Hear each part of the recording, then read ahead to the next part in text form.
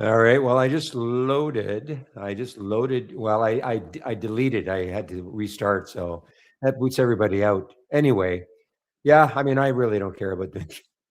But anyway, can anybody hear me in YouTube? Just see my screen. Hear me in YouTube. Loud and clear. Thank you, Pepe.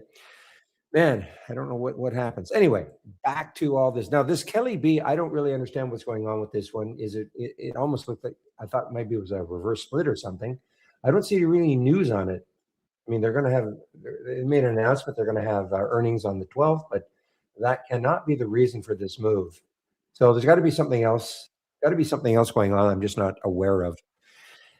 William, wow, the NVO and the HIMS saga. Wow. So am I right? Wasn't it NVO and HIMS that had the deal? And then I don't know, a year ago or months ago, and then really catapulted HIMS up. And then NVO said, you know what, we don't want to do the deal anymore, and that tanked HIMS. And then HIMS comes out today saying, you know what, we've got a Wegovy, however it's pronounced, clone. And that is, I mean, that really knocked down Novo, NVO, and HIMS up. So am I right? Am I right? Did they not have the deal with Wegovy as a shot? Okay.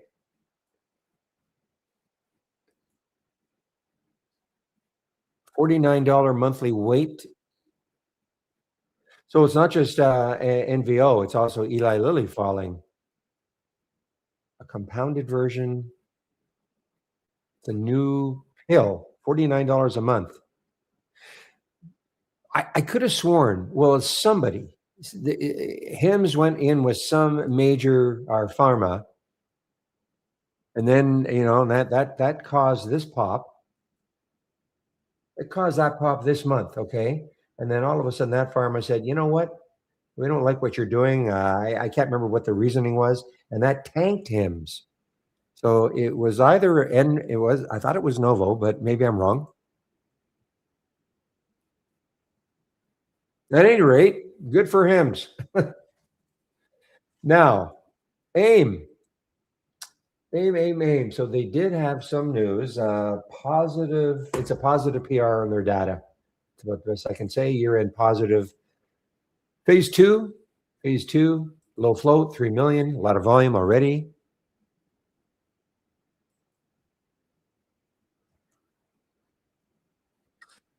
Yeah, RNAS is still up. RNAS, RNAZZ, and this is in collaboration with Quantum Leap Healthcare Collaborative submitted an. Okay, that's right. So they submitted an NDA to the FDA. That's what it is. So thank you, HLE. I knew it was one of the big ones. So now NVO will get their nose out of joint because okay, and said, okay, fine, you don't want to deal with us, we'll develop our own somehow.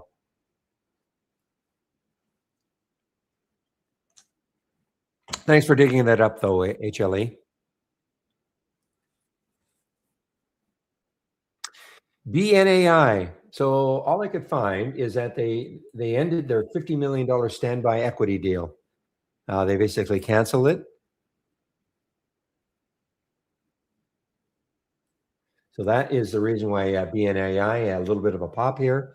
The high looking left is 29.72. I'm going to put a price alert there.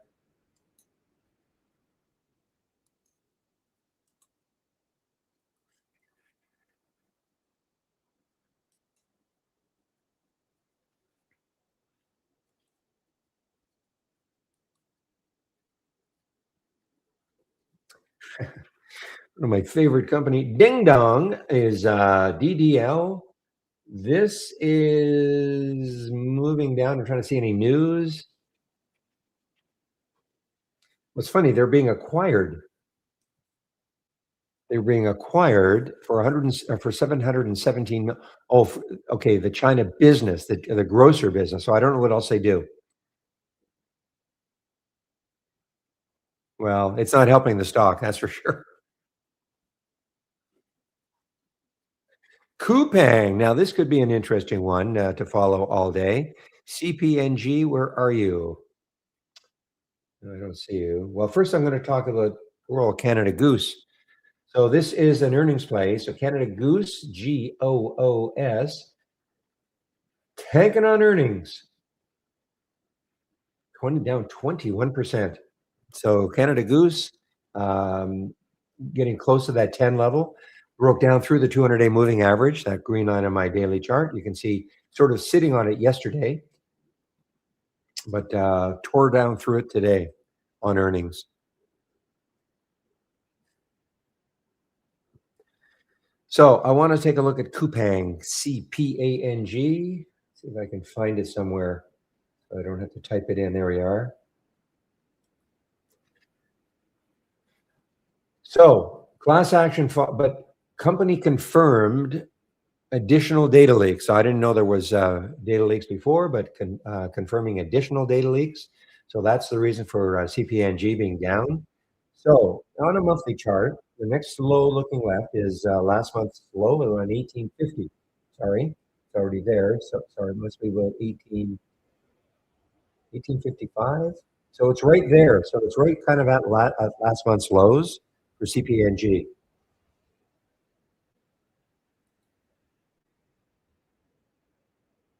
Meanwhile, yeah, Bitcoin, holy smokes, down underneath 70,000 now, off another $3,500.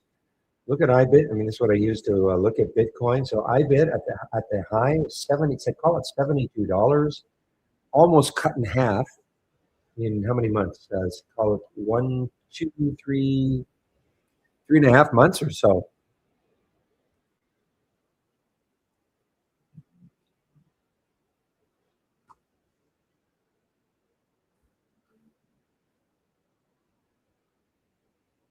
You guys were talking about TEAD, TEAD. See what it's doing now. I know it's under $1.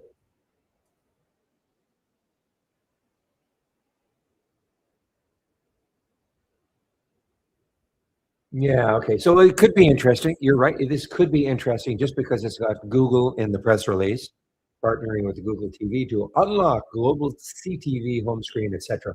So it's got Google in the press release. So, and it's a ton of volume already. Big float though, 83 million in the float. This could hit 83 million in the float. A lot for a stock that's under $1.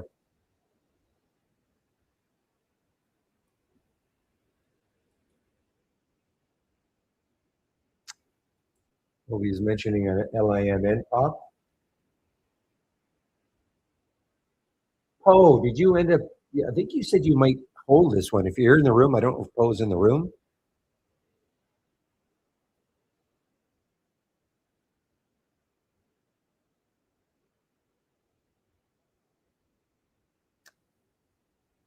Look what silver did after hours. Sure.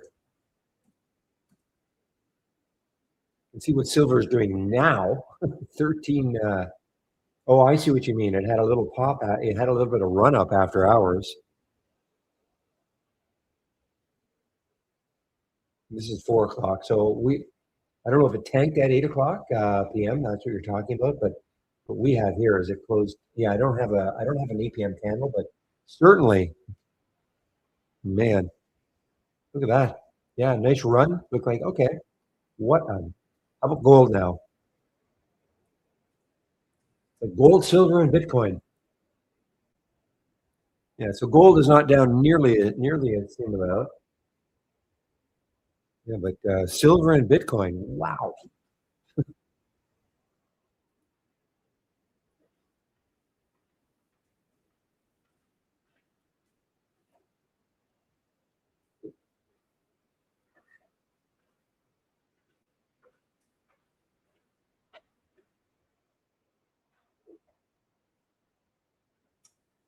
This is an earnings play that's down, guys. Not a lot of volume, but it's down a big percentage right now.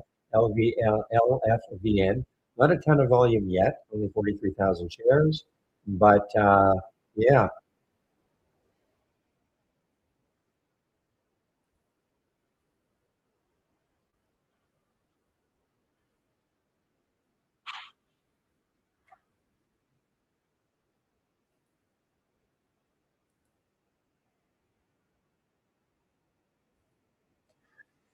Well, William, you have been screaming about MSTR for a while.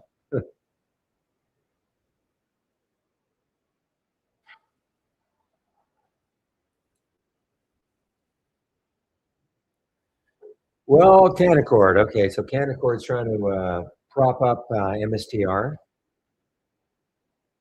putting a target of 185 on them.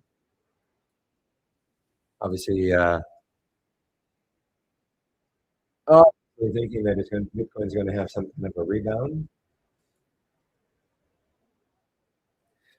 Boy, I haven't seen a gap down. I mean, this sort of a gap down. I mean, it looks like to me the SPY would have been down about 10 points to see all these gap down stocks compared to the gap up stocks this morning that I've got.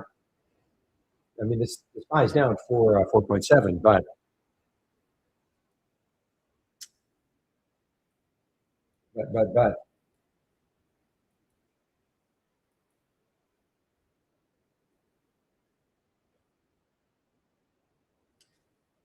so here is a cheap one, guys.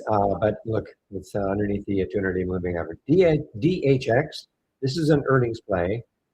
You know, I remember yesterday. I mean, even though the market was not great, but 8 EGHT had a great cheap earnings play. I'm not saying this one is going to do the same, but maybe.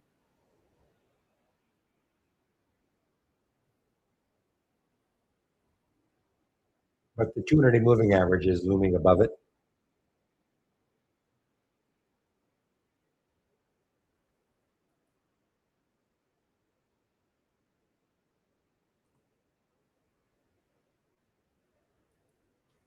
Speaking about these Bitcoin players, look at BMNR. This is no joke. Yeah, this was $161. 1, 2, 3, 4, 5, 6, 7 months ago. $161. 19.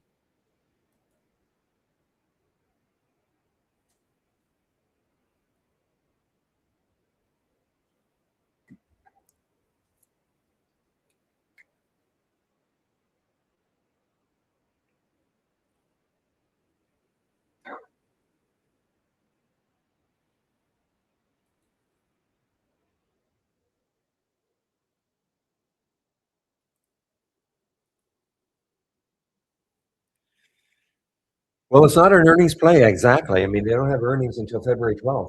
So all they did was they announced their fourth quarter and full year conference call for February the 12th. So I just can't see any news on it. I've been looking. This is this morning too, so this did not happen after hours yesterday. I just don't see any news on it. It's got to be something.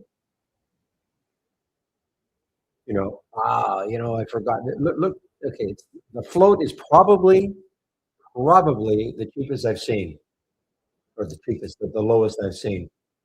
255,000. 255,000 shares. That's it in the float for now a $60 stock. That's why it's going to be really crazy.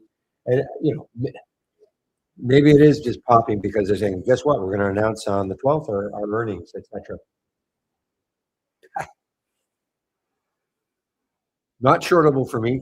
Probably a good thing at Interactive Brokers, but that's probably the lowest. I don't think I've seen one lower than 255,000. All right, let's see. I want to just take a look at some of the sectors after. I mean, the Dow had a decent day, and just the Qs got destroyed. So speaking of the Qs, let me take a look at the SMH first. Semis. Yeah, so 2 big down days so far. And there's the 200-day moving average. So still, it's still well above it, but XLK. Yeah, look at that. XLK getting closer and closer to the 200-day moving average. Communications was a little bit strange. Still, 2 big down days. Financials, that is a key one, guys. XLF. Yeah, I mean, still, a little bit above, Now, I would have thought that now utility should be above.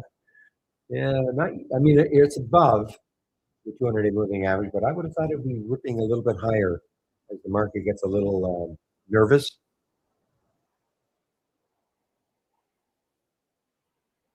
XRT, yeah, retail is still doing pretty well.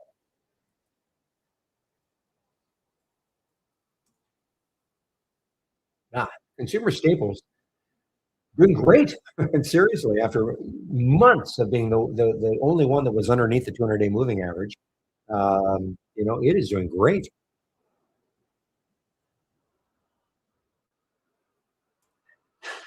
As are industrials.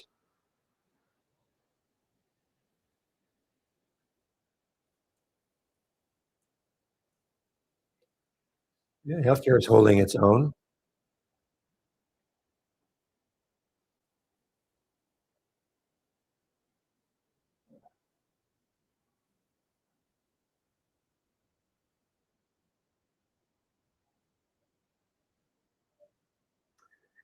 Sorry, consumer discretionary. Yeah, it's still kind of holding its own. So again, financials and the tech sector, those are getting closer and closer to the 200-day moving average. But there are still some very strong sectors, even in the face of all the perception. I mean, again, we have to take a look at the SPY, on the monthly. I mean, it's still. I mean, yes, it feels like the market has been crashing every day, but it isn't.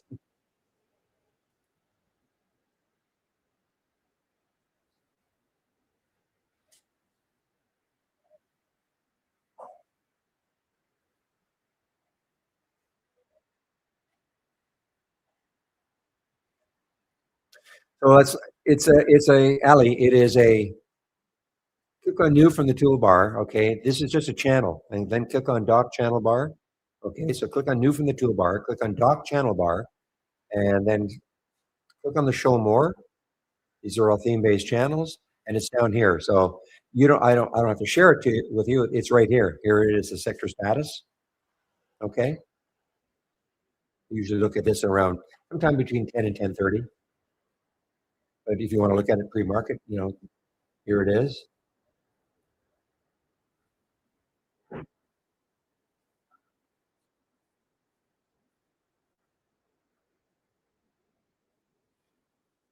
Well, Lola, in our YouTube room, if you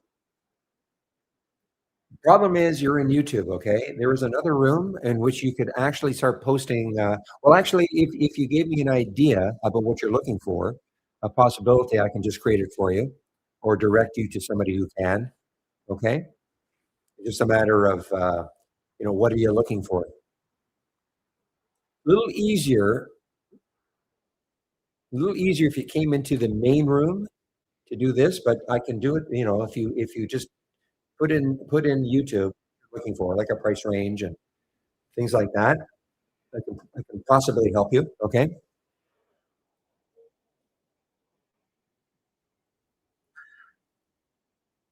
And when I say the main room,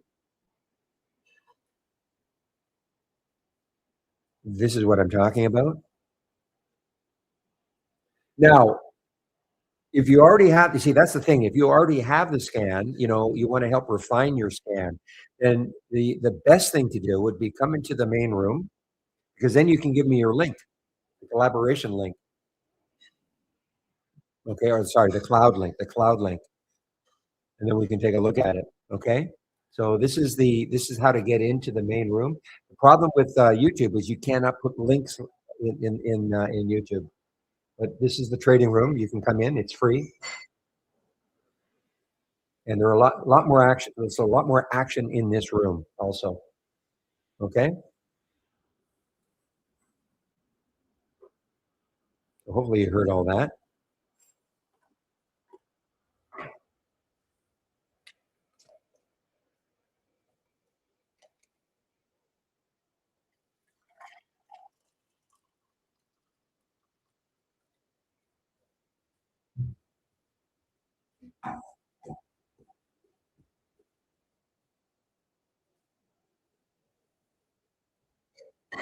All right, guys, I'm going to get my layout that I use when my 9:30 layout.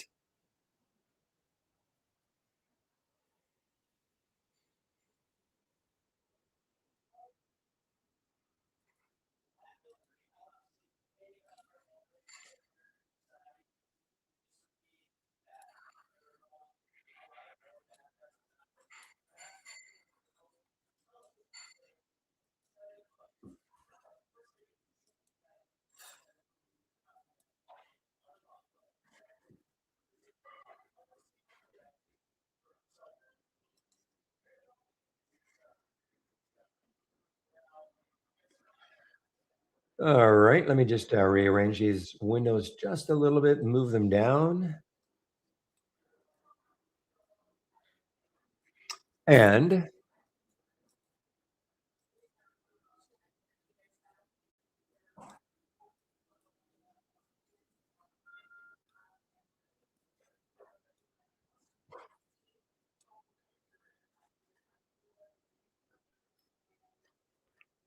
okay, so I did not talk. Okay, I just want to see the ones I may not have talked about. These are the top six in the other layout I had. I had the top 15, the ones that up the most.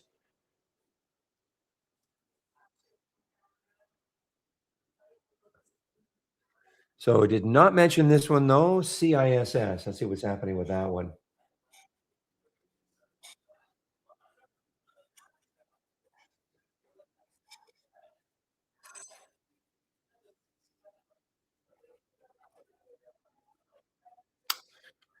Hmm.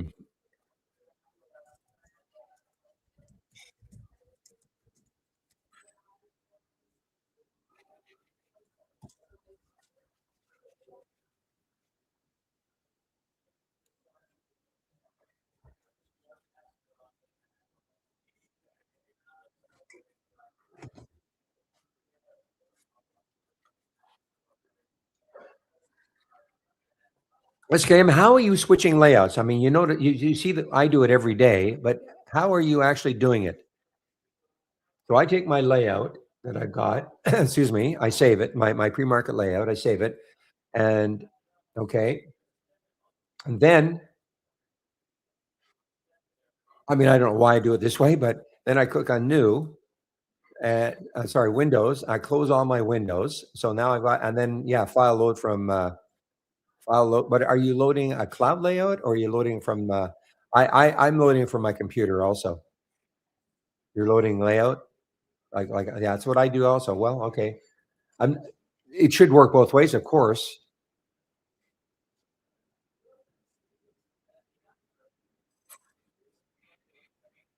Okay, so when you click in, okay, Lola. So when you click on my homepage link, okay, click on my homepage link, and then when you do that,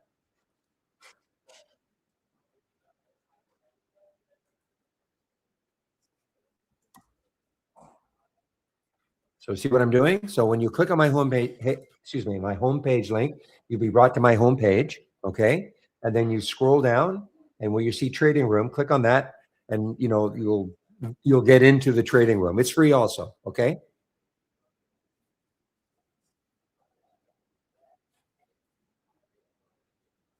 Okay.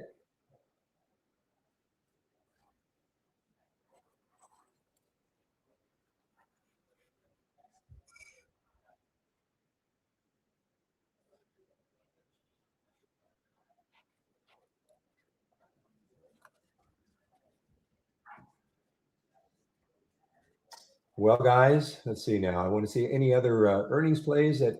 This is another earnings play. It's not a lot of volume. Could be interesting. I mean, it's holding its own in the pre-market, and we're talking about BYRN.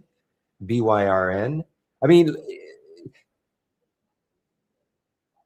yeah, I mean, you can type in here, but it's going to be a lot easier if you can come into the room and then we can take a look at your cloud link, okay, and see what you've got going and what are you trying to do with it. So BYRN, yeah, I mean, it's basing nicely. Not a lot of volume yet. It is it's an earnings play today.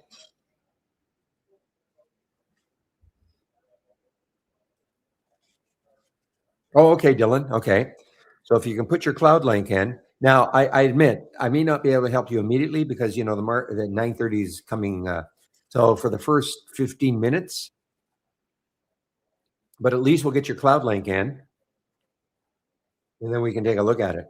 And what are you trying to do exactly? When you say tweak it, I mean, there's all sorts of depending on what it's sort of depending what you're looking for.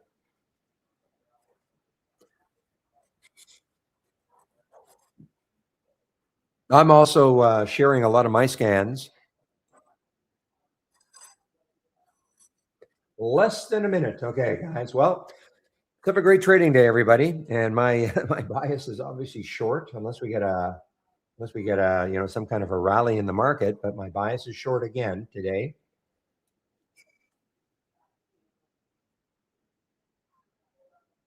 Yeah, I mean, if you want to do it that way, you can. Info at trade-ideas.com. Okay. So if you want, you can send the cloud link and then what you're looking for. And Chris is pretty good. He's in today, so he's pretty good.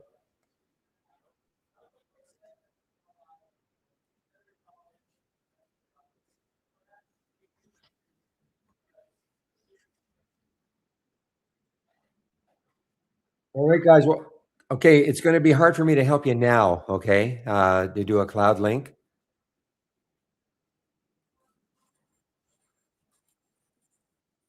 I mean, look. Okay, very very quickly. Okay, very quickly. I'm just going to show you in general. Okay, so if on my homepage, here are my scans. These are all links. So, for instance, if I wanted to share this link with you, I open the scan, click on the open scan, and I copy the scan, the link. So basically, you have to copy the. Yeah, I'm going to have to do this later for you. Okay.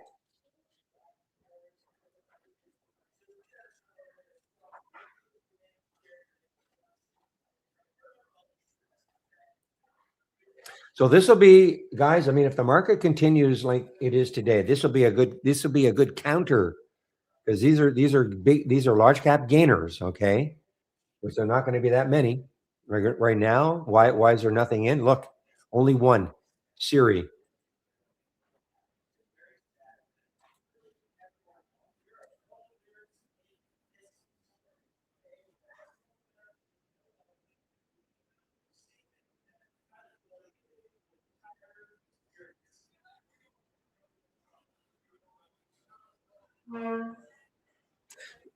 I'll show you really quickly, Dylan. Again, okay, this is better. So let's pretend this was your scan. Okay, let's pretend this was your scan. You right click. Okay, go down to save or share to cloud. Save or share to cloud. Okay, click on save and share. Say okay, and then now it's saved. Now all you do in the room you're in, you just paste it in. Control V. So for instance, if I control V on my, see, it gets pasted in. Okay, and that's the cloud link for this particular one. So again, you take whatever you're trying to send to us, right click, save or share to cloud, save and share. So now it's saved, and then you paste it in, Control V. Okay, so that's how you can get it into the room immediately.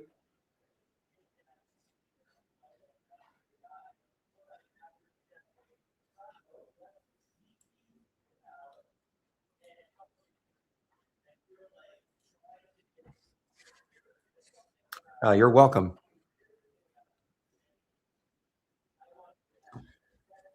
So, guys, as usual, I usually do not trade in the first 15 minutes. Try to let things settle down a little bit. Take a look at ALXO. Did not see this one in the pre-market. ALXO.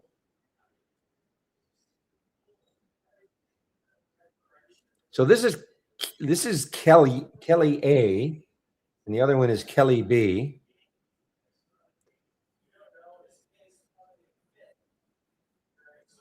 See, this is interesting. I mean, Kelly A has 30 million in the float. It's up 2.5%. Kelly B, which has about 200,000 shares in the float. So I don't know what's going on with that. Well, Poe, are you in the room, Poe? Because I sort of remember you're saying, depending on how it closed, you might hold LIMN. This was yesterday, of course. Did you hold it? I think you said you maybe wanted to watch it after hours. What did it do after hours? You traded it after hours, okay.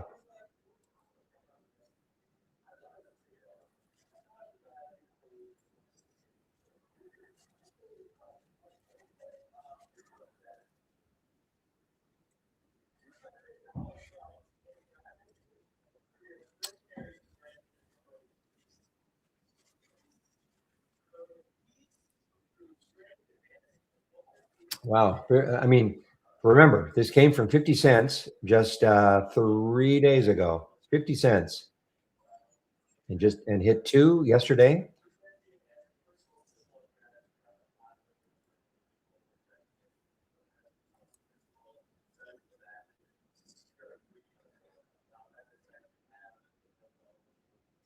Another low floater, guys, CISS. Coming into the VWAP.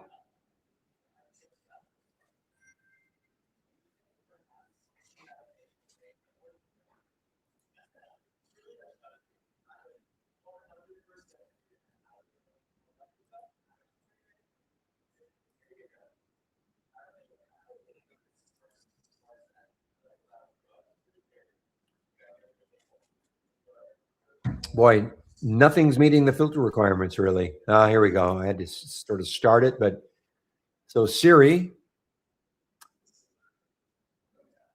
Hopefully, I haven't activated everybody's iPhone. SIRI.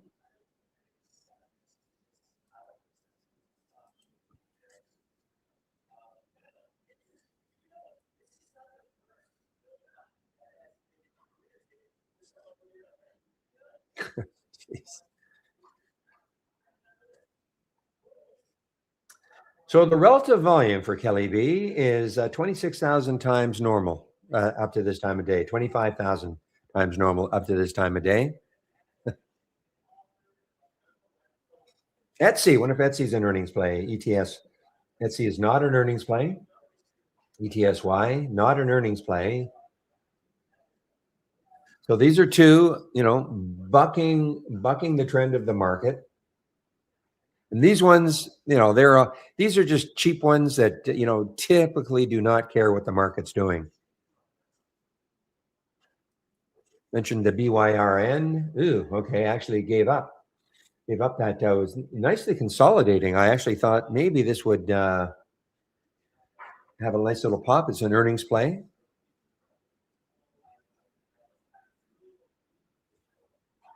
KKR.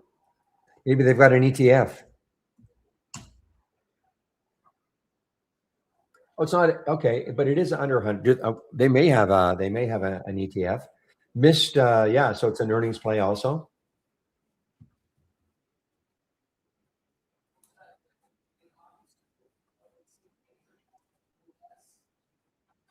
Meanwhile, trading's easy. Look at HIMS now, guys. After all that flurry of excitement in the pre-market, getting up to almost $29.50 and basically dropping $3.50 just like that.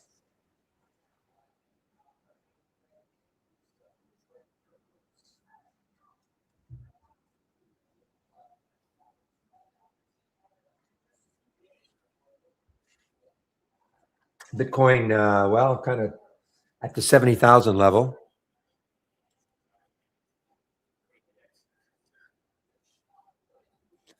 All right, CISS at the top here. So where could it go? The next high looking left is 287, I believe. Yeah, 287 on the daily chart. So there is some room on the daily chart to move. Let's see if there's any reason for this moving.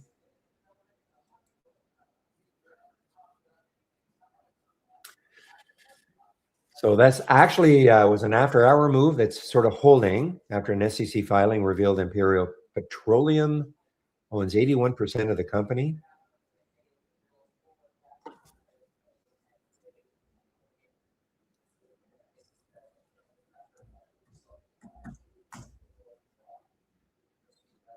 Now, this is not Imperial Oil.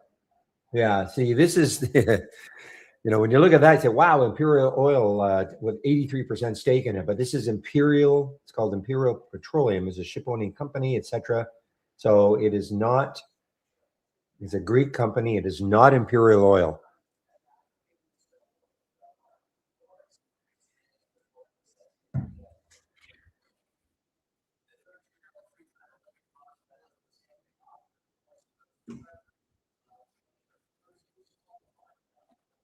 Let's take a look at BNAI. So they canceled some kind of a financing they looked like they were going to do, a $50 million standby equity deal. They say they're canceling it. And that popped the stock, but you know what? Giving it up. No, not shortable for me, Interactive Brokers.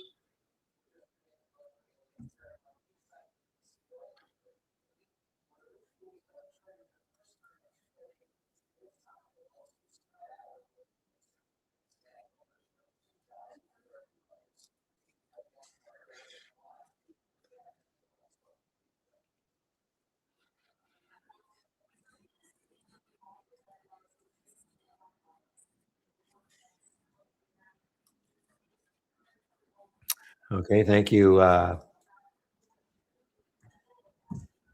Obi, AHMA, oh no.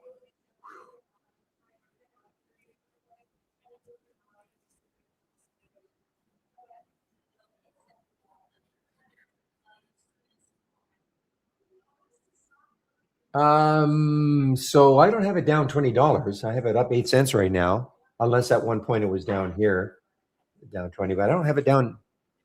Are you talking about from yesterday? 29 down to 6. Yesterday's move down, I guess.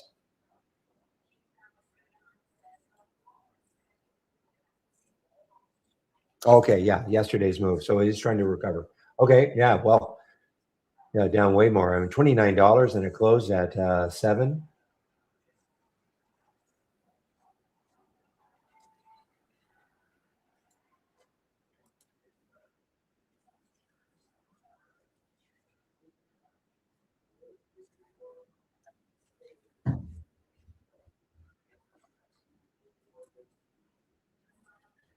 All right, Holly, you want us to short Fluence, okay? FLNC. Let's see, take a look at that.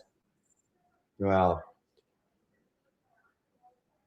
there's no way in the world you could have got it at the short price, 24. I think because it popped almost immediately down. But let's take a look. Where could it go? I mean, the next low looking left is 22.48. So there's about $1 to the next low on the daily chart anyway. This is, it's an earnings play. Okay. This is an earnings play. We released earnings after hours yesterday.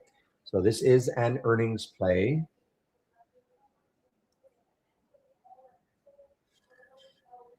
Okay. Market. So the opening 5-minute bar was down, but we had a little recovery in the second one. Let's see what happens on this third one. We're sitting right on the VWAP. Okay, that purple line on the chart, that is the VWAP.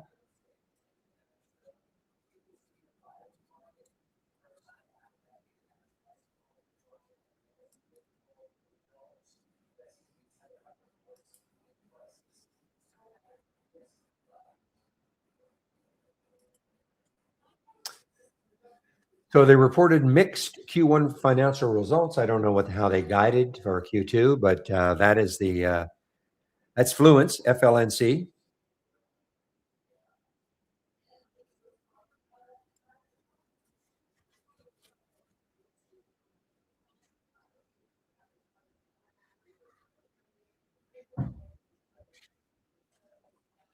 So ASCII from yesterday is what did it end up yesterday? Yeah, it actually sold off though. So how was TAN? I mean, the solar stocks at the beginning of the day anyway were really ripping.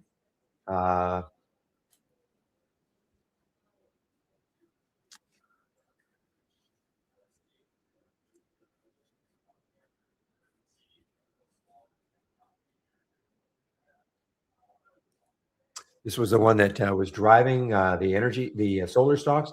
So it's still, it's an earnings play yesterday, ENPH. So it actually, closed pretty nicely. Still kind of hanging in the area. The one that was really moving with ENPH was Sedge, SEDG. Let's take a look at what it's doing.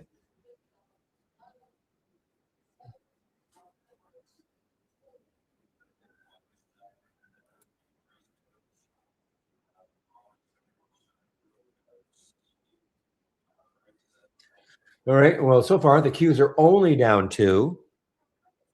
Markets in. I'm going to call this mini rally mode. Okay, very mini rally mode right now. Looking at the SPY.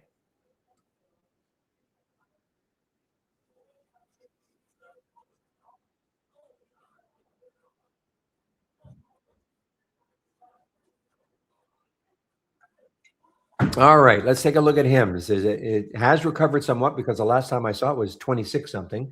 So it is got all the way down to 26.30. And now it's through the VWAP right now, HIMS.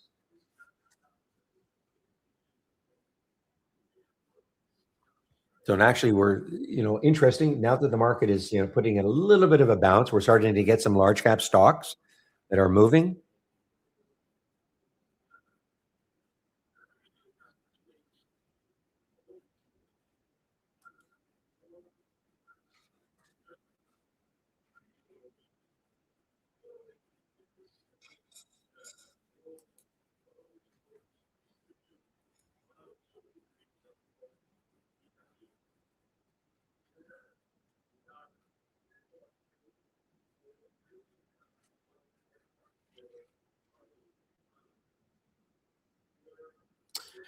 Well, this is the one that I thought might have a nice little run. BYRN. I mean, it's basically probably looks like it's going to go negative.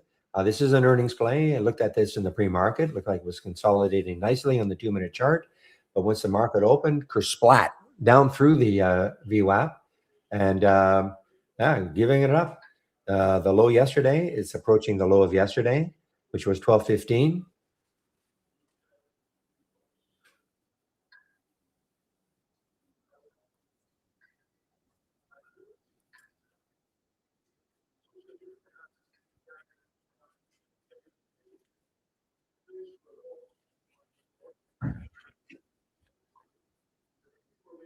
Oh, just give me a moment, guys.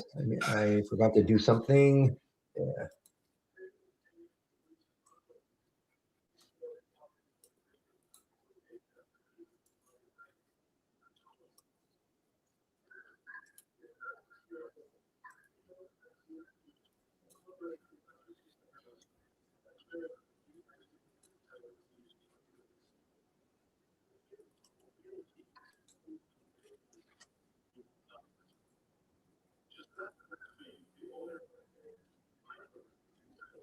Okay, NPT rearing its ugly head, guys, because the last time I saw this one is down around the $5 level. Not today, but NPT.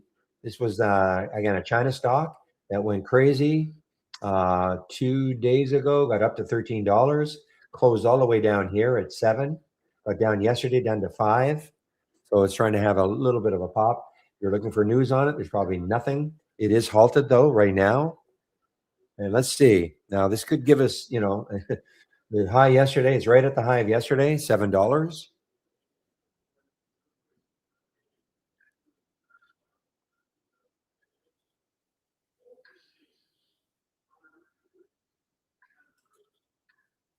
So let me show you what potential of the open. Okay.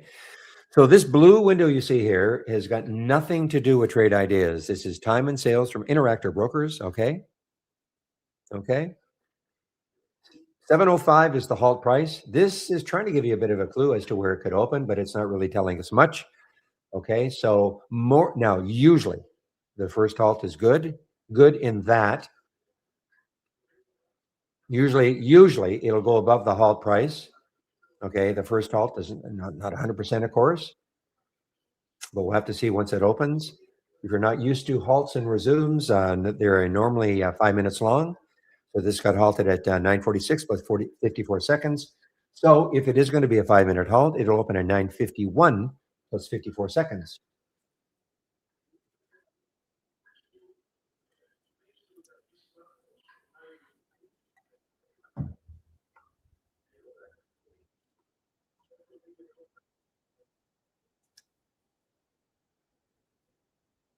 Dylan, you're saying it is a limited, so it trades like a nano float. Which one were you referring to? At the NPT. Yeah. Yeah, I mean 3.6 million in the float.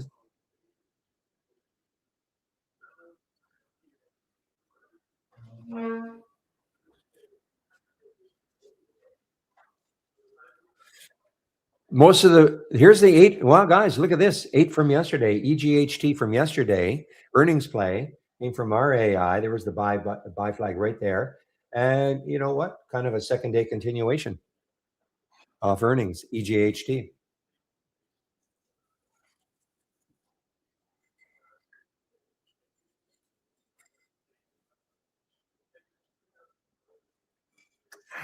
Missed this. Had this alert from your scan, William. FMC.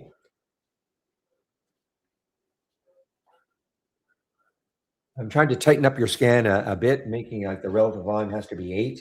Just getting way too many alerts from it, but too bad.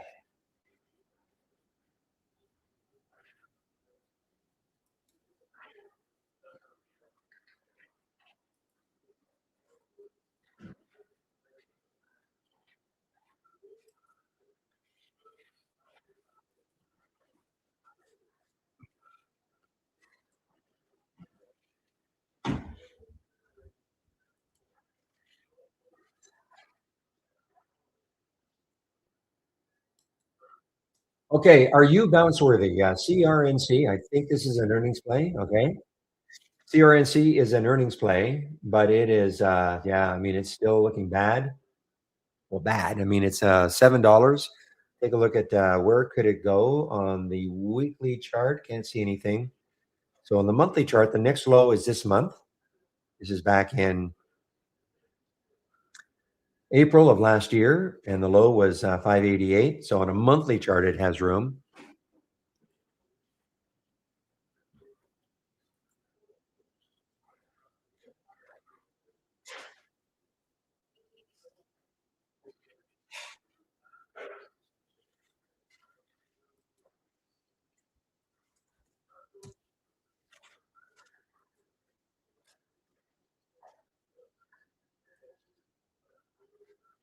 BNAI, that I know that's a move. Yeah, because it was down to the 26 level. And crazy low float, well, not crazy low. I mean, it's over a million.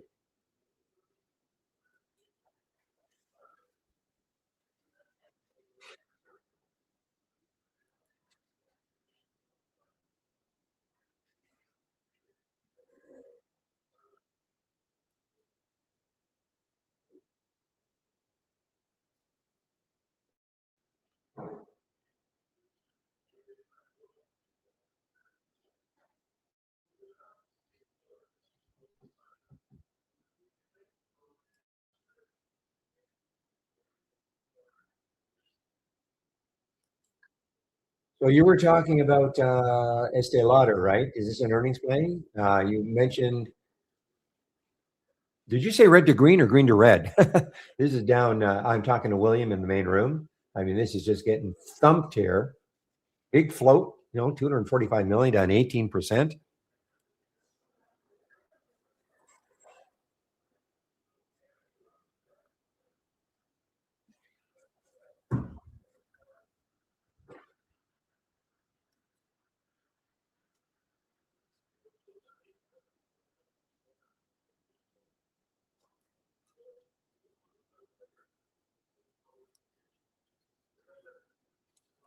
All right, MPT came out of its halt, and look at that, guys.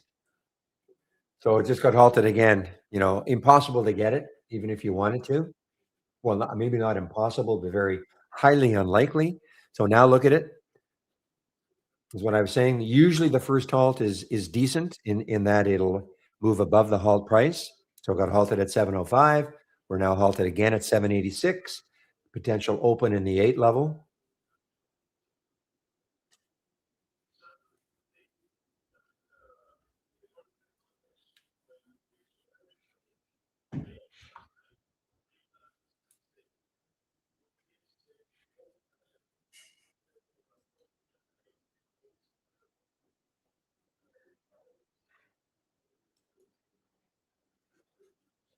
Boy, another one just getting thumped. I mean, it's positive. It's so positive for the day, but just really fading badly. AMSC, another earnings play. All right, here's an earnings play with a lot of volume. RAL. You can see thump down also. Lifetime low. Wow, lifetime low, guys. RAL is a lifetime low. What do they do? Technology company designs, develops, and manufacturing precision instruments. Well, lifetime low now for RAL. I think this may, don't really remember this, but looked like it IPO'd back here. This is back in June of last year.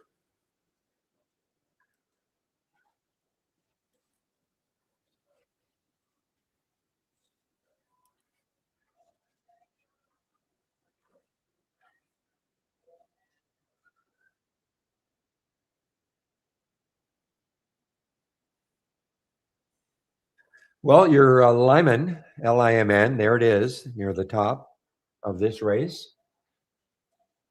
The high yesterday was, see, if I were going to take this, honestly, I personally would wait for the 210 break of yesterday. That could stall it. But if it doesn't stall it, then the next high in a weekly chart is 265.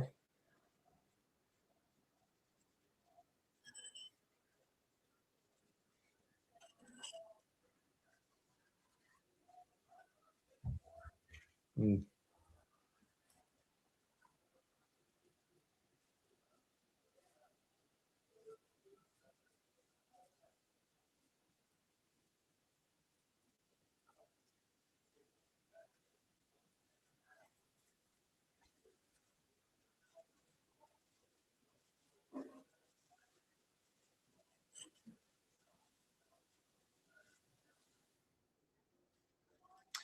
Well, this cheap, very cheap earnings play, DHX, but it's, yeah, it's kind of chopping around.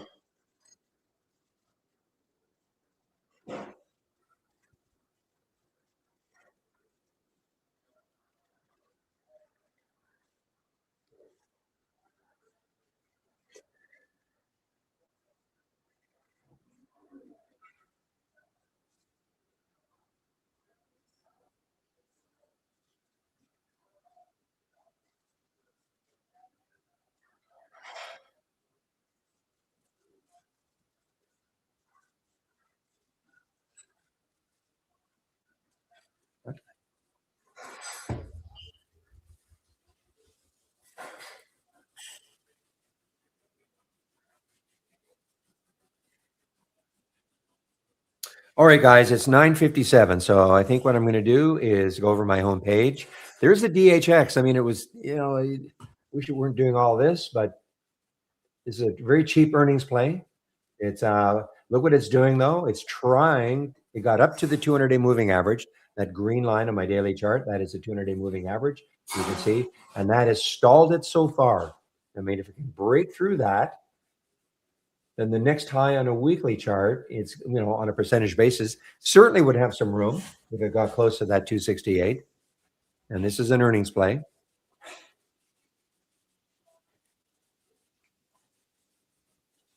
Okay, guys, I am going to go over my homepage now, and including the scans, races, etc., that I'm sharing.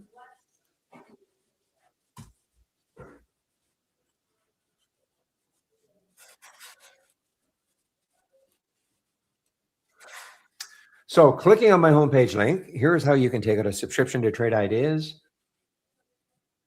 Using my code Barry15, you can get 15% off, 15% off the first month only. Please listen carefully, the first month only, or the entire year of a Trade Idea subscription. And it doesn't matter whether you're picking, using or subscribing to our standard or our premium service. But again, remember, if you take out a monthly subscription, the discount's only good for the first month. And again, all I ask, if you take out a subscription, please use my code. Helps to keep these rooms free that I moderate. I'm moderating a YouTube room and also the what we call the main room, trading room here. And the more people, the more the company sees my code being used, they don't mind keeping the rooms free.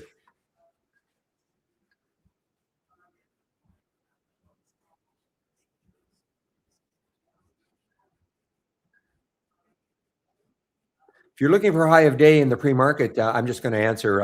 I hope this is the answer. AI Glade, you have to be using the new pre-market high. Okay, new pre-market high, and that's the alert. It's called new pre-market high. So this is what I'm talking about. I'm talking to AI Glade in our YouTube room. So if you want to find new highs of the day, or sorry, new highs in the pre-market, you should be using the pre-market highs, okay? So you had that alert, not because the normal high will not work in the pre-market, okay?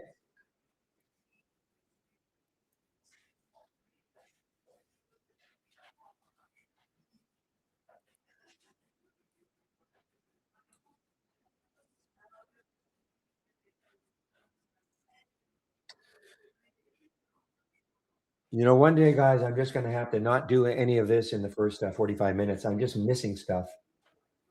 Anyway, I'm into it now. So what I was saying to those of you who are in YouTube, there is another room. It's called the trading room. It's basically the same, except there is no time delay.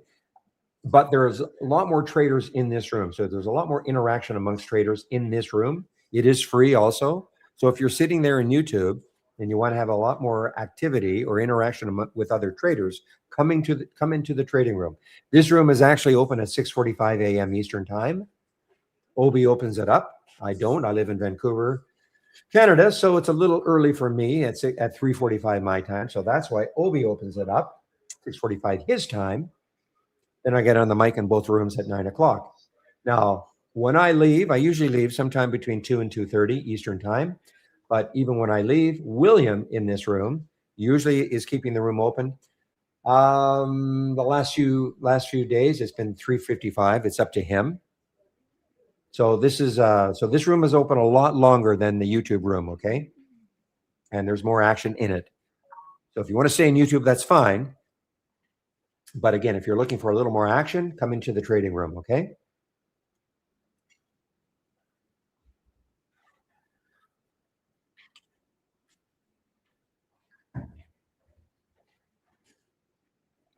Now, if you take out a subscription to Trade Ideas, the first thing you must do is go to the education section, go to my homepage link and go to the education section, and then getting started with Trade Ideas. These are 12 short videos. That's to get you started. Mandatory. That's the first thing you must do.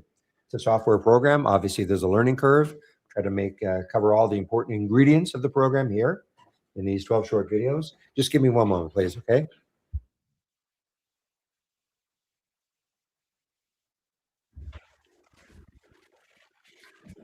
Now, if you don't have Trade Ideas and you're wondering about the program, you can take a look, start off with the second video, go to the end. That should give you a good enough idea about whether or not you're interested in maybe trying the program for a month. Remember, a month subscription is just month to month. It's not anything long term, and you can cancel anytime, even within a month, okay? If you are new to trading, back to basics, this is for you. New set of videos, 15 of them, that can help you if you're new to trading, and these are also free. And one last thing, if you click on my homepage link, scroll down a bit, and you can get to the trade of the week right here. Keep it simple. Get the trade of the week. It is free. You'll get it before the market opens every Monday morning. You sign up for the trade of the week and you don't think you're getting it before you contact us, please check your spam folder. And if you have Gmail, check your promotions folder. Okay? Because it could be there. And last, here's what I am sharing. There are scans, there are races.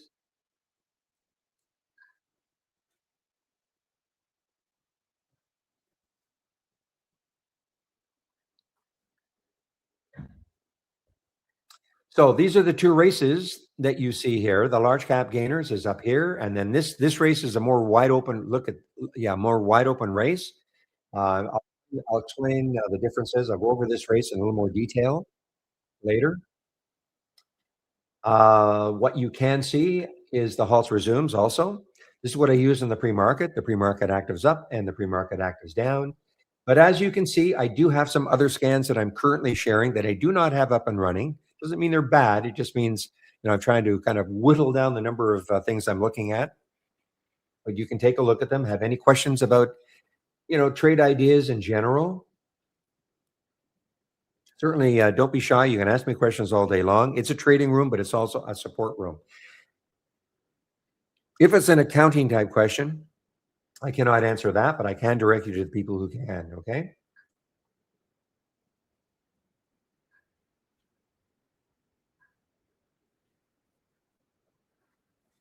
So AI Glade, did you hear me?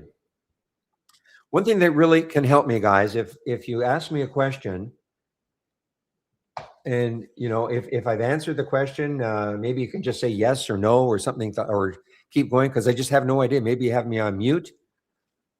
So if you ask a question and you have the ability to take, if you have me on mute and you have the ability to take me off mute, please do that. Because I have no idea whether, if I'm explaining something to somebody who asks a question, whether or not they can hear me or not.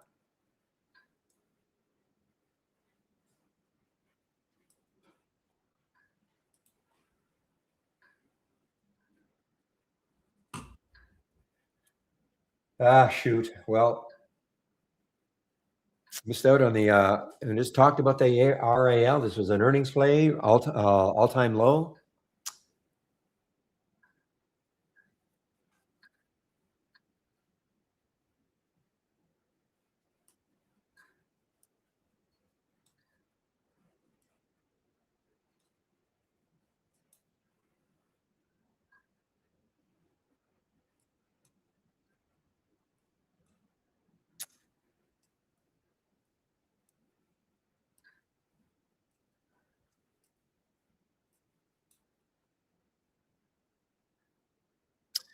Well, that was an awesome short so far. RAL.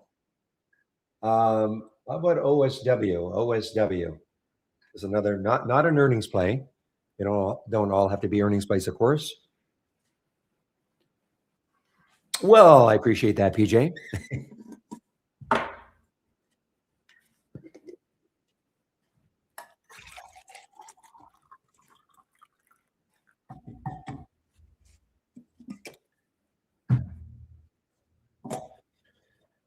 All right. Well, I guess I better post. Did you hear me? AI Glade.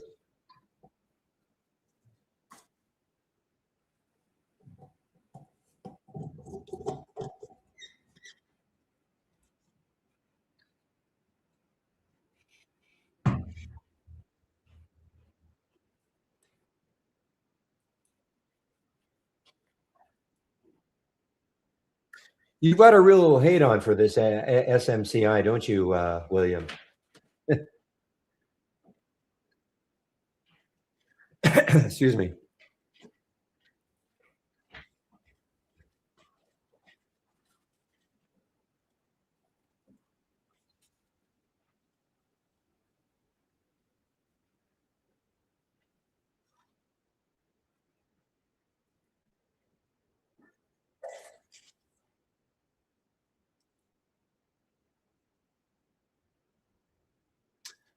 Okay, OSW. I'm looking at it potential short, except well, it's got some room. 2066. That is the next low looking left.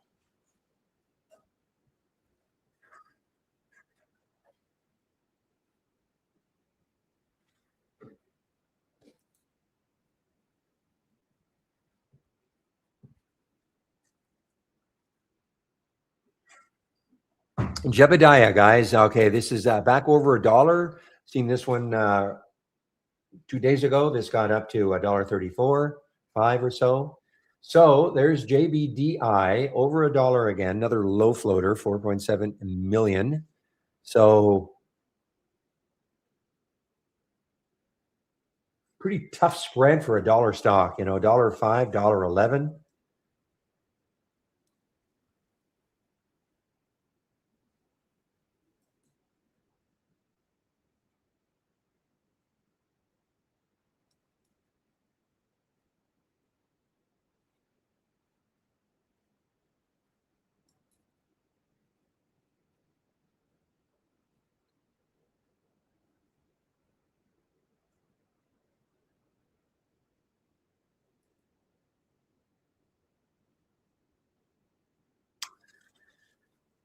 Ah, boy, I missed it.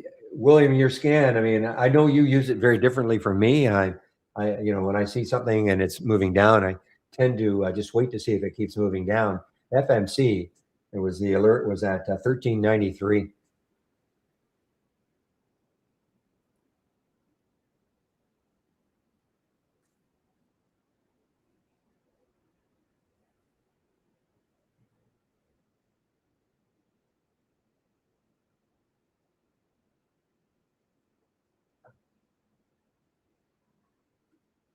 Okay, boys, maybe you know me. I could talk sports all day long, but we can't. Just have to stop now, okay? In the general market talk, okay?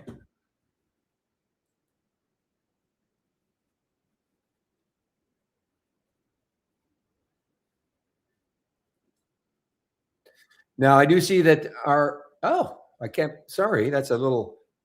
I can't believe that there are shorts available for NPT. There are shorts available for NPT at Interactive Brokers. Not that, not that I want to short it necessarily, but I mean it's an AI alert, a short opportunity.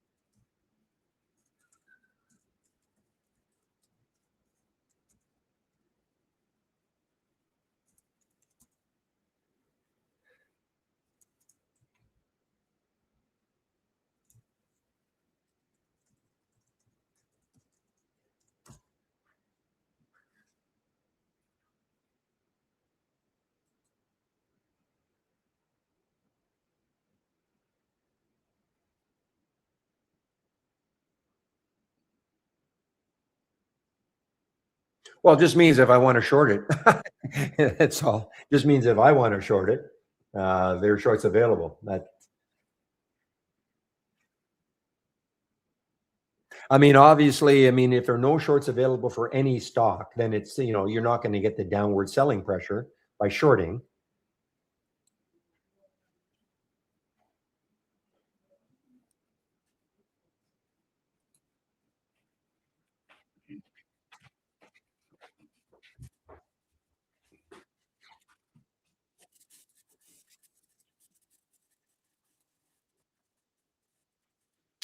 All right. So there is the NPT, and it is, but it is halted now, and the projected open is lower.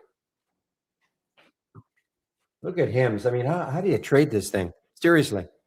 I mean, this is just, well, maybe it's the short now, guys. I don't know. I mean,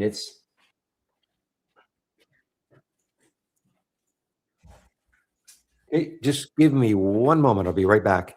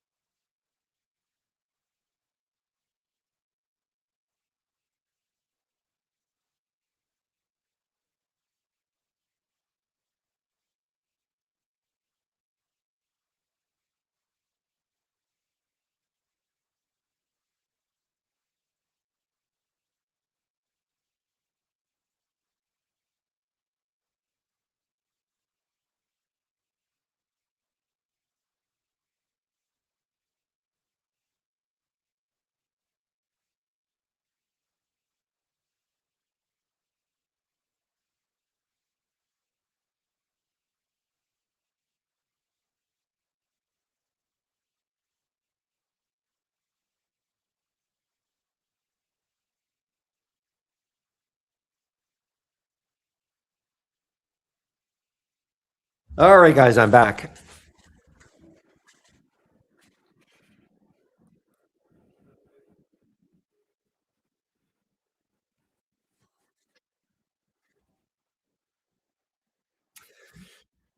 All right, so this one's got a little bit of room. This is an earnings play. 10B is an earnings play. TENB is an earnings play. A little bit of room. You look left.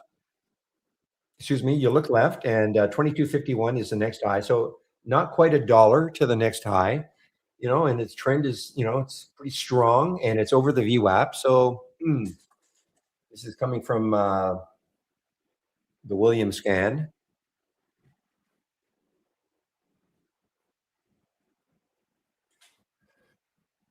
Yeah, yeah. Last time we looked, remember I was saying, well, maybe this is a glimmer of hope, but nope, nope.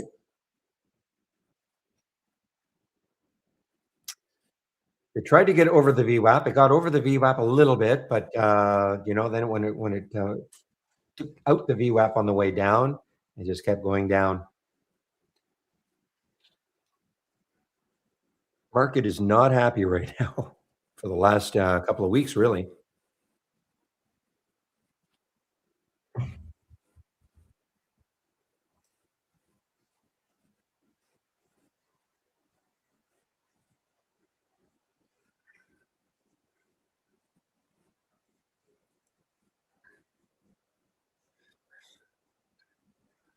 Yeah, I just find it a little too risky to try to short this one, this NPT. Yeah, the shares are available, but I don't know. The reason why, yeah, I could do it and put a stop in place, but the way this can move, it can blow right through your stop.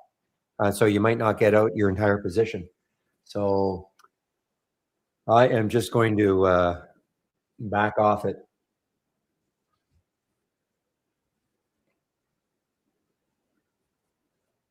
Meanwhile, FMC just continues to move down. This is what I'm talking about. Okay, look, this is Williams scan adjusted for. I actually added in the relative volume had to be at least 8. I was just getting too many alerts, and this is the don't repeat version. So these are the alerts today.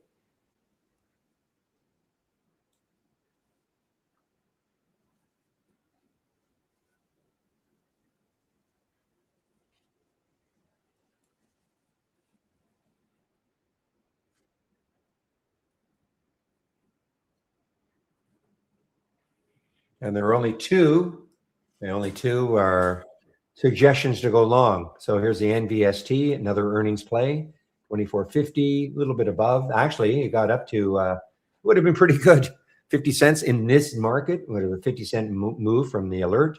And this is why I was talking about the TNEB, 2178. So, it's sort of hanging in there. It's another earnings play.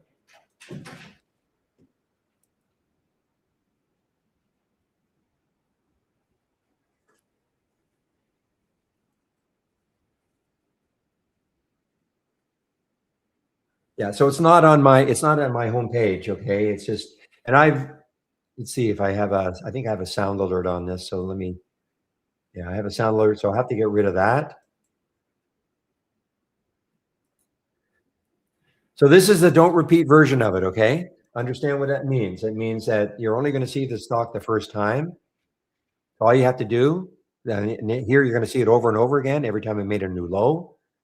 So I'm looking at FMC specifically, but if you want this one, so I actually should save it to the cloud anyway, because I've made some modifications. So here it is. And if you want the don't repeat version, all you've got to do is just take that scan. Okay, take the scan and right click, go to properties, and you see where it says don't repeat. Just uncheck it. Okay, if you want the repeat version also. I like having both. It kind of nags me, don't forget about me. But I definitely, if I could only have one, I'd have just the don't repeat, just because I want to see what happened from the alert. Okay, you understand how to do that though? How to take that scan and then just uncheck the don't repeat. Well, before you do that, if you want it, duplicate the window. okay, because you don't want to overwrite it. So duplicate the window. If you want the don't, if you want the traditional way of seeing alerts, so you would, if you have my scan up and running, then duplicate the window first and then take off the don't repeat and give it a new name. You know, all I do is I call this one DR. That's for don't repeat. And then this one, well, obviously it's not a, it is not, it is repeating. Hopefully that's clear.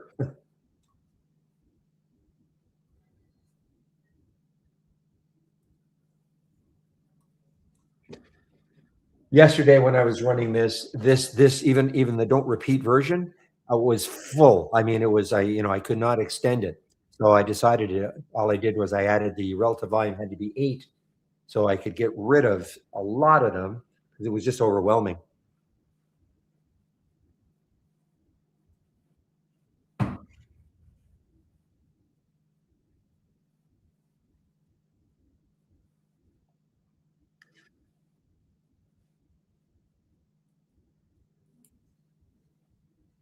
Now, and also understand how William uses his, okay? He uses it more for bounces. Okay. Well, I use it for more to see if it like more like continuation. So when he sees something, I'm not saying this specific one, but when he sees something from his scan that is really tanking, he's looking more for a bounce.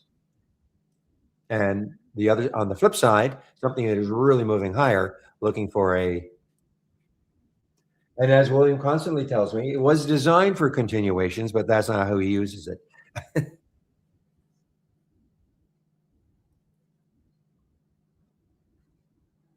Oh, the FMC was awesome. Arguably the best one. You know why? Can anybody tell me why it arguably would have been the best one? Little classroom work.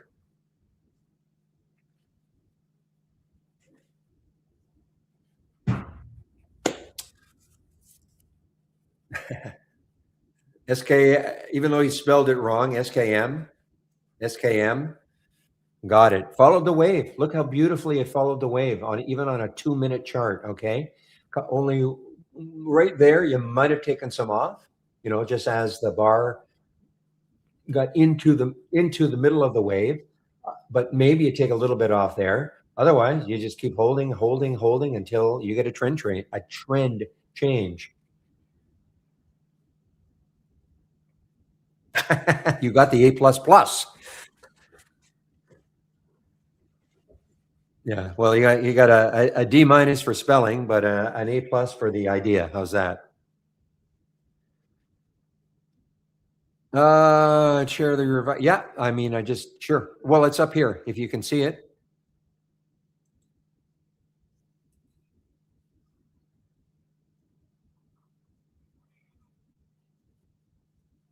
Well, I'll find it again. Okay. I just saved it. So this is the don't repeat version. Okay.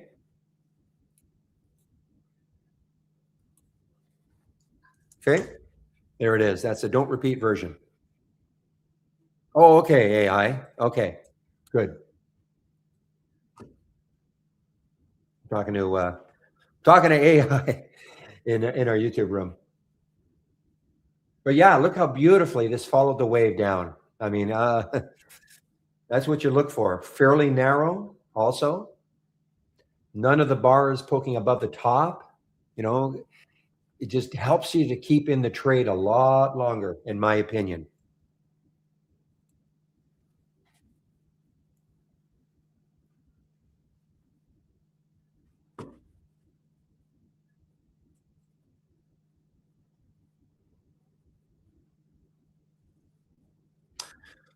Okay, well, I'm going to go over this race right here, okay? And the concept of racing and why I think it's a great idea, especially if you're starting out with trade ideas. If you have some trading experience, but you're just kind of starting out with trade ideas, because it gives you a watch list to focus on.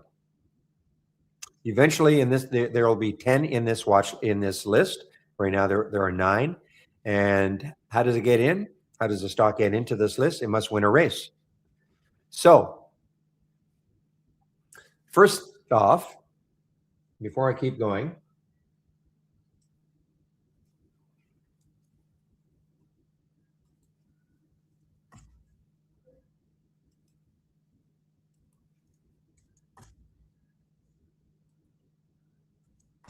okay, so I put my homepage link in again. I just want to show you in the guide where the whole section on stock racing, because what I'm going to go over, I don't expect people to remember everything. So click on the education section, click on more info. And at the top is at the top here is our user guide. Now you don't have to learn everything that's in the user guide. Like any other software program, there's a lot in the guide. You don't have to learn everything in order to use the program. But I just wanted to draw your attention to the TI stock race section. So everything I'm going to go over is covered in here.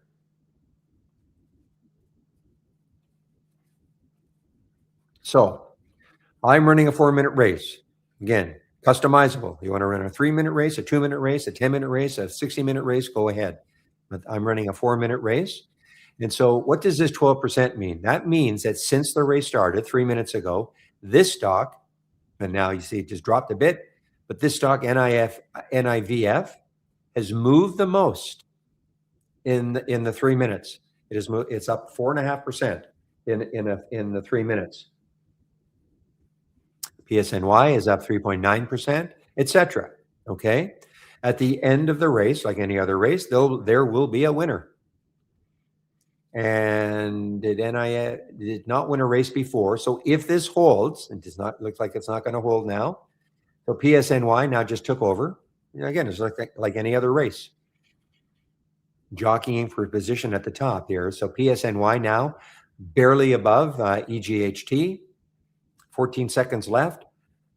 I'm just going to wait to see if it wins this race, because what will happen is it'll get added. It'll be the 10th one if this holds.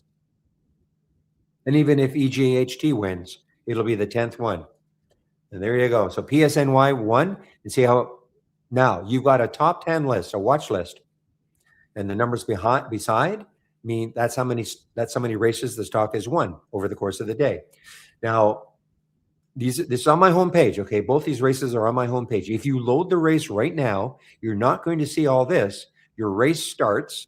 If you load it right now at 10:26, that's when your race starts, and your top list will be built from the time you load your race. I load my race at 9:30.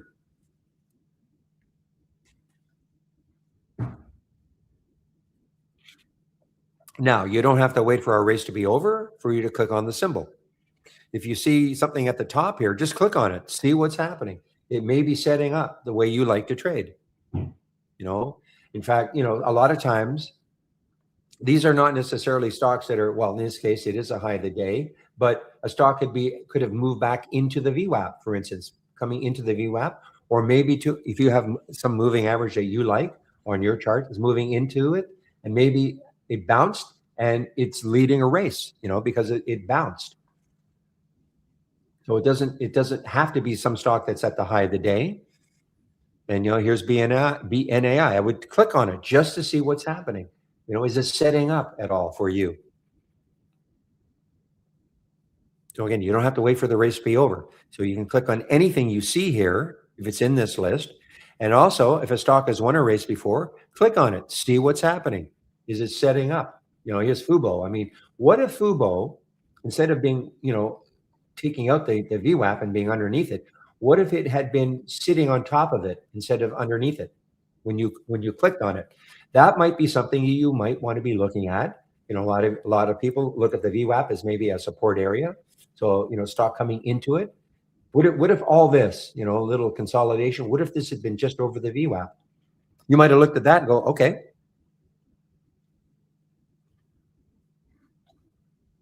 You might want to take the trade, put your stop just underneath the VWAP and see what happens. Okay. So that's what I would do. You just click on, see what's happening.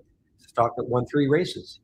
So here's possibility of, this is a stock that's coming into the VWAP. Will the VWAP hold it? Act as support. We don't know, but you can put a price alert in the area and see if it gets there and see what happens.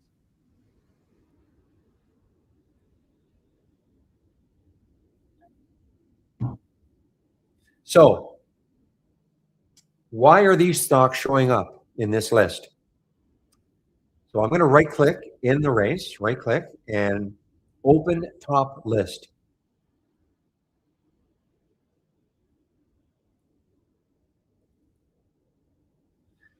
So all races start from a top list window. Notice if I right click on this top list window, right click, launch real-time stock race. Okay. So in this top list window, this is what I'm looking for. I just click on configure. So as long as the stock is between $150, 200,000 shares minimum have traded, and it's up at least 2% from yesterday's close, it'll show up in this list of stocks. Okay. So that's the first thing. Now, before we had races, the way in which a person could use, and you can still do it, how a person would use a top list window is, for instance, if you said, show me the stocks that are up the most today. So as long as you have the column header, which that C% means the change from the close, you can double left click on it and that'll sort the stocks. So CISS is up the most in this list of stocks, up the most 39% from yesterday's close. This is the change from the open. So NIVF is up 33% from its first trade of the day. That's what that means. So you can still use a top list like this. If show me the stocks that are down the most today. Show me the stocks that are up the most in the last 5 minutes, down the most in the last 5 minutes. As long as you have a column header, that column header, you can click on it, double click on it, and sort. But this is kind of the cool thing about the race.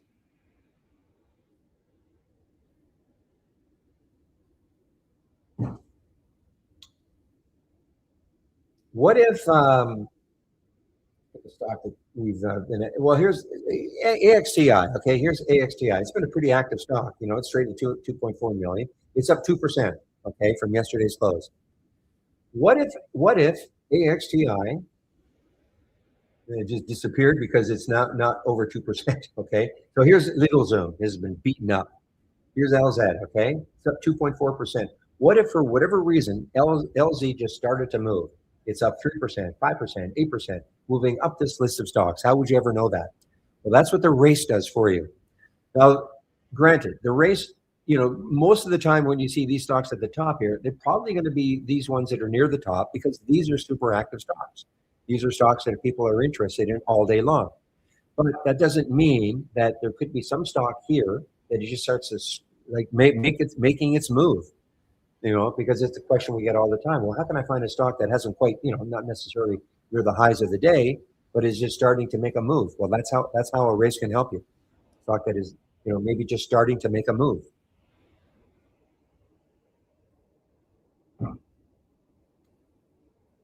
Now, hopefully, a lot of this is starting to make sense that you can create your own top list window with your own set of parameters. For instance, this is what I happen to like to see here. Doesn't have to be what you like to see. Maybe you want stocks between 1 and 10 and 1 million shares traded and up 5% from yesterday's close, or add in a filter that you like. If you have any trading experience, add in some filters that you like and create your top list that way to see those stocks that you might like and to run a race on. The other thing you can do, maybe you're somebody who has a basket of stocks that you like to see every single day. Maybe there's 20 or 30 stocks that you like to see every single day. So what you do is you create what we call a watch list or a symbol list, a watch list. You create it and see the symbol list. You would go down only the following list and you would check it.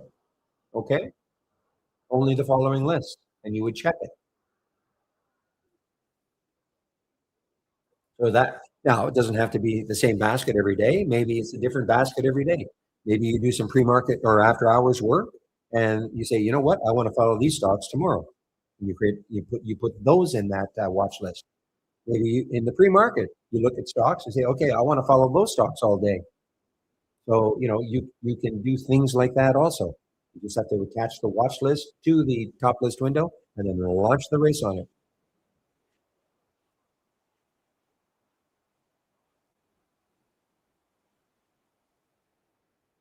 Now, just to quickly show you something, I'm going to right click on this and I'm going to duplicate it because I don't want to overwrite it. Because here's how, so If you click the square, it's going to stop the race. Okay, and then I right click and show the race setup. Again, all in the guide, guys, all in the guide. Because people ask me, why are you running a 4-minute race? There's really no special reason. I chose 4 minutes a long time ago. But here's how you can set the time you want. You want to run a 5-minute race, a 3-minute race, a 10-minute race, etc. Okay. Auto start and load. If you want your race to start running the minute you load trade ideas. So, for instance, if you open trade ideas before 9:30, the pre-market, you can run the race in the pre-market. All you have to do is just click auto start and load whenever you load trade ideas. I have chosen to start the race at 9:30. Auto start at time. Okay, that doesn't have to be what you do though. So there's a real quick way of adjusting the race, especially if you take my race and you say, well, I'd like to have it in the pre-market. Go ahead.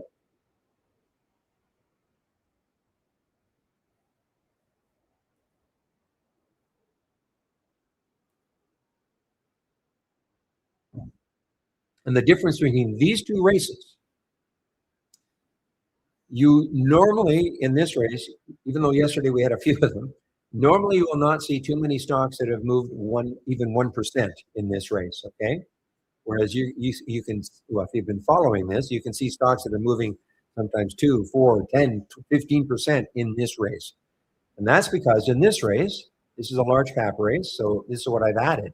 Again, open the top list. First thing that should stand out, not that many symbols are meeting the filter requirements, not compared to this big list of stocks. So in this particular race, I'm looking for stocks between $10 and $70, 200,000 shares, up 2%, but this is what's restricting. Market cap has to be at least $500 million, minimum of 50 million in the float. And also this is definitely restricting a lot of stocks. I want to see the stocks near the high of the day. So that position in days range, if I put 100 there, the stock would have to be right at the high of the day. So 95 means it's close to the high of the day. That's what I like to see. Doesn't have to be what you like to see. Now, this is not a static list. So in other words, when you see this, you think, well, wow, I mean, is this it for the day? No. I mean, stocks will come in and out depending on if they meet the filter requirements all day long. Just like this is not a static list also, but it's usually going to be very big every single day.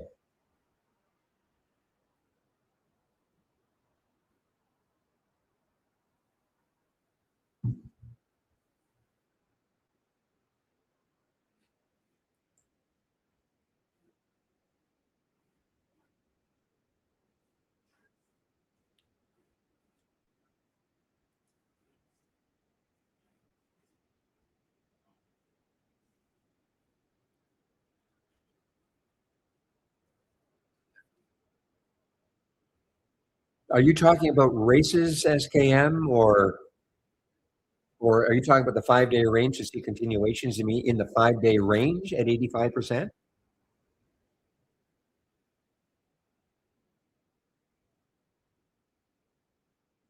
Yeah, so that would mean now 5-day is, I don't think it's available, is it? Just give me a moment. I mean, maybe you're just using that as an example, but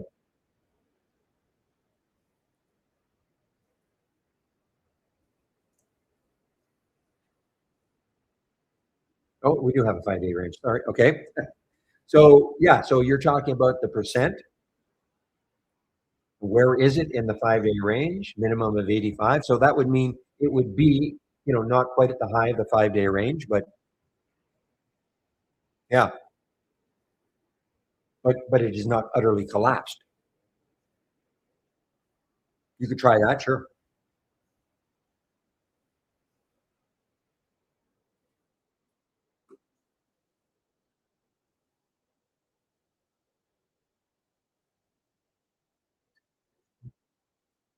Probably don't see too many stocks based on what the market has been doing.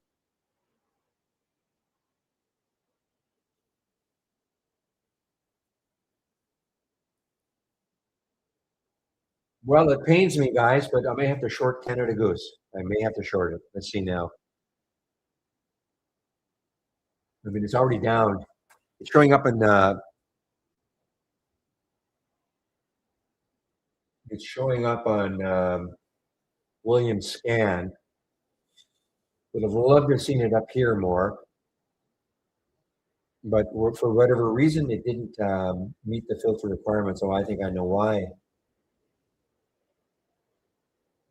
Yeah, I had to take out because this scan works on the new low of the day. So yeah, so that was the low of the day right there in that opening bar. Otherwise, you could have seen it up here, maybe breaking the VWAP. So I'm not sure I want to chase it now.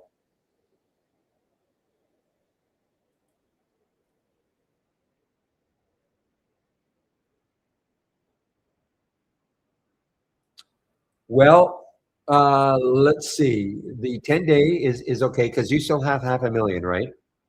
You have 500,000, so the 10-day is fine.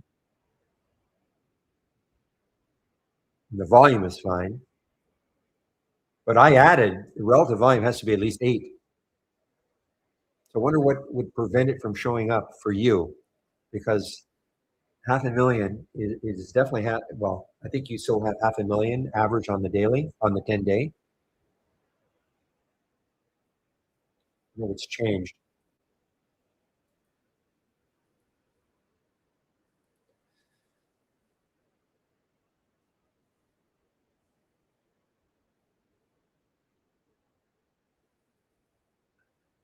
The float is fine. You know, you change that to it has to be at least a minimum 10 million. So that's fine. Now I have a delay on, 15-minute delay, but that shouldn't, when I say a delay, I don't want to see anything until at least 9:45, because in the first 15 minutes, things can go up and down a lot. I don't think anything else has changed. I'm wondering why, I wonder why that has changed. Because if anything, I've tightened up. Why wouldn't you see Goose when it made a new low?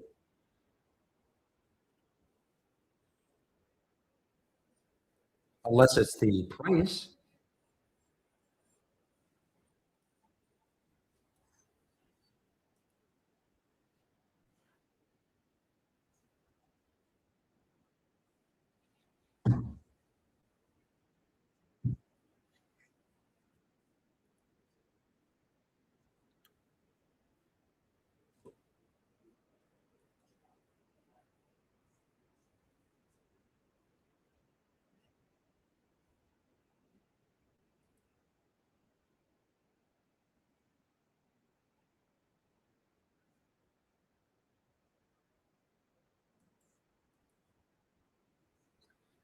All right, guys. Well, let's see. See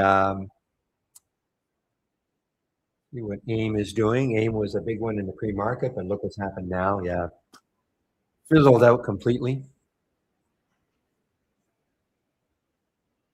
Now, keep an eye on the. I mean, this is something I don't trade unless it gets over $1. Okay, but keep an eye on the TEAD. Okay, this could be one of those. Look at the volume, 52 million. I'm very surprised at the float, 83 million in the float. That, obviously, if it had a less float, less in the float, less shares in the float, this would probably be ripping like up 200% or something. Because look at, I mean, again, nobody knows how much they're going to make just because they're partnering with Google TV, but they've got Google in the name of their press release. So obviously traders look at something like that and go, okay, that's going to keep it the enthusiasm all day long. And maybe they may make nothing just because they're doing this, but it doesn't matter. It's the psychology of seeing Google in the press release. Now it's right at the VWAP. But what I'm going to do is I'm going to put a price alert, just underneath $1. See if it gets up into that area.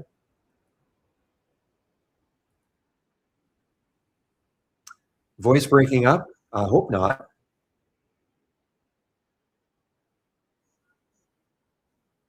My voice breaking up, guys? Oh, okay.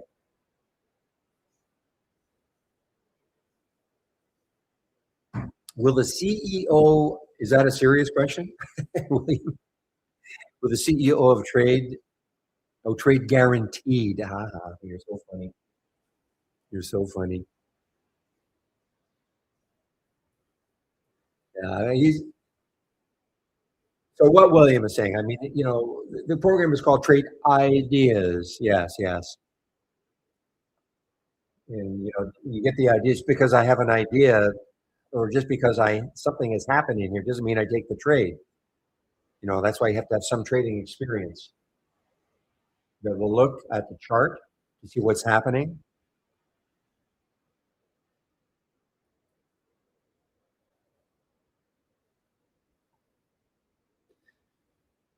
Well, this is sort of interesting, guys. I mean, this is stuck. I wonder if I can really short this. Not that I want to do it now, but this has been stuck at 200. This is Interactive Brokers. Okay, this tells me how many shares are available to short, and this is for the NPT. But this has been stuck at 233,000 shares. That doesn't make any sense to me because they're you would think that, well, it was such an active stock. Typically, that number is going to fluctuate somewhat as people either take shorts or cover their short position. So I have my doubts that that's correct.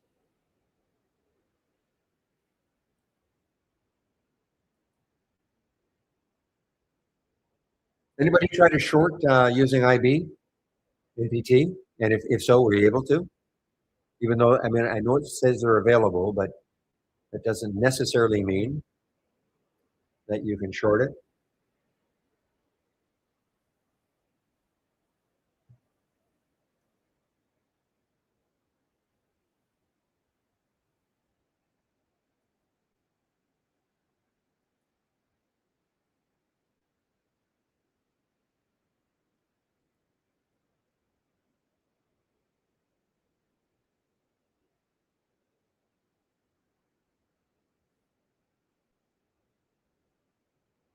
Okay, so the question in our YouTube room. Now, first of all, if you want to take a look at them, you can. Okay, I'll just put my homepage link in, Burks, but I'll go over them quickly. Question is about the races and how are they different. So again, if you scroll down, click on my homepage link and click on the view scans. Here they are. Okay, if you did want them. So the major difference is this. In this particular large cap gainers, I've got a couple of filters. But first of all, see how few stocks right now are meeting the filter requirements. But the big difference is this, okay? Market cap has to be at least $500 million. Float has to be at least 50 million. And this one also is preventing a lot of stocks from coming in. Stock has to be near the high of the day, that 95 in position in the day's range. If that were 100, that would mean the stock would be basically right at the high of the day. Okay, so 95 means that it's very close. It's certainly in the upper echelon. So that is what's preventing a lot of stocks coming in. Okay, as opposed to this one, which does not have, is wide open. The market cap, there's no minimum market cap, there's no minimum float, and there's no minimum of where it has to be in relation to the day position in days range. So this is a lot more volatile race. Okay.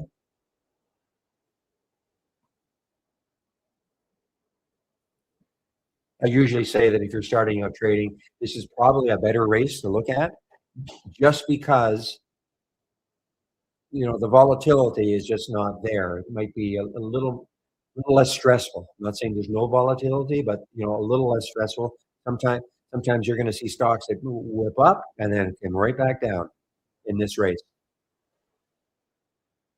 Notice that typically you do not see stocks, over a 1% move even in this race, whereas you'll get plenty in this race. Okay. And remember, all these, if you take these from me, you can completely customize it. A real simple way to do it, real simple way. If you took this race and you said, I like this, but Yeah, and that's okay. That's so. I hope I answered the question. That's why, because there's just not a lot of stocks. Yesterday, when we looked at it, though, it's funny. It was full, you know. But and understand, this is not a static list. There will be stocks coming in and out of this list all day long.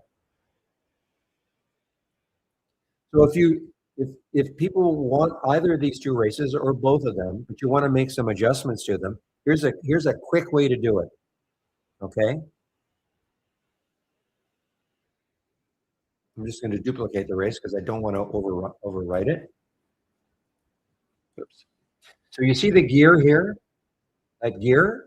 If you click on the gear, so I mean, if you just wanted to make some very quick ones, maybe you wanted a different price range and the minimum volume. Okay, here's very quickly, or you could go to advanced, click on advanced, and now here it is. Here it is. So if you want to add in some filters, you want to make your changes, here they are. So you can actually do it right within the race without having to create a brand new race from scratch. If you want to make adjustments to these values, or if you have any trading experience at all, want to add some filters in, go ahead. That's a real quick way to do it. Once you do it, you just say okay, and then you launch the race based on your filter requirements. That's a really quick way of doing it. Okay, just click on the gear, and that'll open it up. And then click on advanced, or this might be all you want to do. Just a quick, with the price range and the minimum volume. Okay.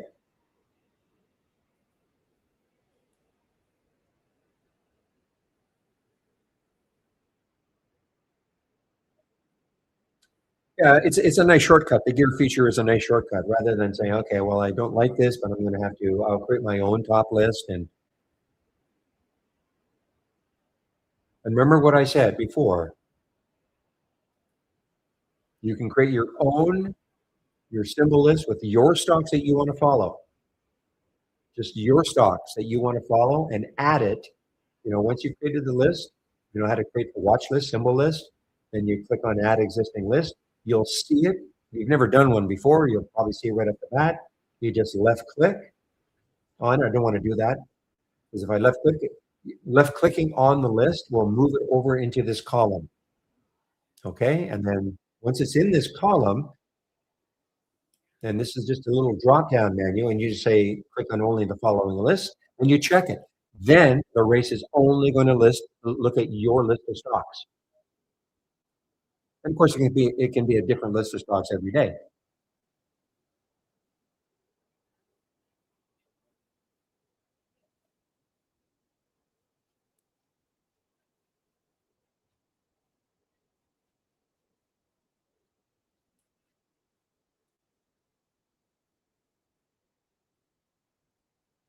And this is kind of cool, this one, okay? The reason being is that, with the market now being down about 9 points, well, the SPY is anyway, the Dow's down 600, the Qs are still getting lambasted, the SPY is getting lambasted. These are counter trends. These are counter because these are stocks. These are large cap stocks. They're still up for the day, okay? And they're near the high of the day. So this is, these stocks right here are running counter to the market. Now, you could have a race, biggest losers from the start of the race. You could have one like that also. Now, what I forgot to do, nobody reminded me to do it, so we'll do it now. I'm going to click from the toolbar. I'm going to click on New, and then Docked Channel Bar. Docked Channel Bar. I'm going to click on Show More. And then down here is the sector status. Okay, the sector status, channel. Now, people have asked me, well, can I have it? Well, did I save it and can I give it to you? You don't have to. It's a channel that you can just load yourself. Okay. So what does this all mean? Well, in this top one here, these are the sectors that we are currently monitoring. Okay. Not every sector in creation, but these are the main sectors that we are currently monitoring. So look at this. 94% of them, which makes sense, 94% of them are down for the day. That means 94% are down from yesterday's close. The only one that's up is staples, consumer staples. It's only up 0.4, but It's the strongest sector today in terms of what it was from yesterday's close. So this is how you can see what are the sectors doing. Now, if you scroll down to the bottom here, and here's Pearl Silver continuing to get clobbered. And look at that, down 15.5%, guys. Silver down 15.5%. NLR, which is an ETF for the uranium and the nukes. OIH, which is those are the oil services. Here's gold. So these are big percentage moves, especially silver, of course. But that's how you can check to see, well, is, for instance, if you said, I wouldn't mind going long something, but maybe you should check the sector to see what it's doing. Every sector other than staples is down for the day. So, going long something, unless it has some specific news for it, might not be the best thing to do. So that's number one. Number two, we don't have every sector as a top list. We have 11 of them in this list, okay? So for instance, let's take a look at, is there any sector that's doing not bad, comparatively speaking? So here's healthcare as an example, XLV. 62% of them are up from yesterday's close. Look at MCK. Wow, that's a big, probably an earnings play. Yeah, MCK is an earnings play, up 16%. ALGN, probably an earnings play. Yeah, earnings play, up 10%. How can I tell? Because I'm just looking at my single stock window and I can see, in the earnings date column, it is an earnings play. What's the worst one? STE, down 9.9%. It's an earnings play. So here's how you can kind of go through the individual sectors that we have. Look at energy. Every single stock is down for the day. Not even one is up for the day. What's the worst one? Apache, APA. So here's how you can go dive into the individual sectors that we have here and find what's the top stock and what's the worst stock. Here's HSY, Hershey. And the worst stock, wow, look at EL. I think you took this on some kind of a bounce, right, William? So this is something that some of you, this is maybe all you'll do. This is maybe the only way you'll use trade ideas. And most of these are larger cap stocks. That might be more what you're in tune with. Just looking at the top stocks in a sector, the worst ones. What are the strong sectors? What are the worst What are the weak or strong sectors versus weak sectors? That might be something all you do. It certainly gives you a lot more, instead of flipping around, trying to create all sorts of different scans. And I'm not saying that what you should do. I'm just saying this is sort of an alternative to, creating your own scans and all, and just maybe, figuring out ways to trade these stocks.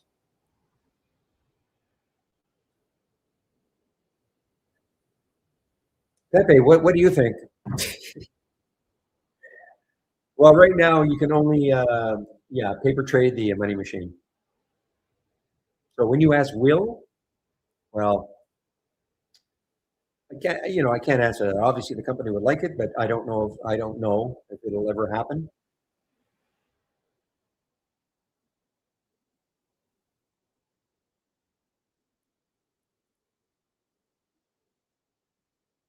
Awesome. That was an awesome answer. Okay.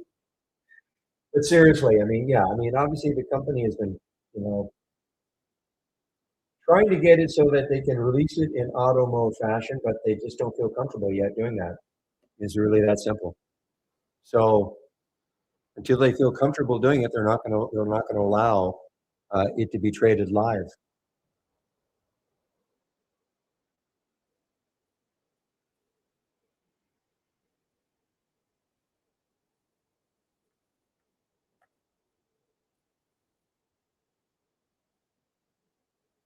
Yeah, you can do it manually. You get something in the money machine, and you just trade it manually. Yeah, for your live account. Look, I probably could never use the money machine unless there were some massive differences, changes.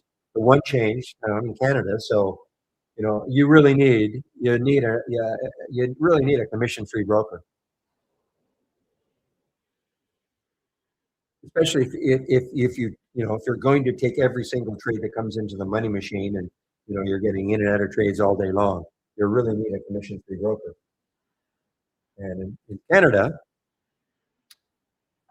IB is not commission-free. Interactive Brokers, and I don't have Alpaca, access to Alpaca, nor TradeStation. So that is, and I'll be completely honest. I mean, I've never been one to auto trade. If I thought auto trading, I'm not just talking about the money machine, but there is a way which you can auto trade using our program. Auto trade your own scan. You create your own scan and you back test it. And if you're comfortable, you can auto trade it if you're comfortable. Believe me, if I thought that was the way to go, I would have been doing it for 15 years. The 16 years I've had trade ideas.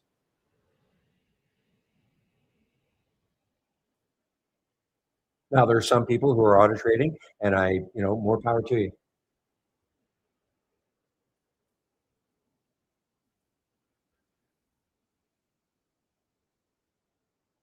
Oh, I see. Sure, Vito, you can't. Unfortunately, you can't. This is all they're offering right now. Okay, SPY and Dow and the Qs. That's all they're offering right now.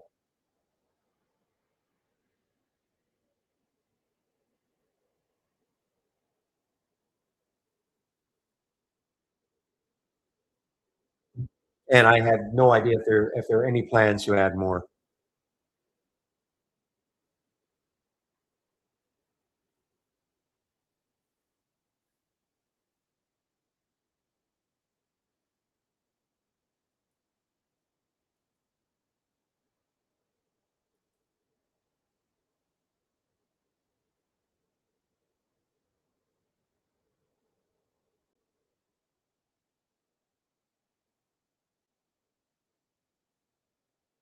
Well, we actually do have I think we have a channel now, Vito. We do have a channel, Doc Channel Bar. I'm going to click on New from the toolbar and then click on Doc Channel Bar.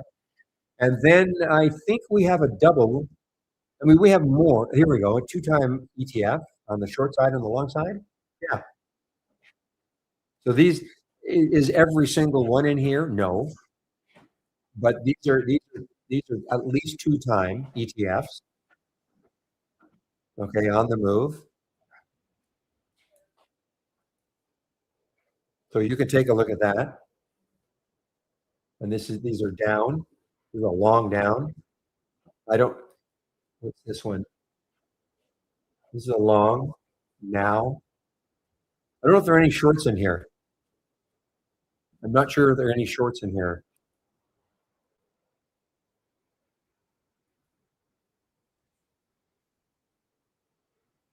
Two times ultra double. I'm not sure. I don't use this, but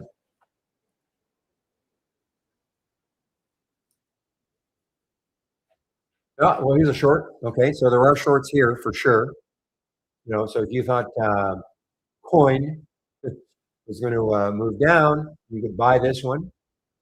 Okay, so there are shorts in here also. Now we also have a full list of. Let me see in the show more. So that's in the.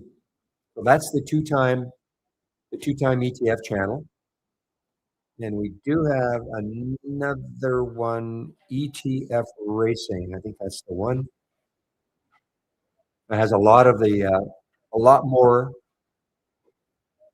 yeah, a lot more ETFs in here. Okay, moving, moving up, moving down. Okay, there are a lot more in here. So you can either have it as a race or as a top list.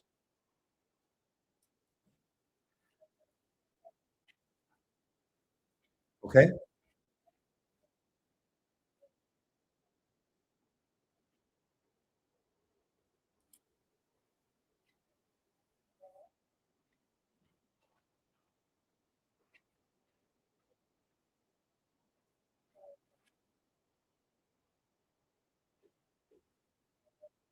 So in the guide, Ali, in the guide,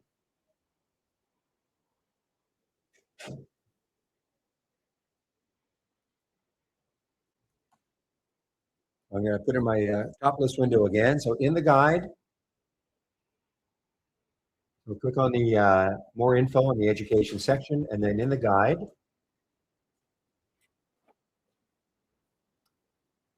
and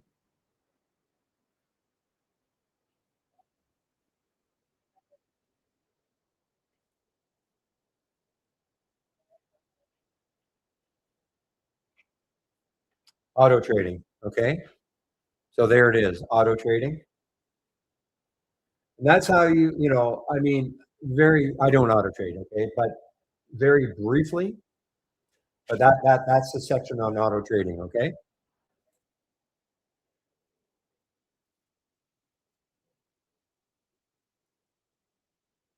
Well, all I would do is maybe just look at the SPY. Okay, I mean that's all I do. I mean I just look at the SPY all day long. I mean it's a to me it's a great general market indicator.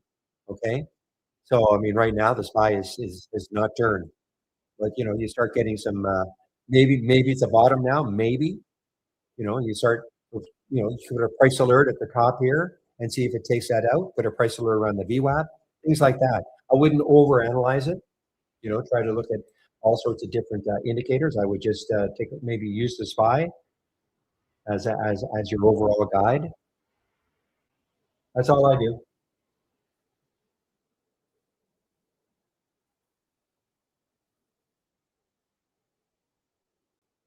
Now,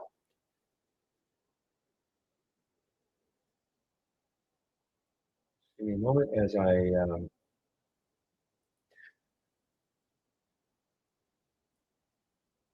yeah. So if you look in the guide, Ali, that is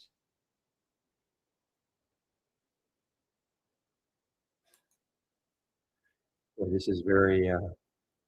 So what you would do is you would create your strategy, okay, your scan, okay. You back test it.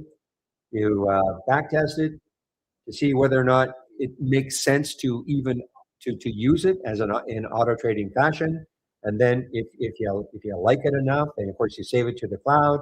You right click and load from cloud. You load then that strategy from the cloud. You better back test it, to make sure that you're very comfortable because okay, you load it from the cloud. Let's pretend that it loaded. Maybe let's pretend that this was the one right here. Okay, whatever these are some default. So you would then right click and you would strategy disabled, you enable it. So now it's on. Okay. Then what would happen?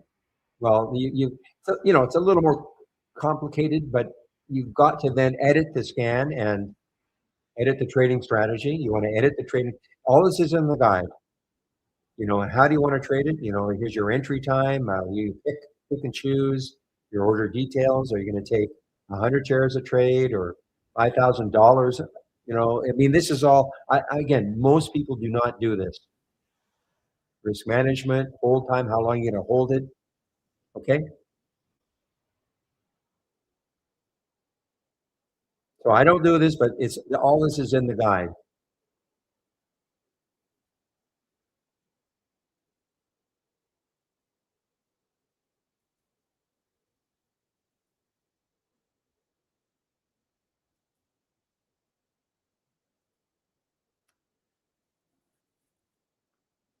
Well, it's up to you. I mean, I use a 5-minute chart. Some might say a 15-minute chart. I mean, what is a good time? It really, I use a 5-minute chart to monitor, what the SPY is doing. Okay, but some might use a 15-minute chart. I mean, it's really what you get comfortable with. I'm comfortable using a 5-minute chart. Okay, and remember to have the chart so it doesn't change. When I click on symbol PSNY as an example, okay, of course, I want all these timeframes to change to PSNY. I don't want the SPY to change. I want it to be static. So basically in the charts, make it real simple, right click and go to properties and you see where it says symbol linking. So I have that unchecked for the SPY chart because I don't want the symbol linking here. Whereas in these charts, if I right click and go to properties, see if the symbol linking is checked. That's what I want. I want, when I click on a symbol, I want all these time frames to change. So that's why, but I have this on my other monitor. And this is how kind of I get an overall picture of what the market's doing.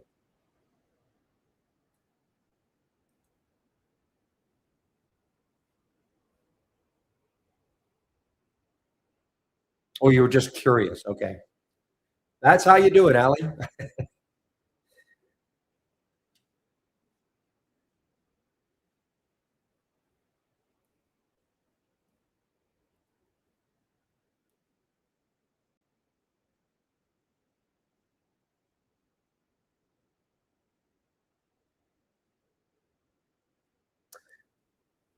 No, your question is, can you, they say put that sector status on top.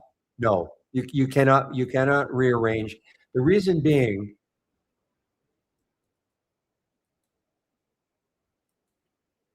like like a good question also. Let's say I wanted to go into the explosive winners channel. Okay, I go into the explosive winners channel, and I look at this, and I go, okay, well, what is this looking for? Click on configure summary. I go, well, wait a minute. I want the price to be at least $1, and I want it to be between $1 and $10. So I make my change.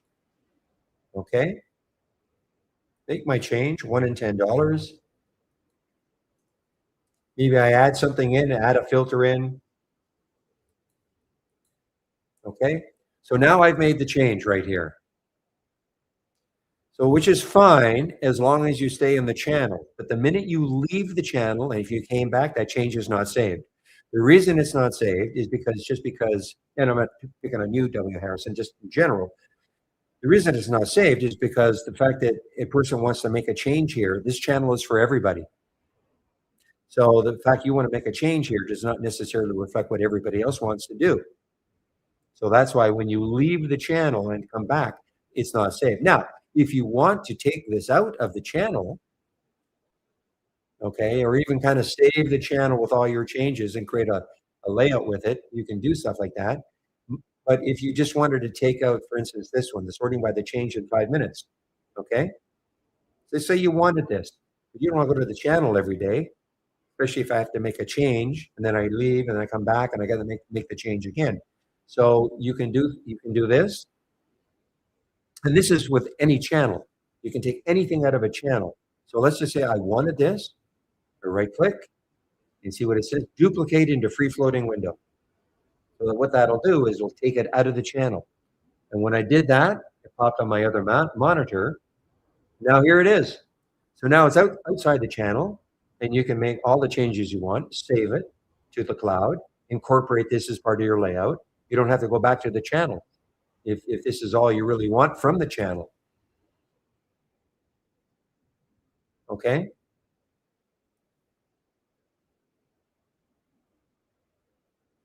Yeah, I understand. You can't do it because you're in theory, these are kind of sorted that way, but yeah, the bottom line is you cannot adjust the. I mean, the only thing I wish they wouldn't do is to show more. Because a lot of people don't understand. They say, well, where did I get that channel? The sector status. They don't realize they have to click on the show more to see all the channels. They did this. I don't know why they did it. I mean, it's not. Is it hard to scroll down? It's not. It's not necessarily intuitive unless you see the show more. Anyway, I don't want to dump on the company or anything, but I don't know why they do some things.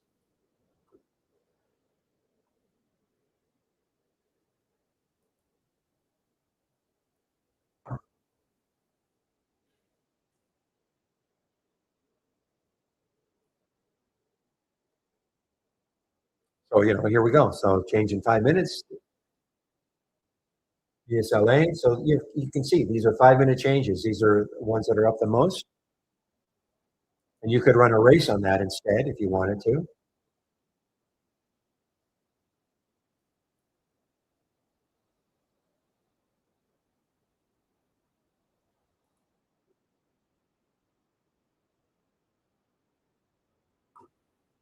All right, guys, 11:13. So in about 45 minutes, I will take a break. think Andy is going to double duty this week. I think he's going to be in our YouTube room at 12 o'clock Eastern time when I take my break.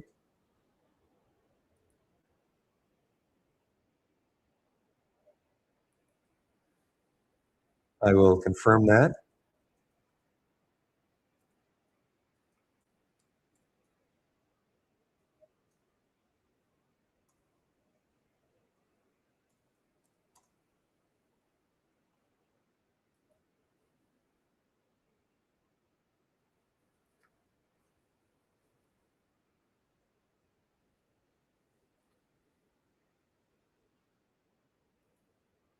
And again, I'll just point another thing out. Okay, when you click on new and you see two of them, one says channel bar, one says dock channel bar. Do not, I mean, you can click on the channel bar, but do not open a channel.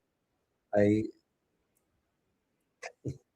drives me crazy, Pepe. Anyway, the reason being is that when you open the dock channel bar, so here's my layout that you see here, okay, and I have some others. Traded is when I open up, so I'll open that 2 times. See what happens?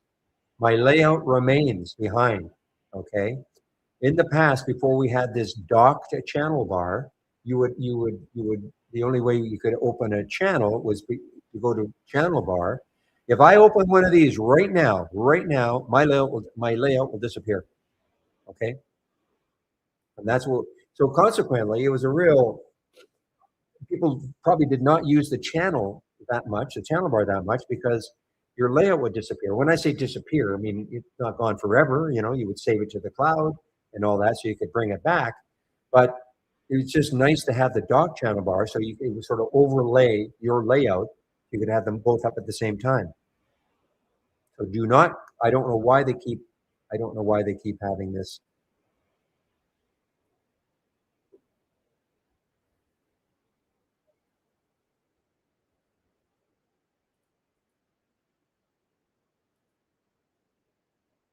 No, does not say no. It just means that you can load it. You can load a channel from the dock channel bar, and your layout will still remain. That's all that means. It will not save the settings. No,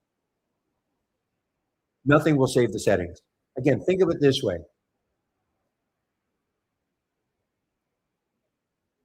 It doesn't save the layout either. I mean, just again, think of it this way: the channels are for everybody. So the fact that somebody wants to make a change within the channel, that's fine. You can do it, and if you remain in the channel, the say the changes are obviously there. The minute you leave the channel though and come back, those changes are not saved because the channels are for everyone. It doesn't. So the fact that you or somebody else wants to make a change to something, that doesn't necessarily mean everybody wants that same change. Okay. But as I was saying, you can go to the individual channels and start maybe extracting windows that you see that you might like and incorporate them as part of your layout.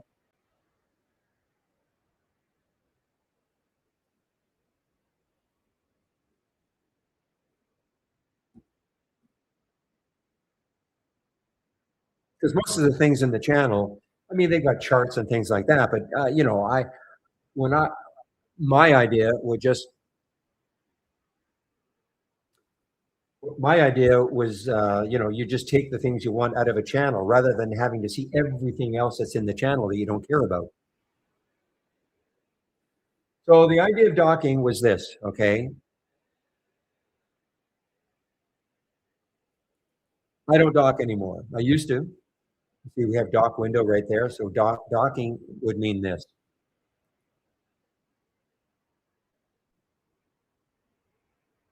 See how everything's in the channel? Everything is sort of in a container, okay?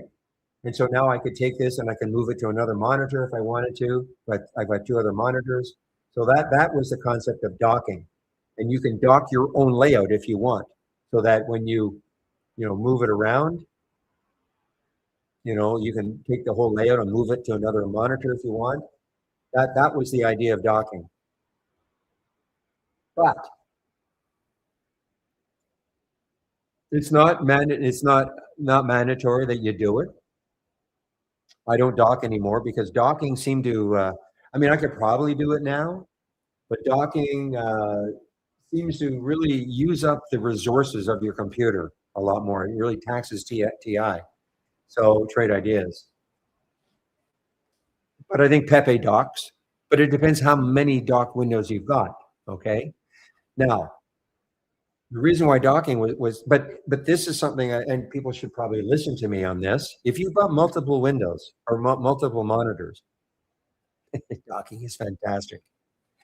It why it's okay, fantastic. What it does, it neatens things up for sure. I mean, this looks a little clumsy, all these are free floating. It looks a little more clumsy. I could take all these windows and create a dock just based on this. Put them all in a dock window. And docking, go to the guide. I'm not going to go over docking.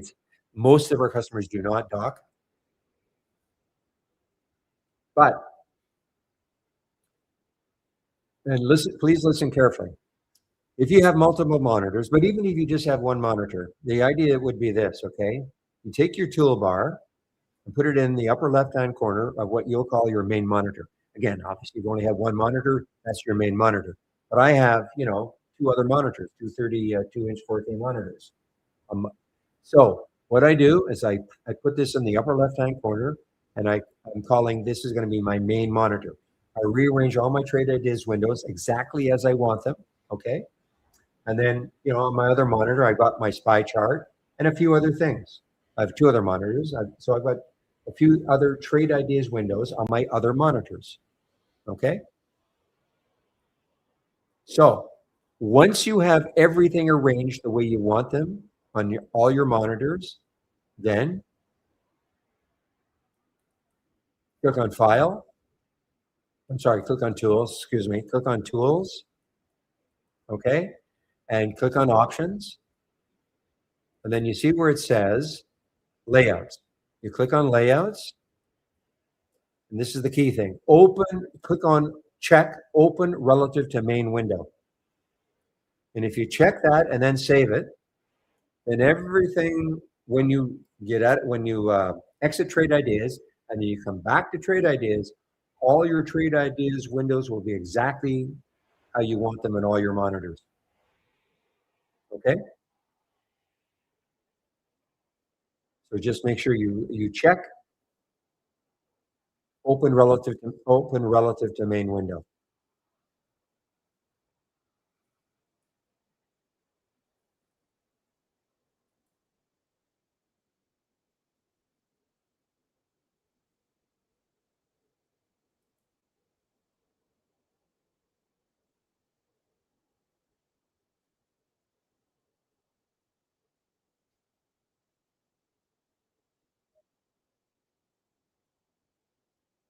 Well, it's just a dock. It's just I mean, this is semantics perhaps, but I mean, it's just a dock. I mean, it just has, when you say count as one window. Well, Pepe, how many dock windows do you have? Because, and how many, I think it's a function more of how many dock windows you have and how many Trade Ideas related information you have in those dock windows. So just one container.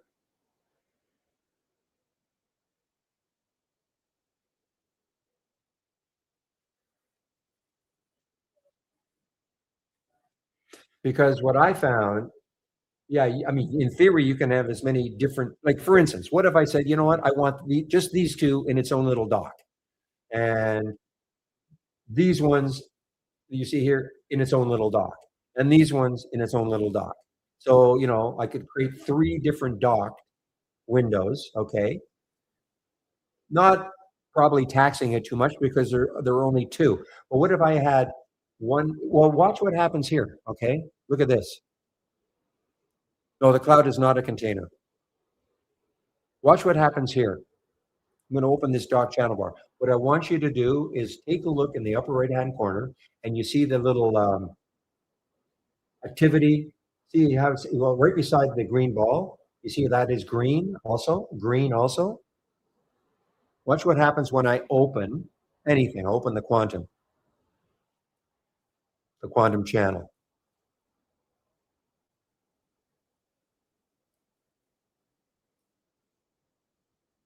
Don't do this to me. Okay, well, maybe that's not an overwhelming channel. Just kidding.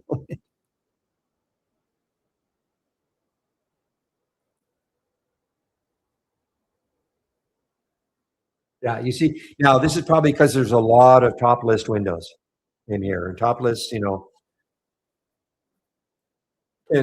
sometimes put a tax on your sit. But what I'm trying to point out is that here I've got this is a dock window, okay, and look what's happened. It's gone from green to this, maybe you're taxing trade ideas too much. Now, that would probably happen even if it weren't a dock. If I took like all these windows, I broke them out, it probably might happen just because these are top lists can put a bit of a strain on what the record count is. It's only 50, but still can put a bit of a strain on the system. Top lists. That's why I don't have a lot of top list windows open. Okay.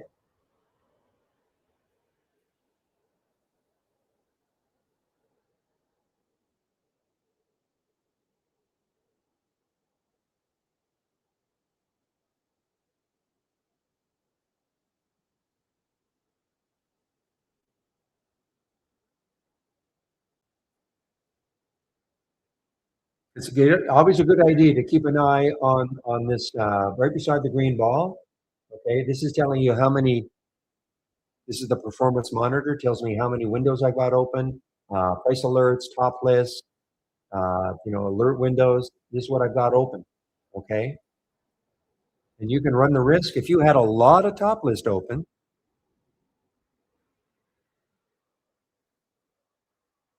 Because the top list, what it has to do, it has to run through all 50. If you say I want 50 to be looking at 50, it has to run through all 50 every 30 seconds or so, or actually the little. So you don't want to get too complicated here, but if you have a lot of top list windows open and you have, say, a record count of 1,000, you really, really tax your system.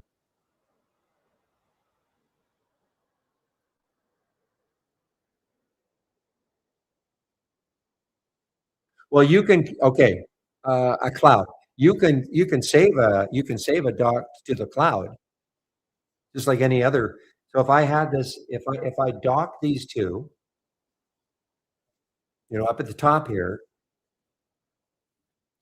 let me bring a dock window up.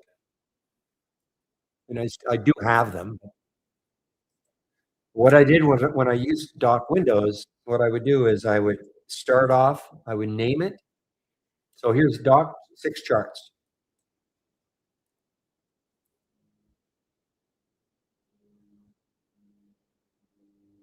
Okay, so these are, I used to do this. I used to have a a container, call it a container.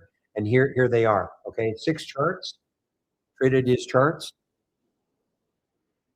And of course, I can save it to the cloud if I want. Right click, save or share to cloud.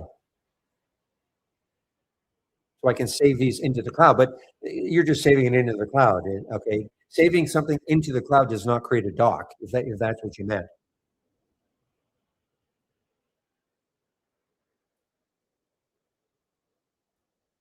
So this is something I used to do, but again, now it's very possible that since I thermal pasted my computer, it's very possible I could have a cloud. I could have dock containers again or dock windows again, but it was really taxing my system.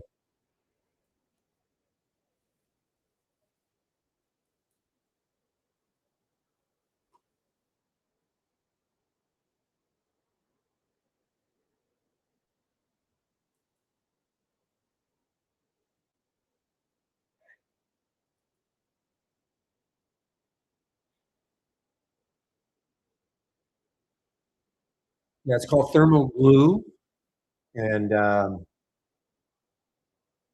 evidently, if you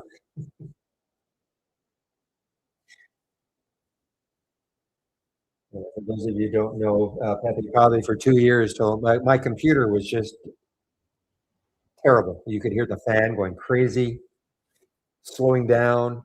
People were saying, get a new computer. I rebelled because other than using Trade Ideas, it was fine. I paid for 2 years. All you need is some thermal paste. Didn't believe them. Yeah, man. Took it into so finally I took it into the Geek Squad at Best Buy. They put the thermal paste on, in, applied it, lathered it in, and it's like I have a new computer. Unbelievable. So if anybody has a computer that is really the fan is going crazy all the time, do yourself a favor. You don't necessarily have to get a new computer. Just now, I know you can kind of do it yourself, but I looked at YouTube and said, I'm not going to do that. And it cost me next to nothing at Best Buy to do it. So, the Geek Squad to do it. So, do yourself a favor. You don't necessarily have to get a new. Yeah, I mean, I'm kidding. I mean, it's not thermal glue. I know it's thermal paste, but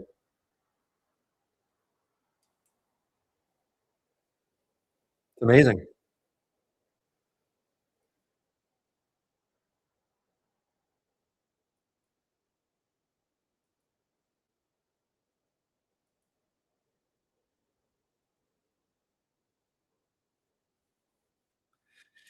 Well, guys, okay. I know I've missed a few things here. Well, you see now, right now, the NPT. I mean, look at it. It's rebasing nicely. Okay, well, at least there was a little move. Okay, 231 shares, 1,000 shares. The last time I looked, it was 233,000 shares. So I guess there's been people who are still shorting this one. This is Interactive Brokers. Okay, Interactive Brokers.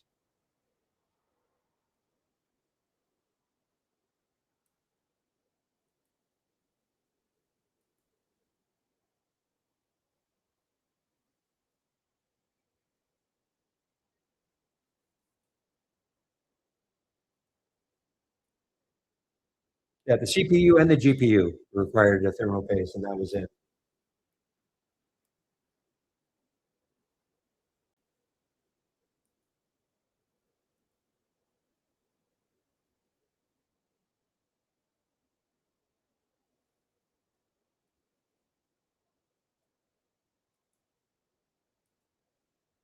All right, guys, 11:31. So I have about didn't have to though. Didn't have to upgrade the fans. There was no need. Remember, this is about a 7-year-old computer, guys. 6 or 7 years old. So,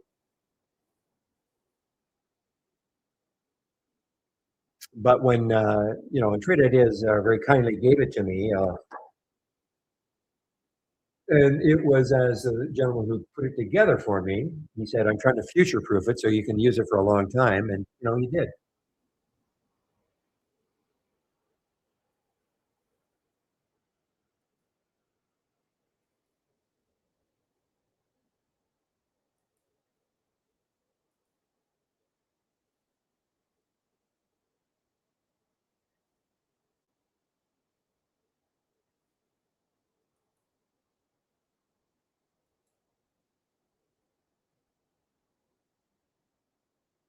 Ah, man, oh man, I'm missing out, guys. I'm just absolutely missing out. Getting a little frustrated because, part of the job, of course, is teaching, well, teaching, explaining things, which is fine. I'm not really complaining, but I am missing out on. There's a bounce. I had an alert for USAR at 2116, 2190 now. Had a bounce for UGI at 30, 3815. And a nice bounce to 3863. And what's happening is that's why some of these bounce plays are working because of what's happening here.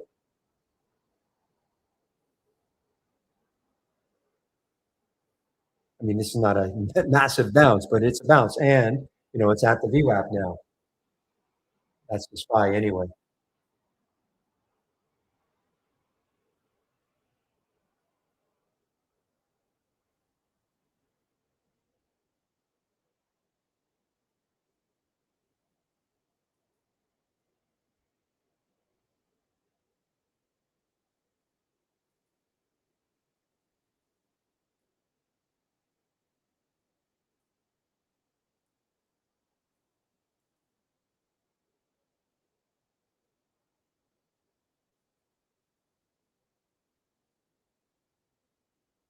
Give me a moment.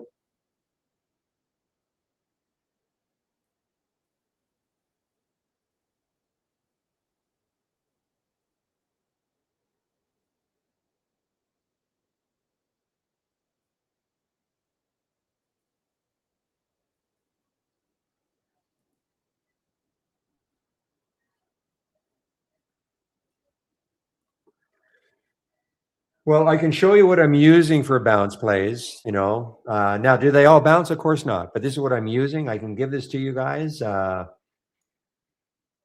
has to happen is the stock is making a new low of the day because remember, we're looking for a bounce. These are the filters I'm using. That's all.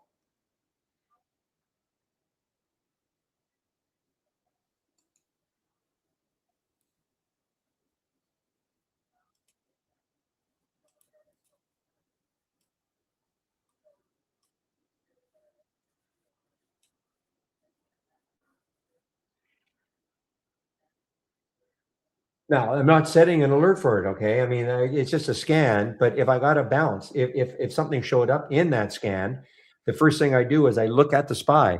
I look at the SPY, okay? I want to see, well, what is happening? Is it bounce worthy? Well, of course it is right now.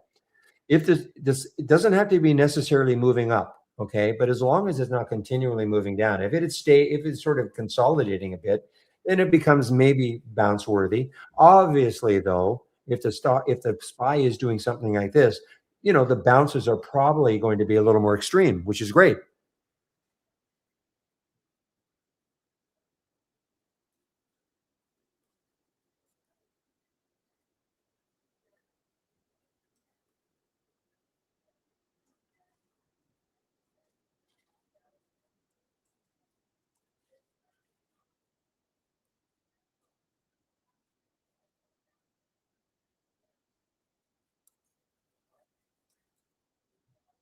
Give me one moment.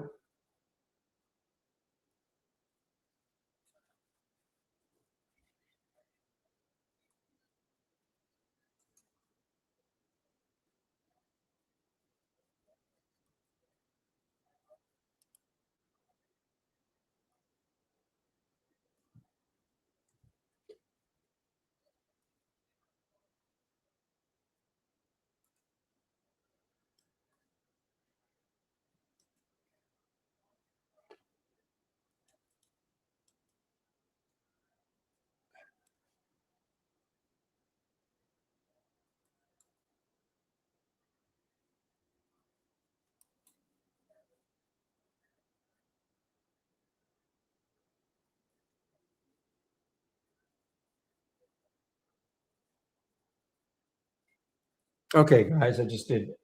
So actually, believe it or not, I do have this is my own. This is my only doc I've got.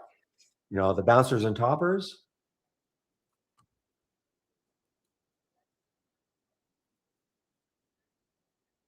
And this is the topper. Now, I just rearranged. I rearranged a few things, so that's why I'm not getting all the alert. You're not seeing all the alerts I did have. And the toppers is just the reverse, of course, something that might have topped out, and then you're looking to short it. It's just the sort of the flip of this. Okay, but it had some really nice ones.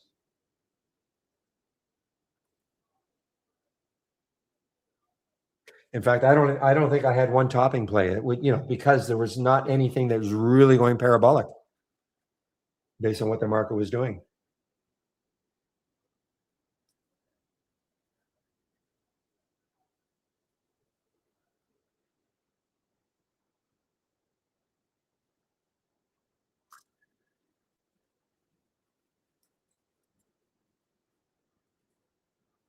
So I just made a change. So I'm going to save my layout.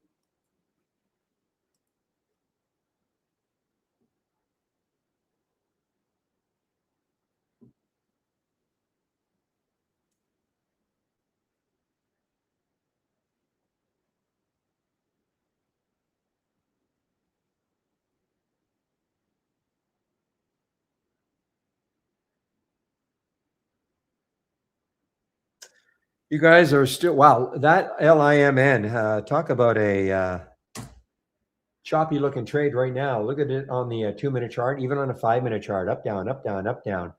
No, some of you, I don't know if you're still watching it, but trying to see if it's going to break 2. I have a price alert at the high of yesterday in case it does break that. I want to know about it if it does. And remember, setting price alerts. So let's say I want to set a price alert on you. So you go to your chart. Say I wanted to set a price alert, see if a SPY keeps moving higher a little bit. So start off. So you position your mouse where you think you want the alert. So I've got it at 680 and 91 cents. Right click, create the price alert. If that's the price I want, I'll say I'll save it. If I want to make a change, of course I can save it. I typically don't put notes. It's up to you if you want to, but I'll save it. Now it's done. So right there, you can see right there is a blue line. So if the SPY does happen to get into gets to that price, then I'm going to get a price alert, which will pop up on my monitor. My price alert screen will pop up on my monitor.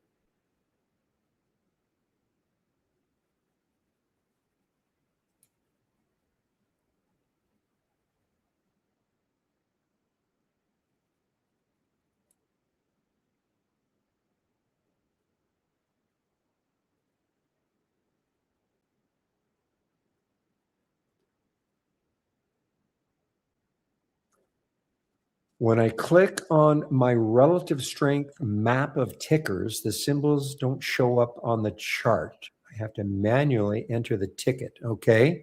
So where are you? Where are you actually? Now, is that where are you getting the relative strength map of tickers? What are you in a channel or?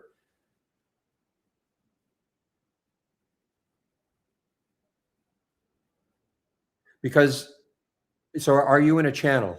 Oh, part of your layout. Okay. Well, the only thing I can think of, okay, the only thing I can think of is that you don't have symbol linking activated. Okay. So see right here, right click. I mean, this is a race, but you've got a heat map, right? Probably like a heat map. Okay. So let me duplicate this. Well, I can actually do a show as a heat map. Well, I've got to open the top list. Okay. So I'm going to show this as a heat map. Show, or the tree map as it's called. So this is what you're talking about. You've got this, right? Or something like that. It doesn't have to be this, but okay. So make sure in here, you right click and you see where it says properties. Sorry.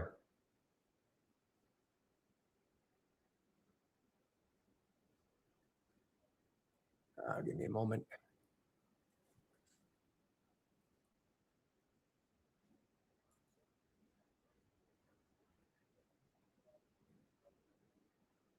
Yeah, it's slight difference. Sorry. So right click and you see where it says symbol linking. Click on the symbol linking. Okay. And make sure it says link to all. Forgot it's a slightly different way of doing it, but okay. So make sure. So right click and make sure when you have symbol linking, check that link to all. Okay. And then once you do that, almost 100%, when you click on a symbol, it's going to load into your chart. So let me know if that worked. And right click, symbol linking, check link to all. That should be the default.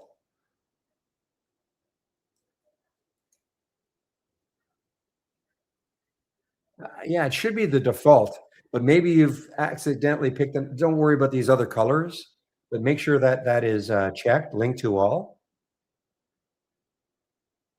Pretty simple. Yeah, when you say try, I mean, it's really, just right click and symbol linking, go down to symbol linking. So when I say right click, then this menu will pop up. Symbol linking is one of the options. Just make sure link to all is checked.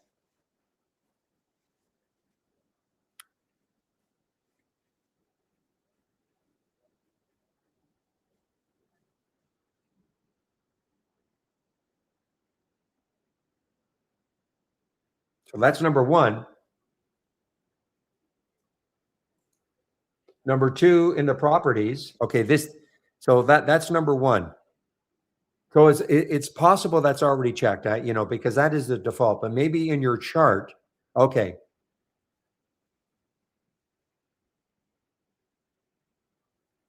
But you're not in a dock, right? You just have you're just talking. You're not in a dock channel, right? The other thing to make sure is that right click and on your chart itself, properties, and make sure symbol linking is checked. Okay, in the chart itself.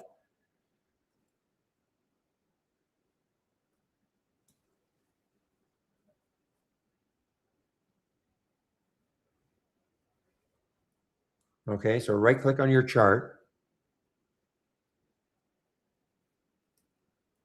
So it's only in the dock.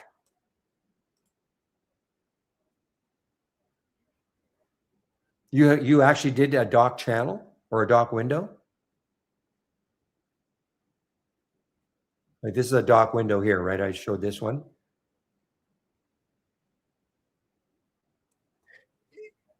Is that relative? Is it a free floating window like this? Free floating like this? Ah.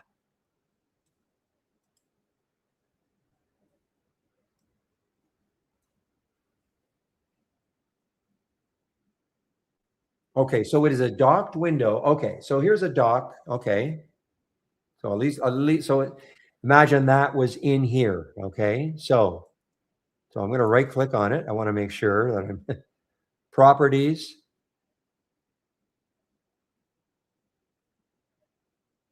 Symbol linking, link to all.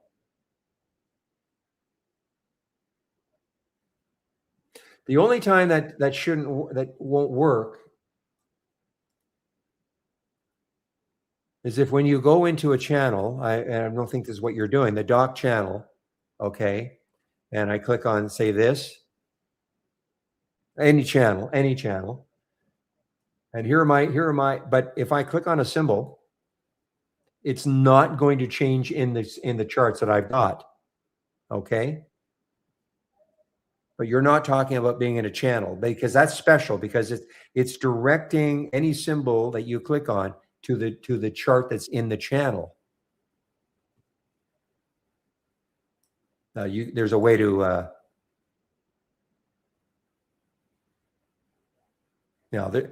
you see there is a way. Do you have dock window checked?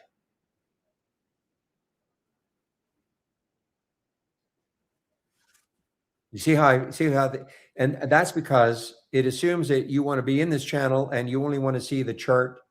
You don't want to see all your other chat. So just make sure that the dock window is not checked. So go to symbol linking. You see at the very bottom, it's checked dock window.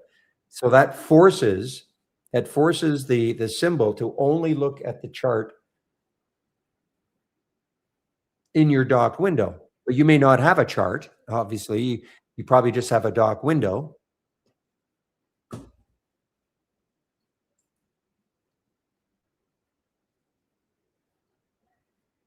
You see, for instance, here's my dock window. Okay, this might be a good example.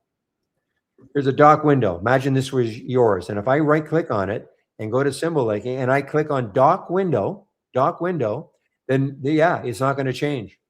It's not going to change. Ah, okay, good. So uncheck that.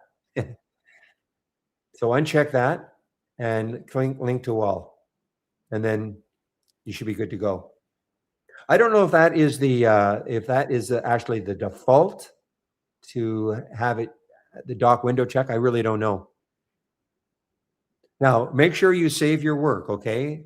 Even though that might look like a minor change, make sure you save your layout once you're done, because even that little change, not so little really, but that change, if you don't save your layout when you leave, then it's not going to remember that it's not going to take into effect that change. And at the very least, in terms of saving layouts, if you click on File, just anybody listening, File, Exit. It's going to ask you, do you want this layout to load the next time you load trade ideas? If you say yes, then all your changes will be saved. That's at the very, very least the thing to do.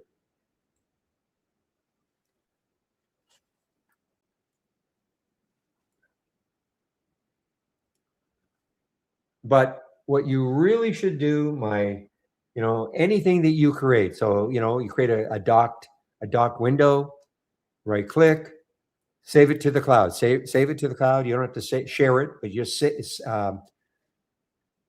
oops.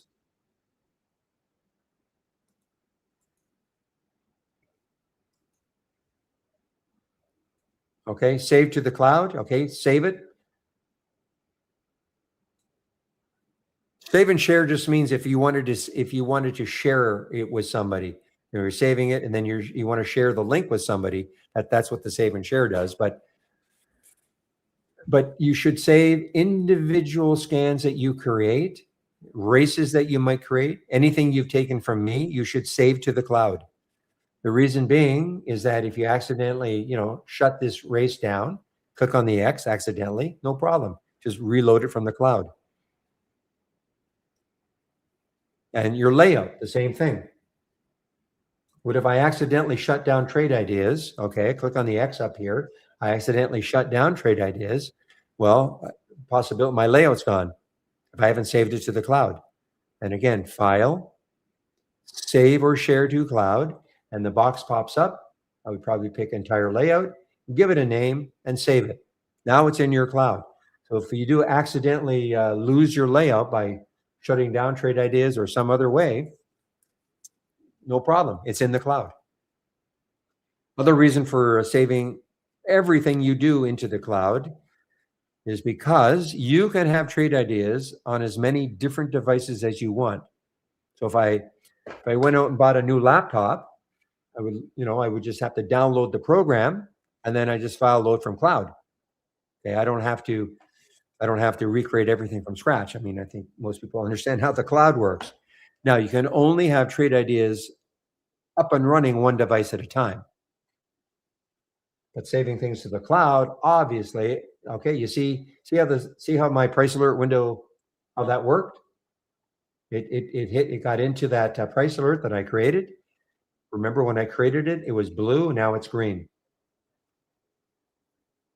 And that's how the price alert windows work.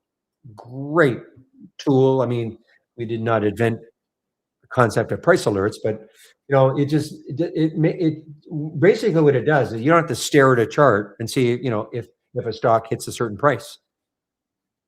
You can just sort of set the price alert and then do a bunch of other things. And then if it does, and also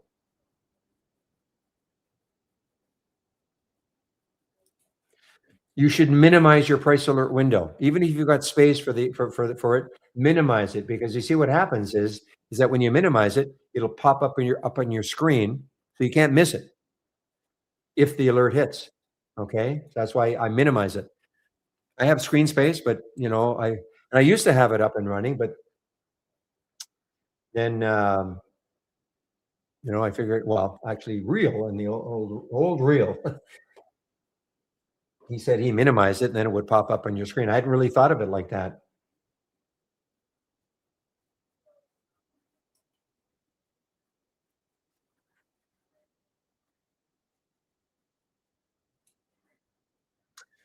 All right, so it is Andy. Okay, so Andy will take over for me in about 8 minutes from now, guys, when I take my break.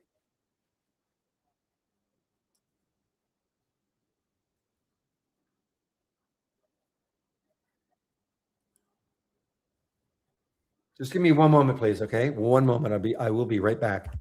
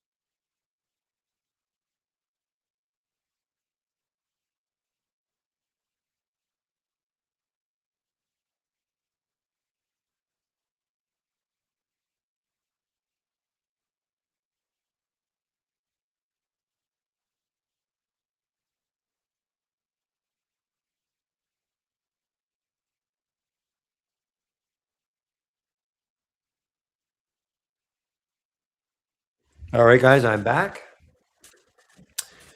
So for about 2 minutes or so, or maybe 5 minutes, and you'll take over for me. What I'm going to do is I'll just put well, first of all, I'm going to put the YouTube link in the main room. So if you want to head over and listen to Andy for his hour that he'll be in YouTube, take over my the stream.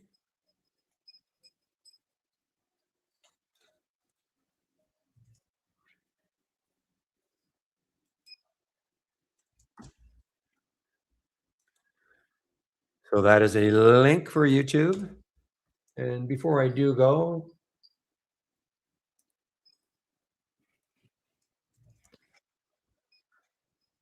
just put my homepage in again in case you do want to take out a subscription.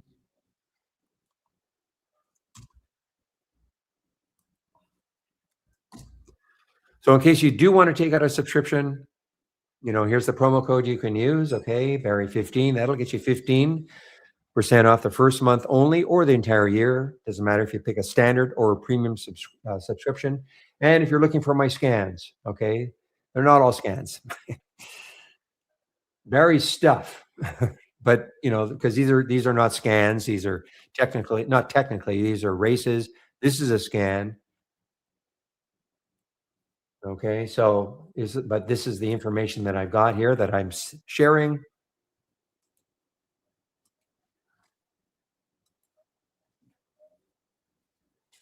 And before I forget, oops, I had myself on mute. So again, if you want to take out a subscription, I'm sorry, YouTubers heard me, but had myself on mute in the room. So here's the promo code to use. You get 15% off the first month only, or the entire year of a Trade Ideas subscription, whether you pick our standard or our premium service. And if you're looking for my scans, information like this, they're not all scans, but the information that I'm currently sharing right here.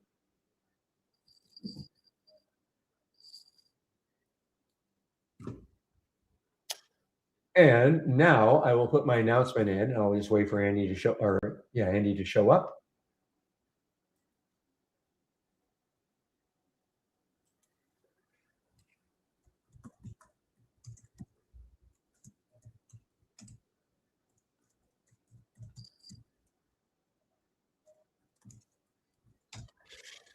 Okay, on a break back around 1 p.m. So I'll just wait for Andy to show up.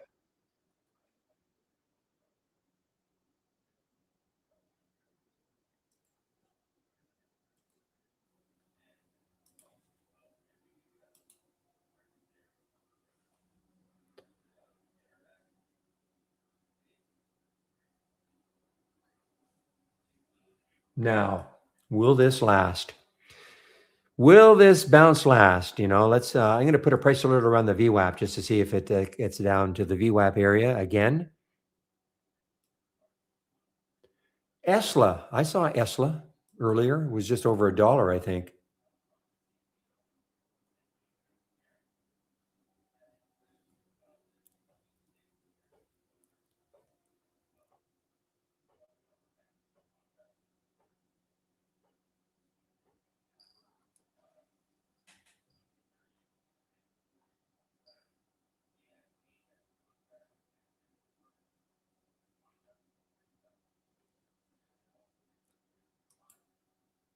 Man, you talk about a wild stock. Look at Andy.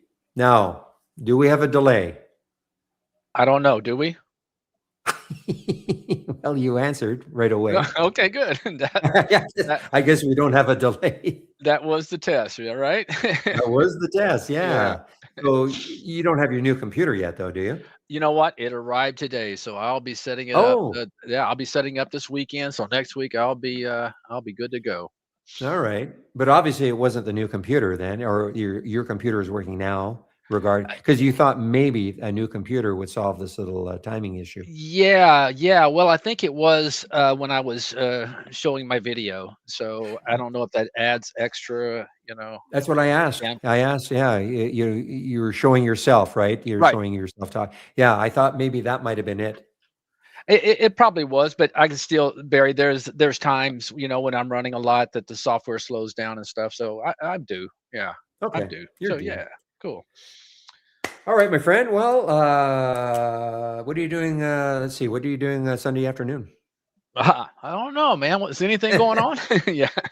Yeah. Well, unfortunately, my I'll wife be, says that I'm looking her, forward her to a good game. Yeah. Yeah. but I have a dilemma though. Her favorite store has a sale on my time now. Remember, the game starts at 3:30, from 3:30 to 5 on Sunday. What am I going to do?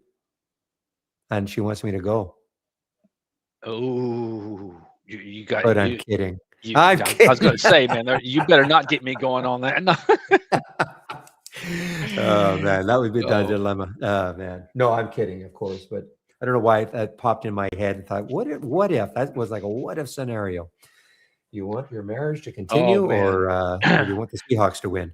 Trust me, it happens. I tell you when it really happens is college football is always on a Saturday, and that's when weddings are. Yeah, and on Yeah, my yeah, Aggie forum, man, well, if yeah. you come in and say you're going to, they give you a hard time. You're gonna miss the game. But, You know what? You worked hard all your life, Andy. You should have some relaxation on a Saturday afternoon. that's right. That's right. Exactly right. So I'll back you up. Okay, my friend. Well, listen, I'll let you go, Yeah. and Enjoy we'll your see you hour, in buddy. about an hour. Yeah, All right, thanks a man. lot. Take care. Bye bye. There you go, Peppy. Divorce. Well, welcome to the support webinar. My gosh, the market's been crazy lately. Woo.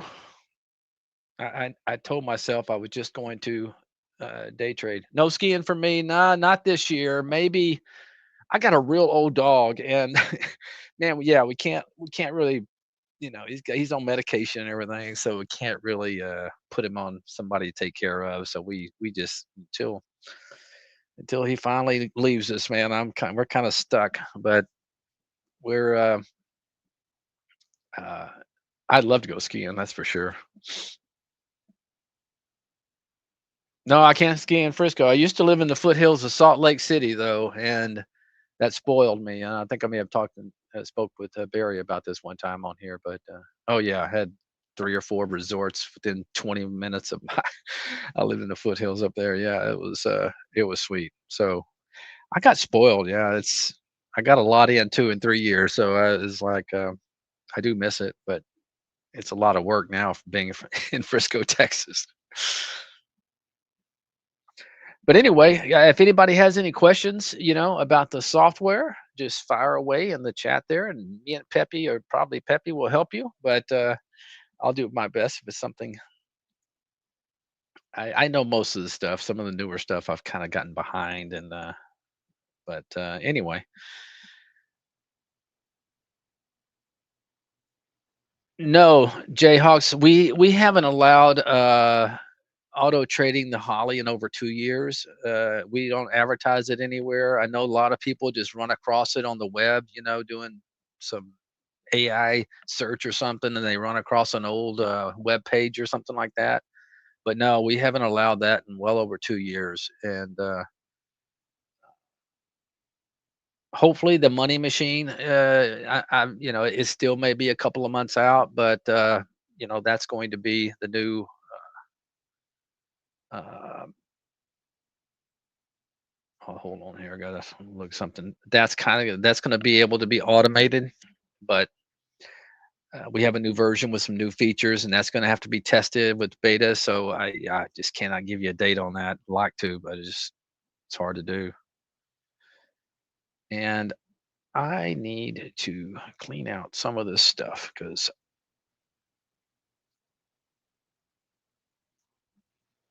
this market is sucking right now. I thought Bitcoin may get a bounce, but now it's just a bad market. I wish we'd go ahead, and I like those bear markets where you sell off, 20% in a couple of weeks. I don't like this drawn out. I'm not saying it's a bear market, but boy, the tape sure has felt like one lately. Okay, that one's gone. Try to bounce in that.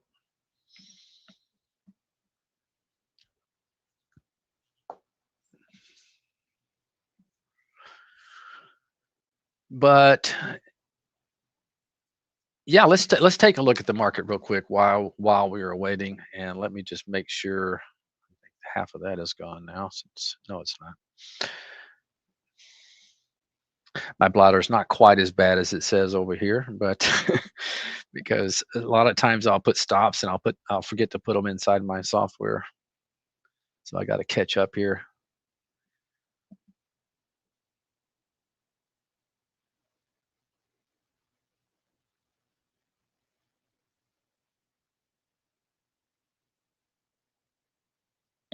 I'm sorry, just looking over. Okay, everything looks like it's still intact.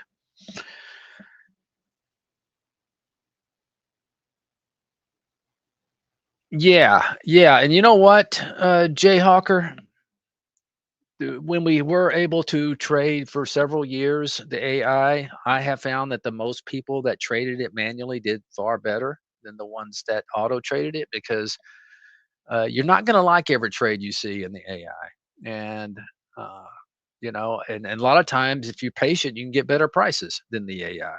So uh, I know it's a great concept, just letting the software get you in it, but a lot of times, there's slippage because some of those things may have a nickel, 7, 8 cent spread, and you're just buying the offer. I just think if you be more patient and, uh,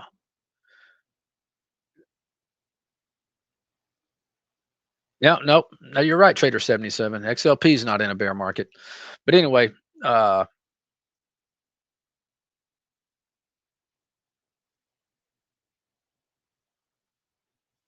okay, yeah, yeah. That is, I mean, the entry is cool sometimes, but to have it in there. But if you're really focusing and watching it, a lot of times I see this, the alert go off, and I pull it up, and it drops down 10 or 15 cents. You can actually, some of the quicker movers are maybe difficult. You may have to pay up a little bit, but uh, let's take a look. I haven't even looked at the AI. I wonder what it's doing in this stuff.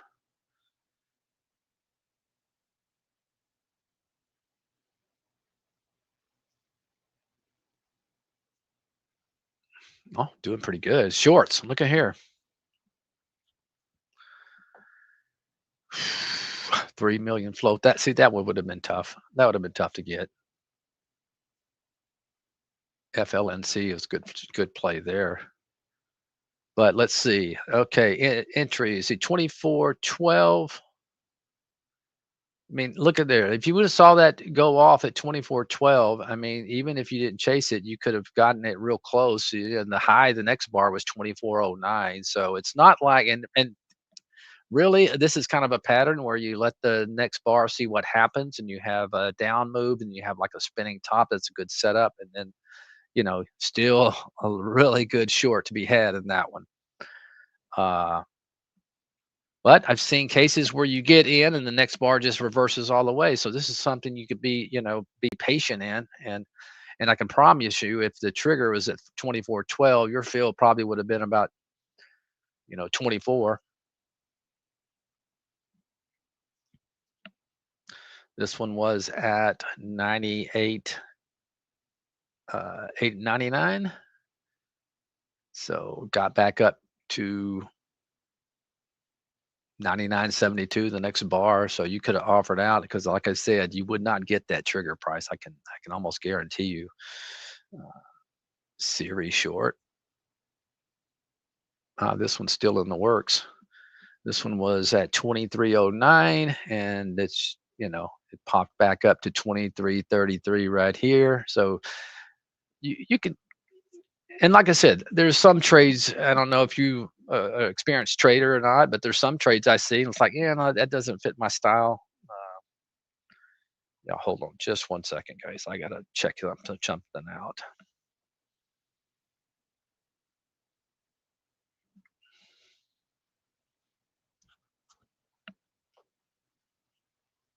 All right, we're okay. Uh, Boy, that kind of tells you, but a lot of times, it'll tell you which way to lean.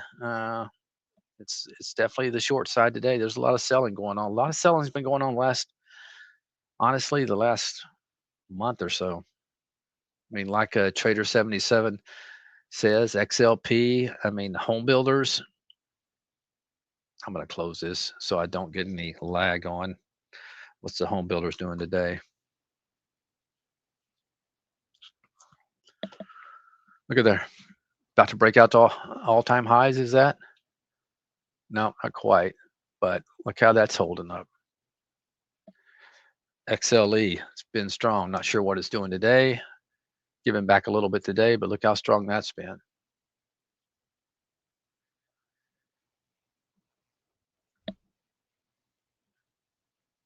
Let's see what's the Halliburton. That's one to maybe watch if the energy remains strong. It's kind of flagging up there.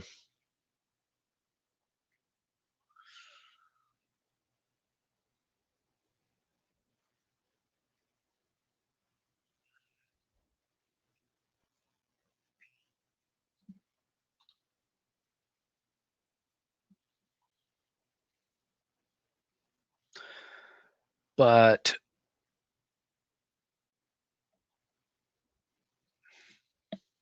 I mean, honestly, I don't even know if it's worth trading. I mean, this array, I had a really nice little position in it yesterday, closing up here at multi-month highs, and then you open up and you get this action. I mean, should have just taken my profit and just bid it. It's the action we're getting lately.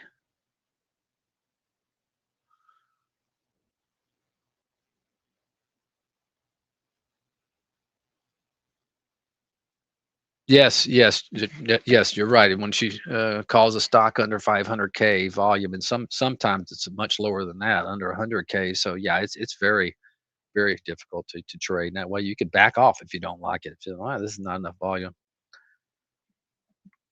Looks like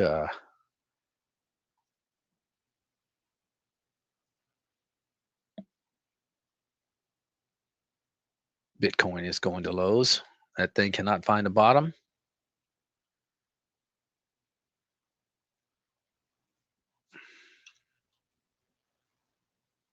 Oh, wait, that's gone too. I don't know why that one's on my board still.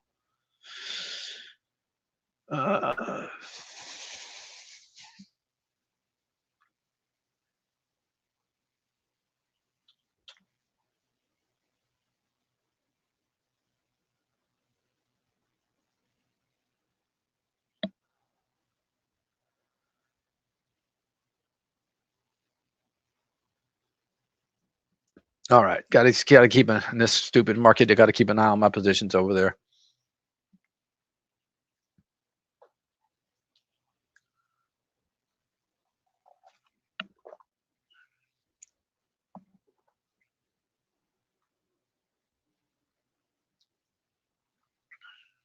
This is about to be gone.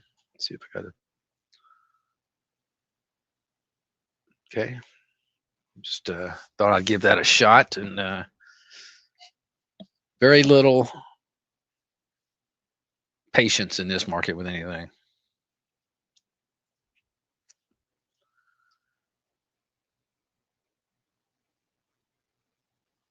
Just feels like yesterday I got way in the hole and then made it bow back on the close. I don't know if that's going to happen today, but getting tired, getting tired. That should tell me maybe don't come in with anything. Just wait for your levels.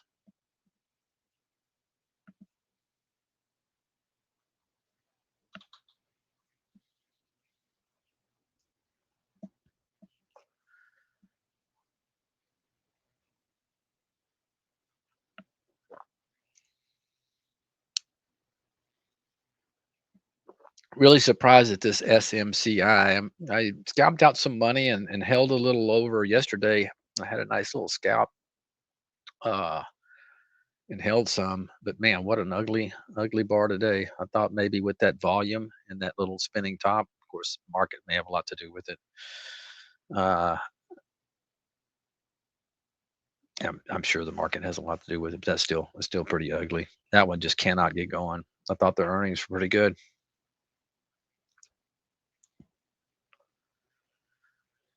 Did pick up some Microsoft today off alert. This is kind of a longer term, small size, but had alert go off, and maybe it puts in like a little hammer, and that could be a potential bottom there in Microsoft. It's a stock if the market gets crazy, sometimes can kind of act like Apple does, just kind of hang out near. It seems like it's a safe place for to park money. Teddy, yeah, MU, huh?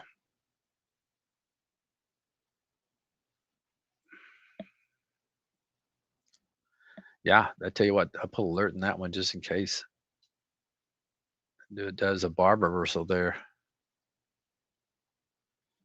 I really like Intel. Intel, I scalped out some this morning,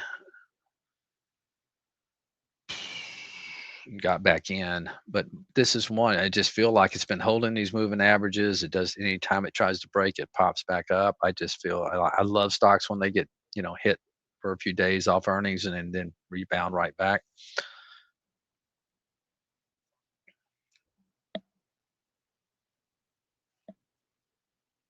Yeah, I got Bitcoin up over here. You know what? I honestly think it's going to 63. I think it's going to. Uh, I try a few miners, just get out quick when I'm wrong, but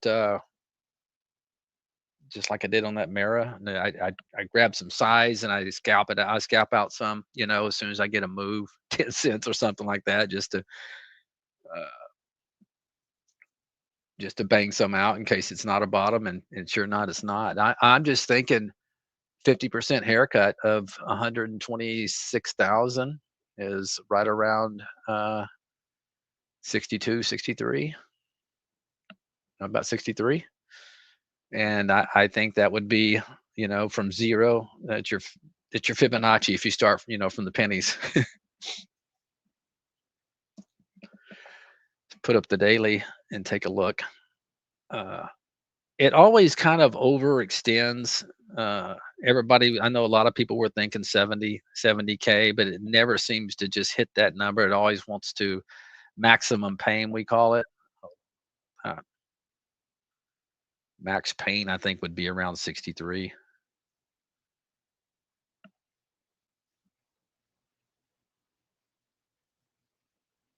Let's do the weekly.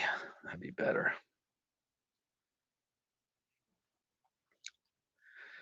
So 63 would put it right about there and some congestion. And you can see it kind of goes back to some congestion over here. I just think it's too clean. Now you do have a low right here of 66. Right here, 73. So it's kind of sitting right there, and you got a lot of congestion. But man, I tell you, if it doesn't stop right here at 70, man, who knows? It could stop in, well, it doesn't have to stop, first of all. But my gut feeling is around 63. Just max pain, 50% head haircut might be enough.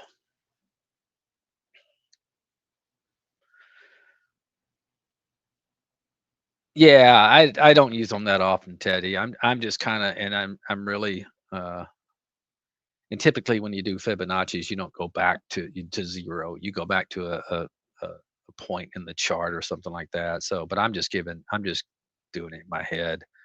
Just feels like, I mean, that's extremely oversold. And, the rubber band is stretched really hard. And I think stretching it down to 63 would be kind of, you know, about to break it. So you get a bounce back. Now, where does it go? Who knows? But I just feel like a bounce is coming. But I can promise you right now, there's a lot of people screaming.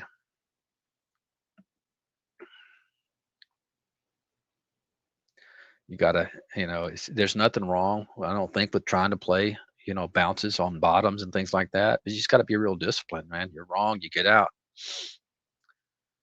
It's real easy to get stubborn, thinking it's going to bounce.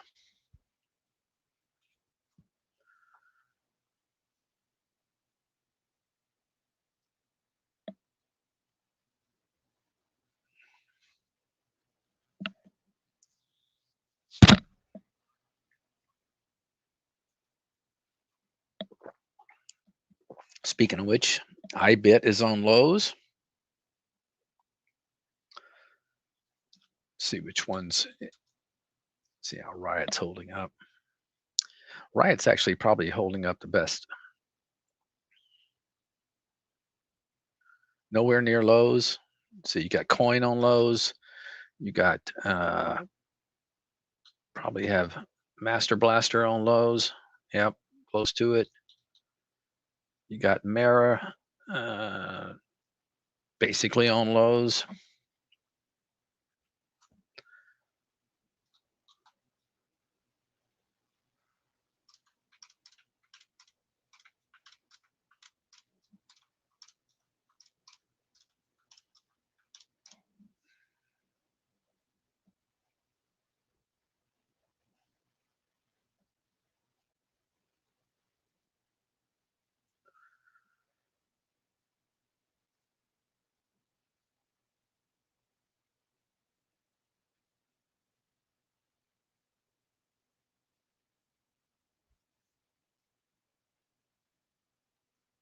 Yeah, I'm gonna have to maybe let that last little chunk of SMCI.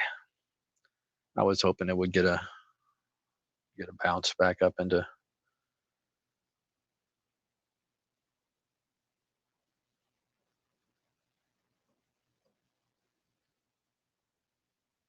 That's gone.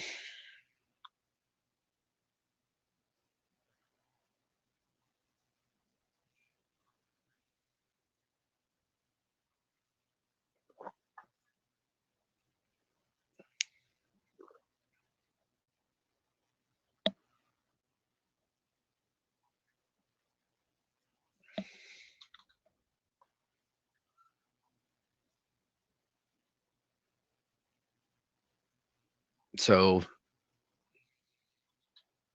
I actually tried Riot earlier and got stopped out. But that one's actually holding up pretty well. So that's probably the one I would go back into for a bounce. I mean, you're not going to find any of them that look good on a chart. That's for sure on the daily.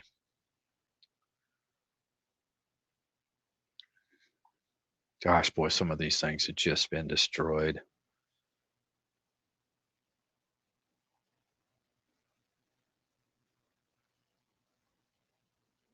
See, I have a alert down there in IONQ.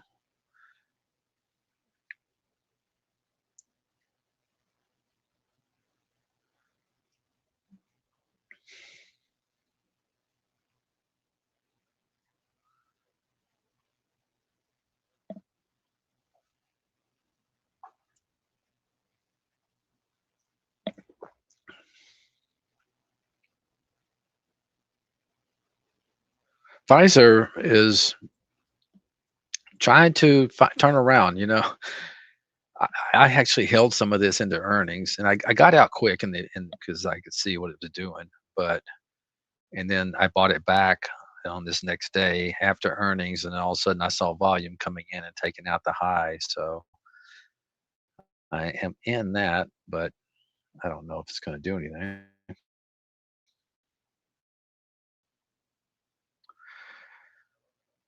What do you think? Well, last I looked,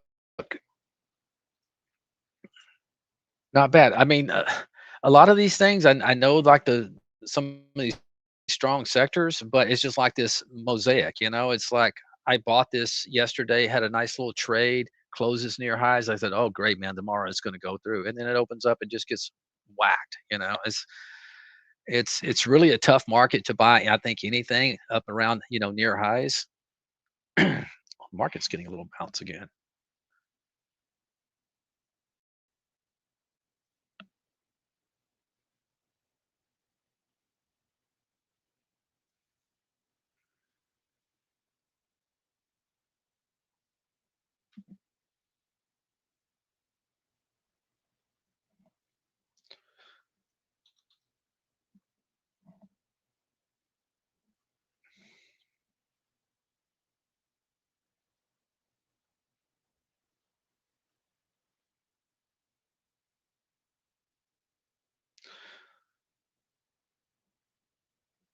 kind of want to trade this channel. I'll wait for it to maybe get above that range.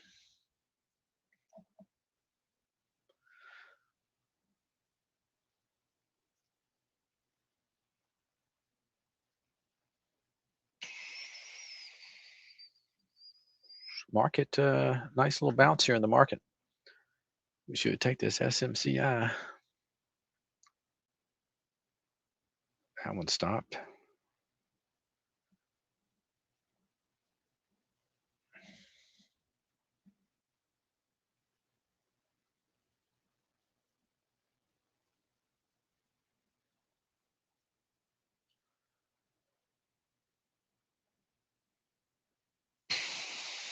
Probably going to hold some Amazon into earnings. I thought this was the only news does anybody know if there's other news and some German putting a fine on them or something?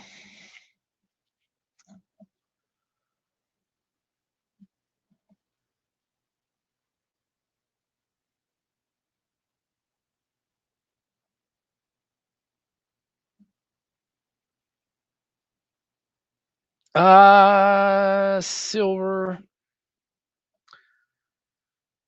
Yeah, nah, that's just too nasty. It's kind of like Bitcoin and trading. I can't make sense of that noise.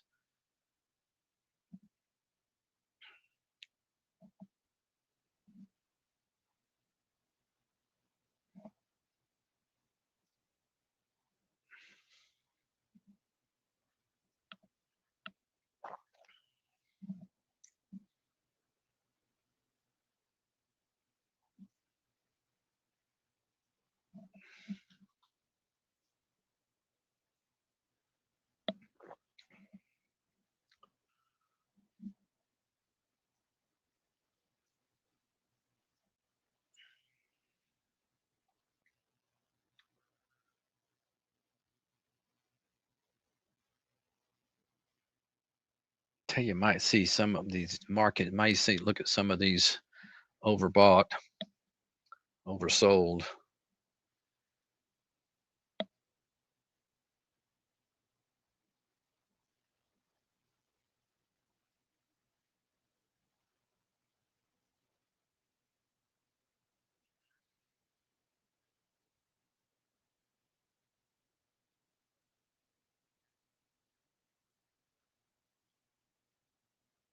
Let me see. Did I get stopped out of that? I think I did.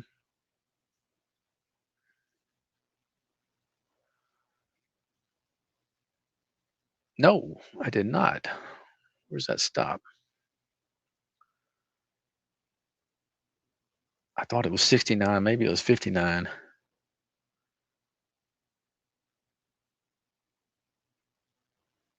Oh, it's 64.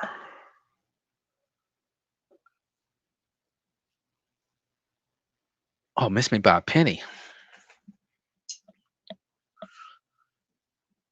Well, I'm just going to leave it out there.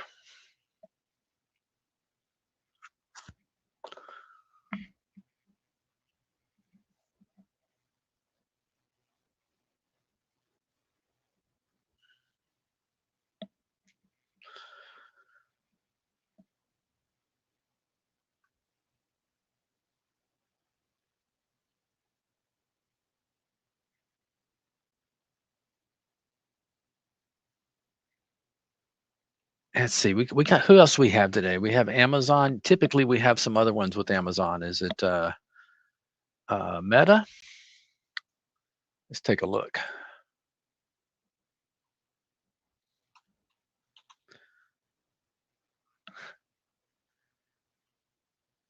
My computer's acting really nice today. Maybe it knows I'm about to replace him. He's making me feel bad. We got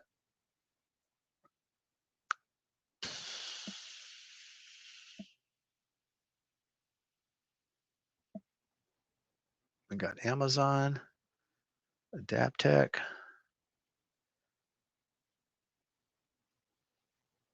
No, let's see M-Chip. Ooh, Mr. MSTR has got earnings today.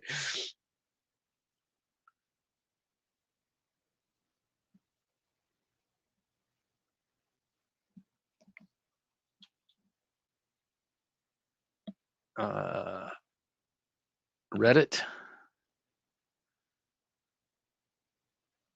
I got a few big ones. MChip.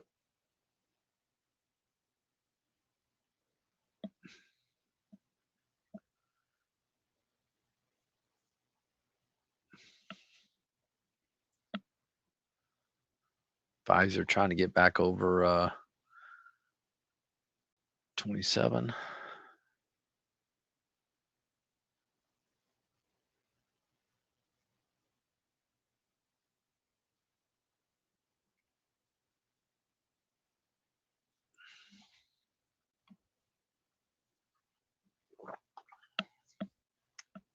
I tell you what, I probably like Microsoft the best as far as a swing.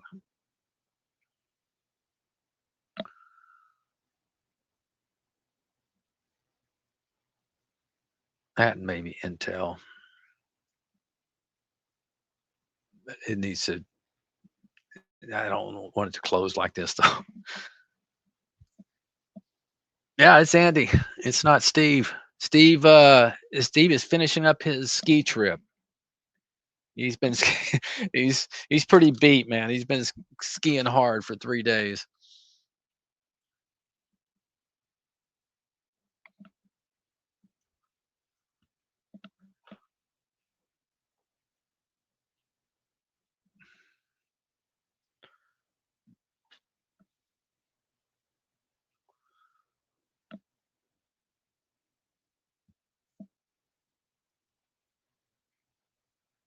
His farm's holding up nicely after earnings.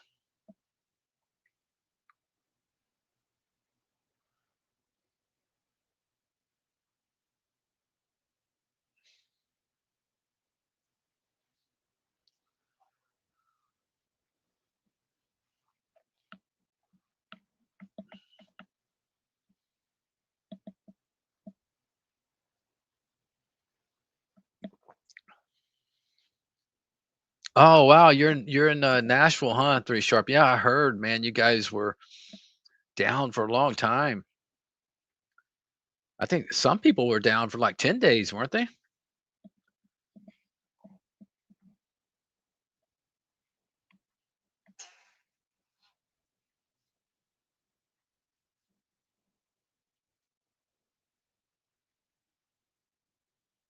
Some still are. Yeah, that's what I hear.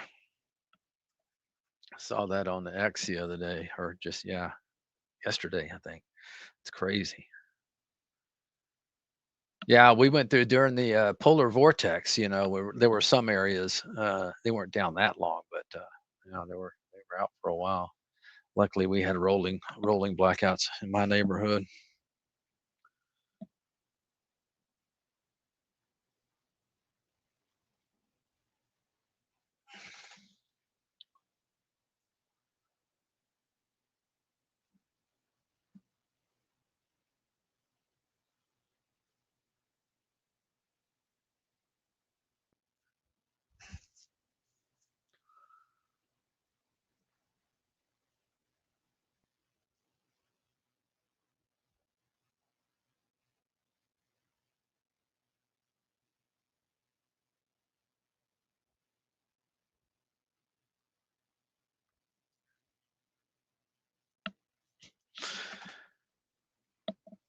IWM is still holding up pretty well, and the reason for that is KRE. I can promise you, if KRE starts to put a little alert right there. I tried to get TZA today, but it's like KRE was still it's too stubborn.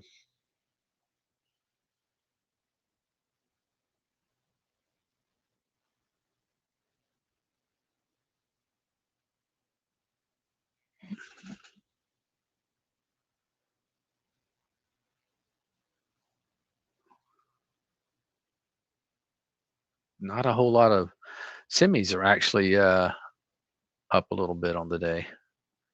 Ooh, it's a nice little area.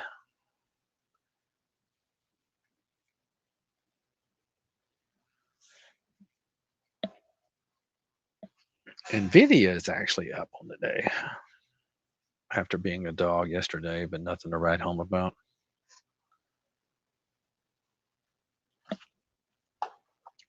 Okay, SMCI. So that's the way you're going to do it, huh? You little dog. Well, at least I got some.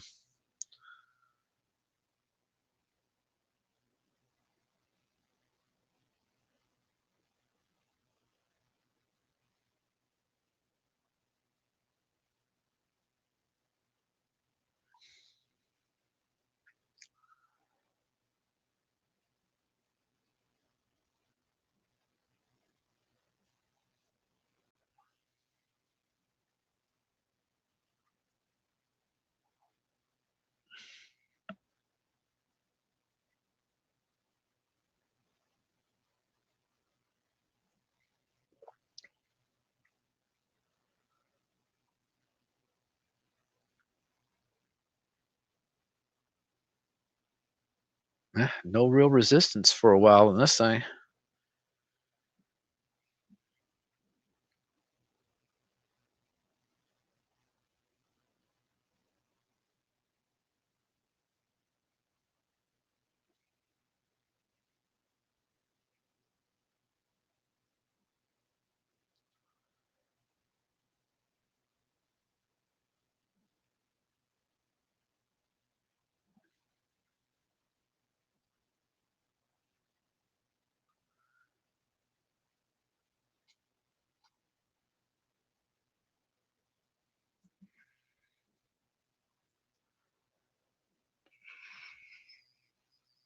Now Ray's getting a little bounce.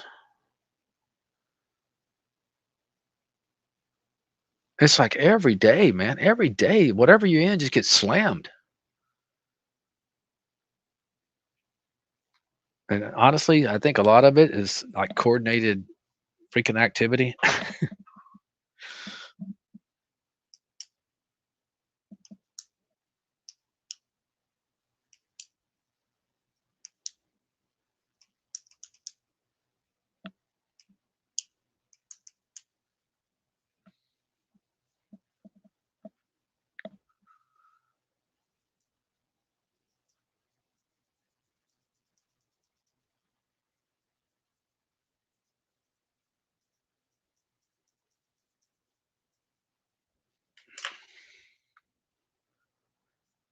I'm telling you, Peppy, it's like it doesn't. I mean, like the seems like the last 2 months. Yeah, it's just like you open up and everything gets slammed.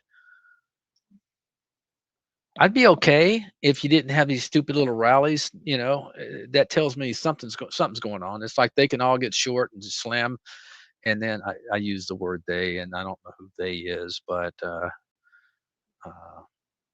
evil Wall Street people, and then you look at the end of the day, man, they're right back up.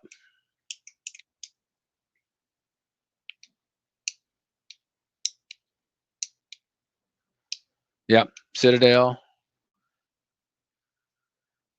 uh, Goldman. I should say I don't know who it is, but I'm just seeing, man, it's and you know what? It's really gotten out of hand since AI. Since it's like, okay, they got a bunch of AI bots in here now, and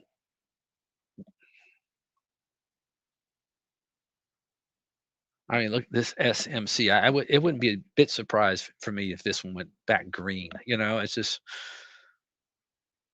I mean, it's very uncommon to have earnings and then have, hold up well, up huge on the day, nice, huge six relative volume, and you open up and just basically slam the whole move down. Now, if it ends up going, back below 28, and then I'll just write it off as maybe they're not, maybe the earnings weren't what I saw, but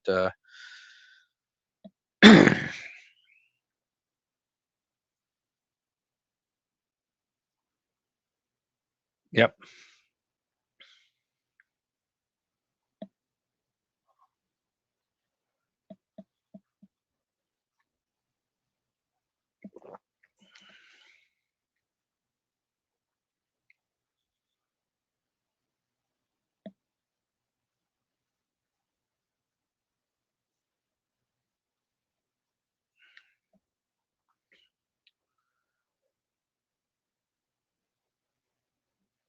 All right, let's see. I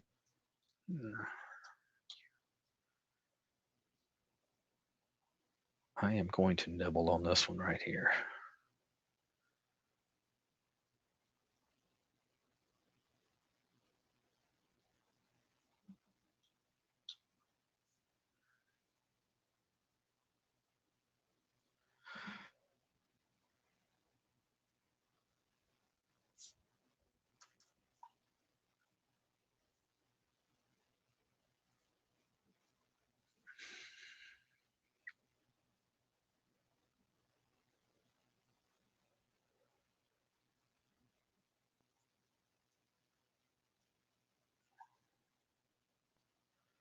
Bought it at 27.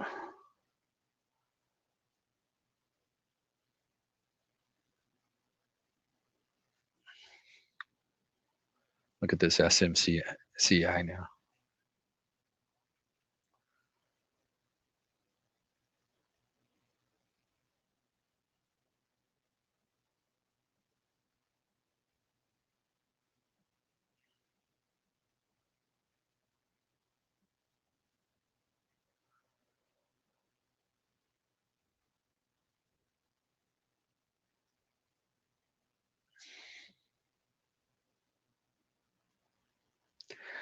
Yeah, that silver is yeah.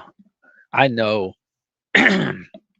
As long as I've been trading, which is a very long time, uh, they've gotten in trouble, for doing that. I mean, it's not a guess. I mean, they have actually issued fines for the manipulation of silver, but it's just a wrist slap.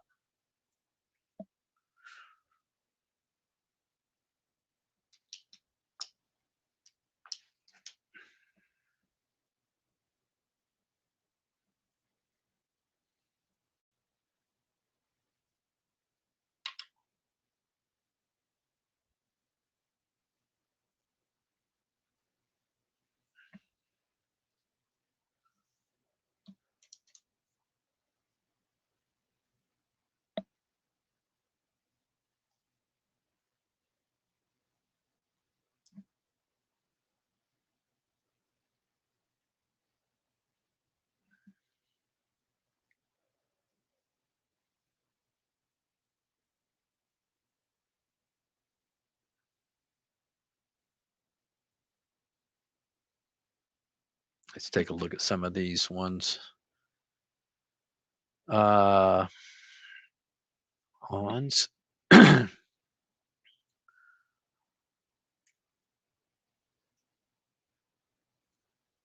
BTS trying to get a bounce. These things are extremely oversold, but doesn't mean they have to bounce. That's for sure. Oklo trying to poke its little head through.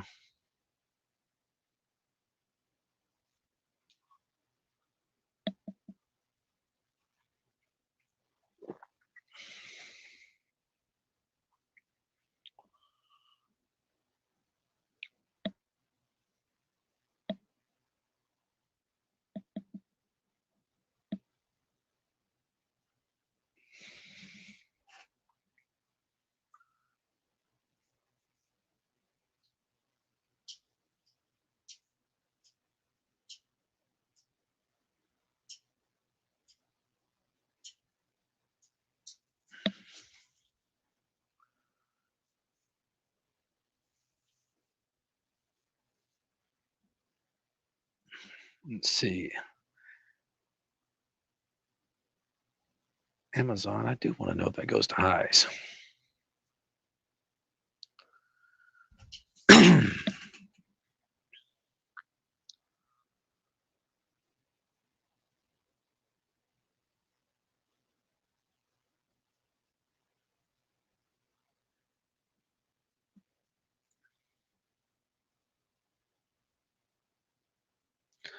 Well, looky here. Got back above its 10 period moving now, but I would be probably close. I'm thinking right around its 50. Hope not. Hope it goes to highs, but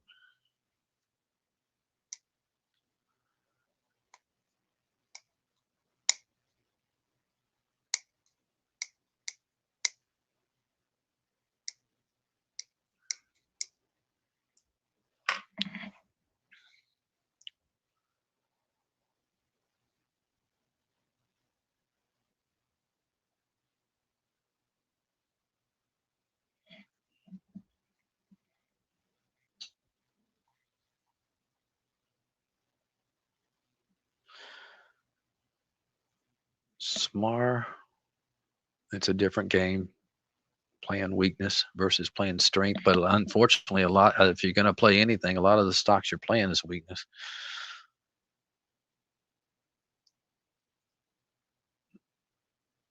Array's looking better.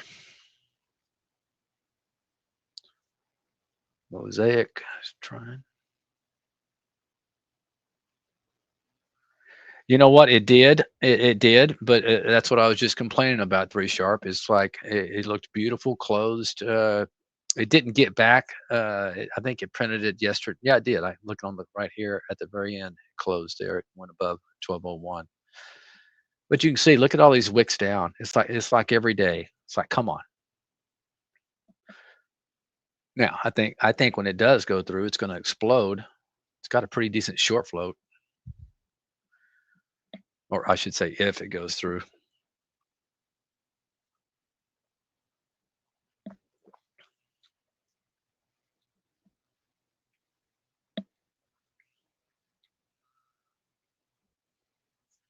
Amazon's actually getting close.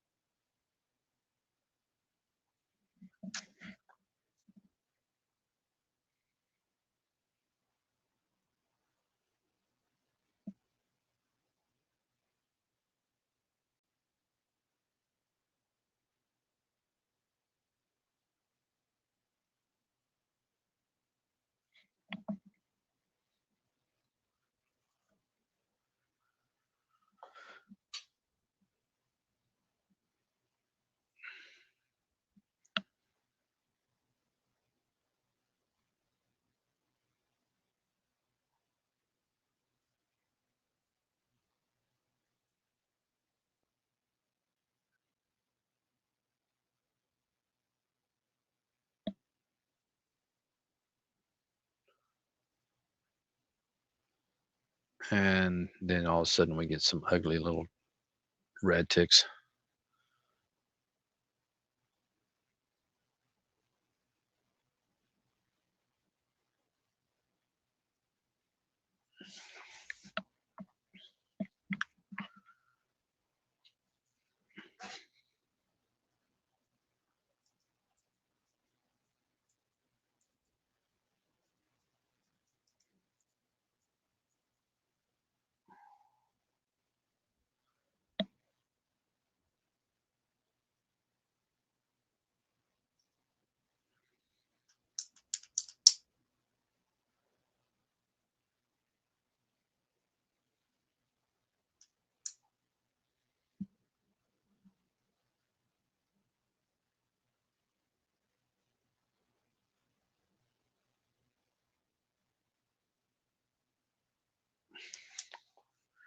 Pfizer looks like it's about to go to highs.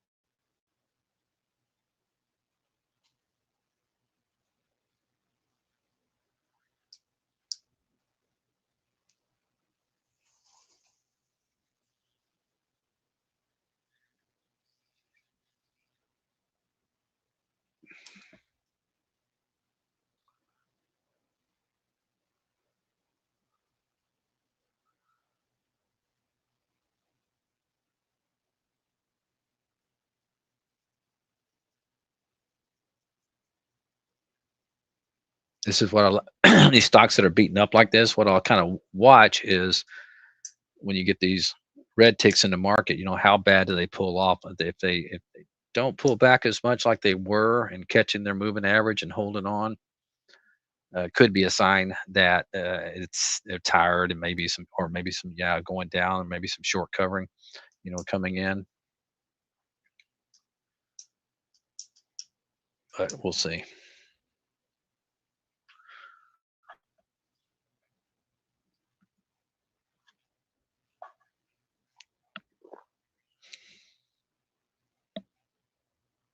that one. It hardly pulled back at all.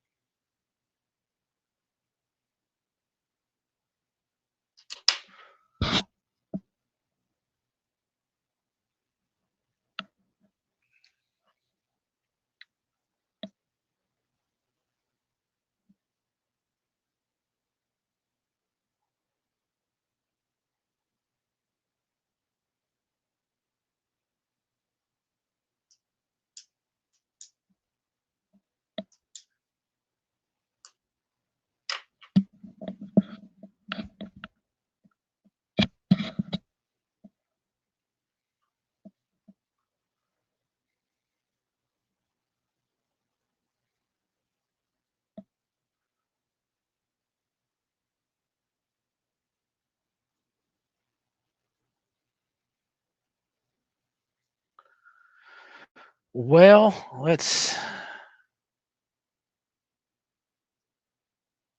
take a look around.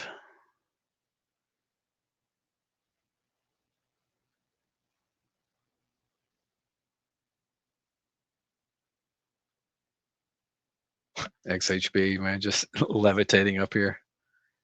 That's why it's hard to get, so look at transportation, home builders, building. Yeah, it's the basic materials. It's like it's hard to get to. It's just really just technology. Seems like it's hard to get too bearish.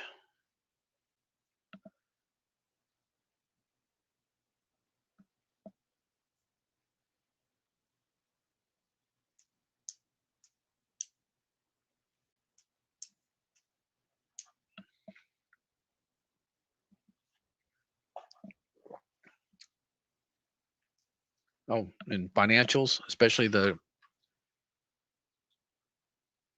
regionals.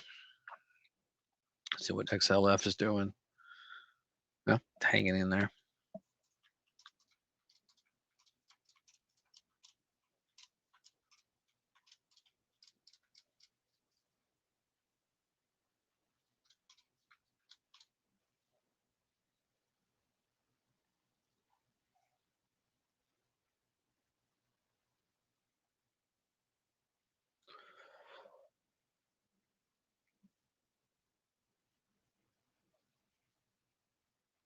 I bet it's going to lows. Let's take a look at the 15-minute real quick.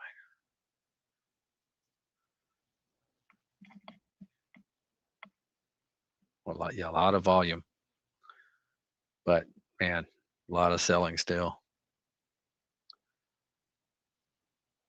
I don't understand Bitcoin that much, so it kind of makes sense to me, but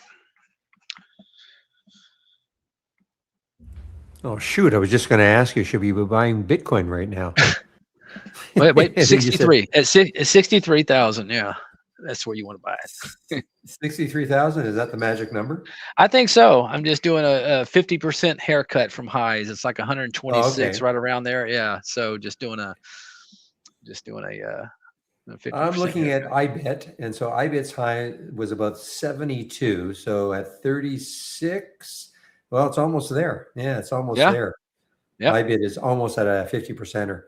Unbelievable, isn't it? Isn't it? It's truly unbelievable. And there, really, I mean, and it's people. I mean, I understand silver. I get, it was way overbought and all that sort of stuff. But Bitcoin, though, with all these different companies that got into Bitcoin and changing their whole business plan, that we're buying Bitcoin, we're doing this and that. And then there's some major guys too. I mean, it's not just these little stupid, I'm a farmer one day, now I'm a Bitcoin player the next day. Yeah. It's truly unbelievable. It really is. Like Steve is into Ethereum, right? I know you talk to him. He's into XR. He's into XRP. Oh, XRP, right? I think he may. You know what? I think he may be in. He's another one. A couple of other ones. I'm not. They're rare. They're, what do you call them? Rare earth. Not rare earth, but they're no. They're not your mainstream. Right. I can't remember what he's in. Okay. But good Lord, man, you're right. What a plummeting.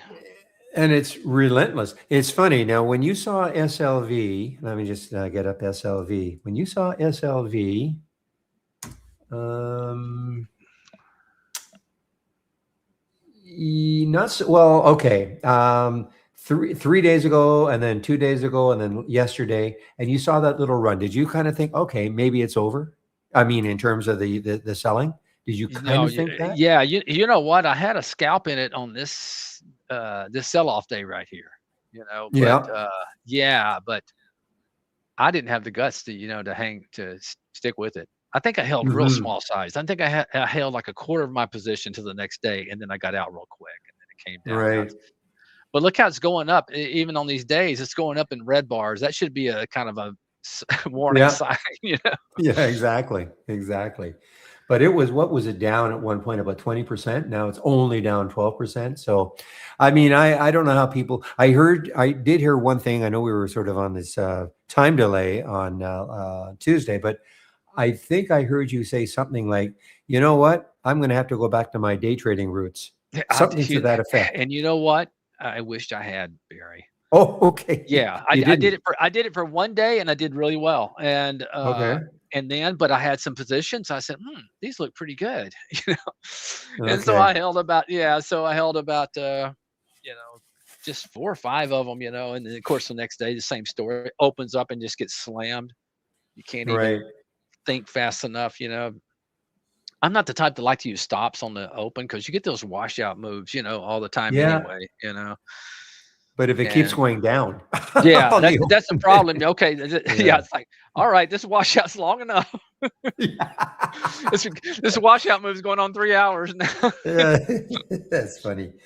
Yeah, well, and that's why, yeah, I mean, I just don't, I mean, I haven't swung trade in decades, it seems, and so Yeah, I honestly, if somebody said to me right now, okay, Barry, you cannot day trade anymore, you're going to have to start swing trading. I honestly, even though I've been doing this for so long, I'm not sure where I would start.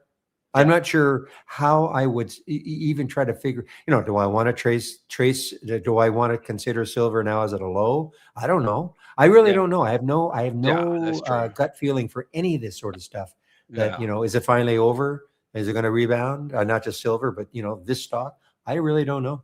yeah. I really don't know. Well, not only that, your years of day trading. This is what hurt me. Has such an impact on your mental acuity when it comes to swing trading. Because, but you know, in swing trading, you want to hold on to something for maybe 2 or 3 weeks, maybe, but you Right. get, but you Yeah. got that day trading mentality. It's like, oh no, it's turning on me. I got, Yeah. I got to get it right yeah, now. Yeah. Exactly. Yeah. yeah. That's why I always try to pound out some and just because I have held on to some for a long time, But if I don't pound out some, uh, I have a hard, I'll wig.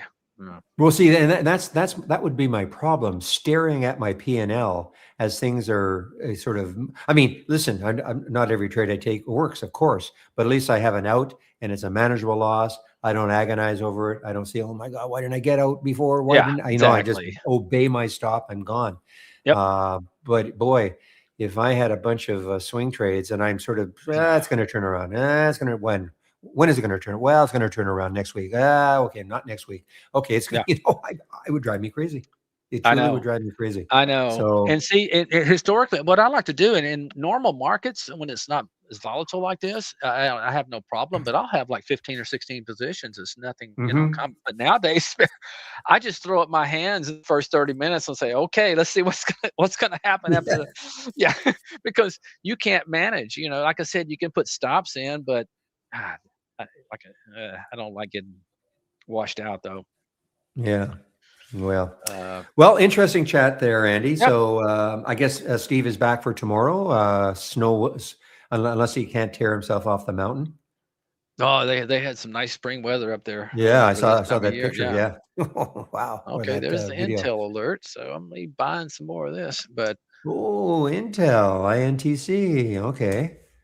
Let's take a you know look at what what? Intel. I see all these semis, Boy, that were at one time just beaten up and then trading. 10 times what they were, Right. just maybe several months ago. And I'm thinking, Intel, all they have to do is push the right button, man. Find that, Yeah. Yeah. make that chip, and I think this thing could just Yeah. explode. Exactly. Just make that chip, baby. So you're right at the What? VWAP with. I don't know if you follow the VWAP at all, but you're right at the VWAP with Okay, Intel. you're talking about intraday, Uh, right? yes. Okay. Yes, yes, I'm Yep. talking intraday. So, anyway, okay. Well, listen. Thanks for spelling me as always, and I guess we'll see you. You're back to sort of your normal time next Friday, probably. Yep. Yep. I'll be back to normal. Steve will be Okay. back. Yeah. All right. All right, Barry. Okay, Andy. Well, man, good luck. Good luck in the Super Bowl, Oh buddy. well, I know All right. it's going to be a nail biter. I know it is not going to be easy. So, And okay, yes, my Pepe, friend. you're Well, correct. Yes, he's in H bar. That's right. Yeah, I forgot what it was. H bar. What the heck is Hedera? My gosh. Well, at least it wasn't an off color one. There's Yeah, some there of you these go. off color. Okay, All I'll right, take buddy. over this take over the Have screen a good from one, you. man. Bye-bye. Okay. Okay, guys, I'm back in both rooms. Yes. And one last couple of things to do.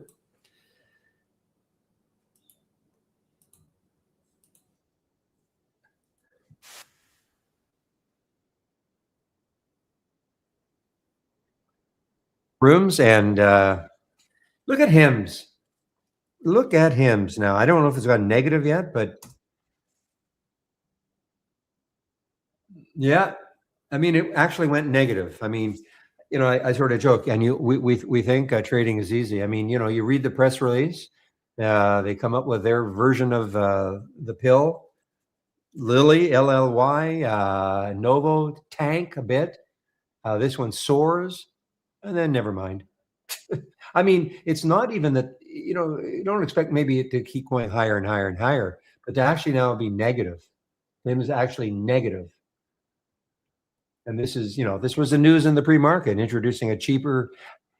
Somebody's going to tell me how to pronounce that. Is it Wegovy? Wegovy? Is it Wegovy? Seriously. You can phonetically put it in. I've never heard it ever pronounced. So I'm going to call it Wegovy.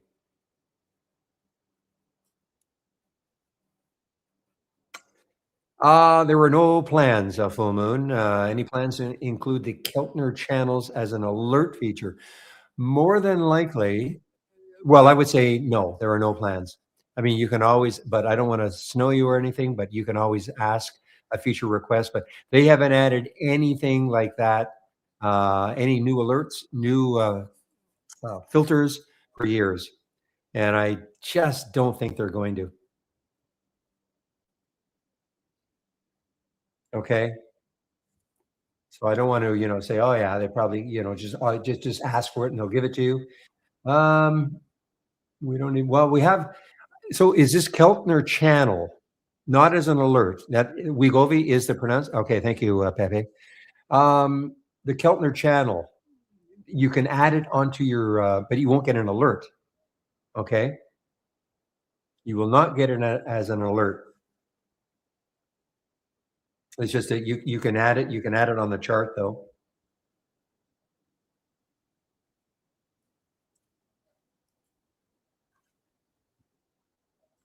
Yeah, sorry to tell you that, but Wegovy. Okay, that's what it is. It's kind of what I thought, but you never know. NVO is suing them. Okay. Okay. I didn't know that. I think I might have read that. Or did you say that they will probably, but now I see what they accuses him and hers of illegal mass compounding, whatever that means. Okay.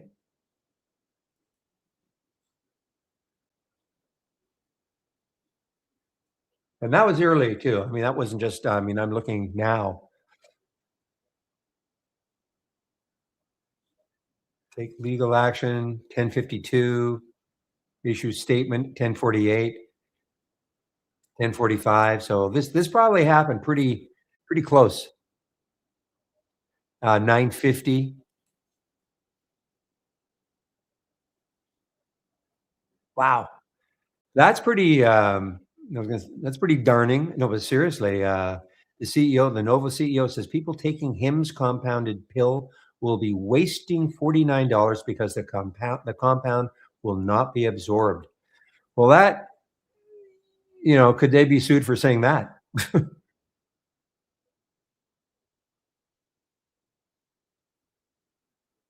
Well, that's the reason. Okay. At least there is some reason. You gotta be pretty darn sure that that's the case.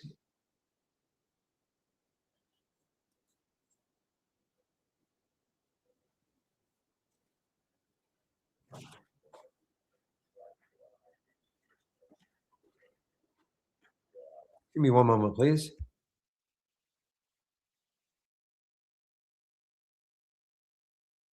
Hey, guys, I'll be back in about 5 minutes, okay?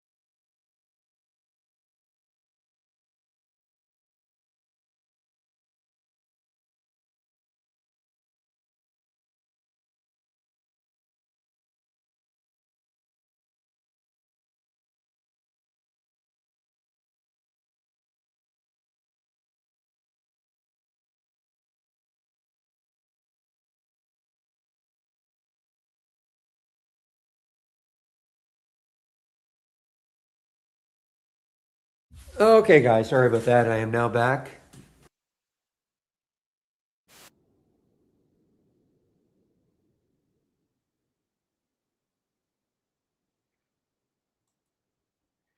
We get Ozempic, but that's I guess I mean that's about all I can really remember from all those obesity drugs. That's the only one I can really remember. I don't think I've never heard Wegovy. Never.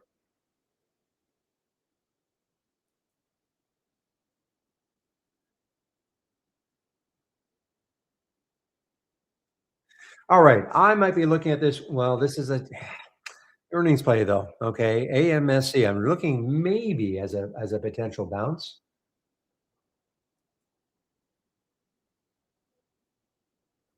Woof. No kid. Well, look at this. I don't know if you guys don't have this one yet, but look at that GDRX.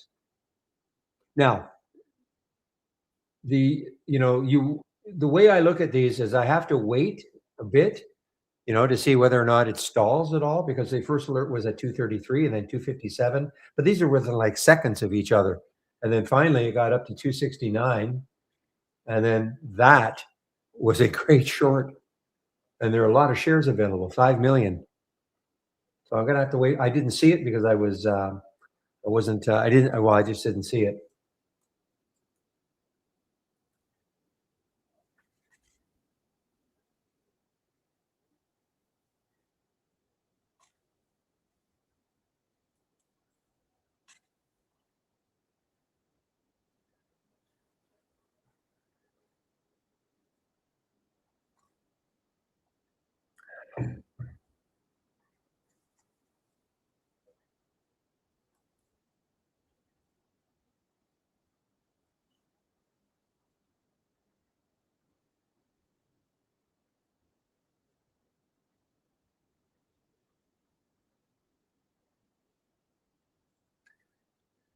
All right, guys. Let's see. It's 116 now. So what I'm going to do is one last time for the day.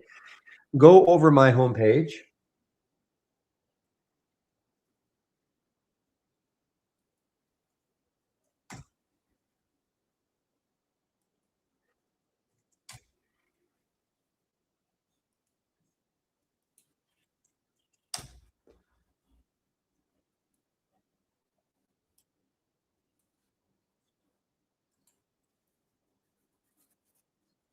Actually, on that also, Pepe, I don't know if there's still a rule. It used to be a rule up here anyway in Canada that a doctor could not come on and sort of say you should get, or people say you should get your doctor to prescribe a certain medicine. Get your doctor to. I don't think we can do that up here. I just think it was one of those things that was considered sort of a no-no. All right, Barry 15. You can get a. Oops, I am muted. Okay, I am muted. I just started talking, so that's okay. I was going to say to Pepe, I don't think, at least I know there was a time in Canada that you could not, for instance, have some group come on and say, get your doctor to buy, prescribe Wegovy for you or whatever. You could not do that. I don't know if it's changed, but because I hardly see any commercials anymore. Anyway, Barry 15, here's a promo you can use to get 15% off, 15% off the first month only, or the entire year of a Trade Idea subscription. Remember, it's the first month only, and both on our standard and premium services, okay? 15% off. And if you scroll down a little bit more, keep it simple. Get the trade of the week. You can sign up for the trade of the week right here. You'll get it it's free. You'll get it before the market opens every Monday morning. And for those of you who are in YouTube right now, we do have another trading room. I'm moderating two rooms, the YouTube room and what I call, well, it's called the trading room. So if you're in YouTube right now and you want to come into a room that has a lot more activity, a lot more interaction amongst other traders, this is the room. Okay, it's free. This room is also open at 6:45 a.m. Eastern time. So if you're looking to talk about with other traders about what's happening in the pre-market, this room is open at 6:45 a.m. Eastern time. I get on the mic for both rooms at 9 o'clock. In education, As always, if you're going to take out a subscription to Trade Ideas, the first thing you must do is the education area. Well, click on the education area, scroll down, getting started with Trade Ideas. 12 short videos to get you started. Will not make you an expert, but covers all the key elements of the program. And if you don't have Trade Ideas and you're wondering, is this the right program for me? Well, you can start off with that second video and go to the end. Should give you a good enough idea about whether you'd like to try us for at least a month. Okay. I mean, the month is just month to month. There's no long-term contract. You can cancel anytime. Back to basics. This is for you if you're new to trading. Free 15 videos. And last, if you're looking for some of the information I'm currently sharing, races, scans, top lists, etc. So here are a couple of races. A large cap race. I should call this the wide open race. You can get some big moves. And Halts Resumes is here.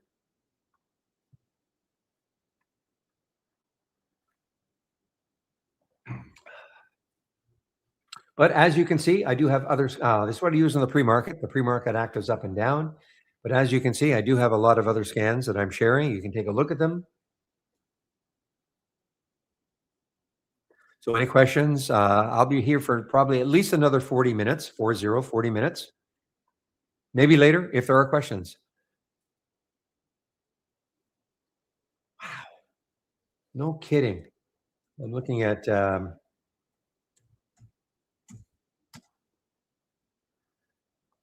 Andy, I don't know if he's kind of joking, but he was thinking maybe a bottom at maybe a bit of a turnaround at 63,000.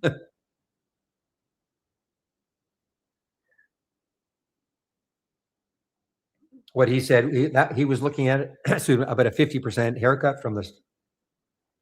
Give me one moment.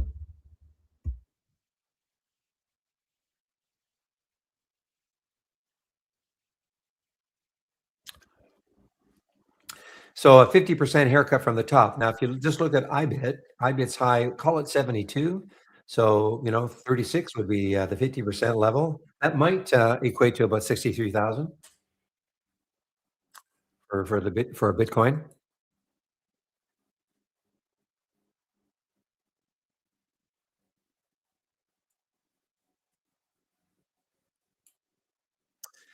I don't think so, Rob. Let me check.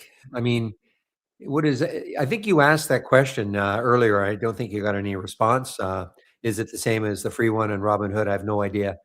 I got a little excited about the Anchored VWAP. I actually bought the book and all that. And I thought, but see, for somebody like myself, I just didn't see its use for day trading.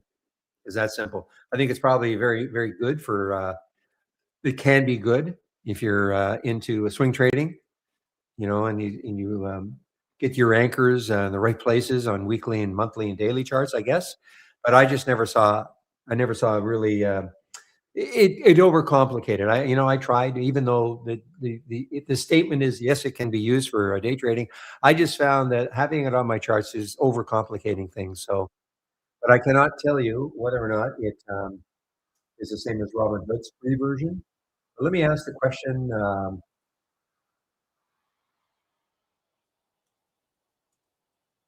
I don't think so, but let me see.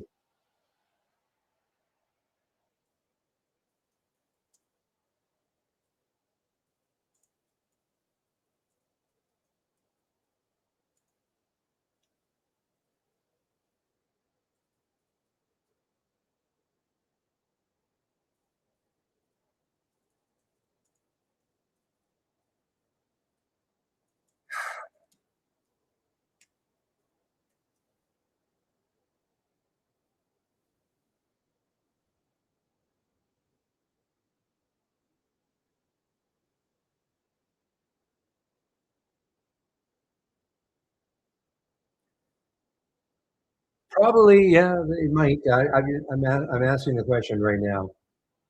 See if anybody answers me.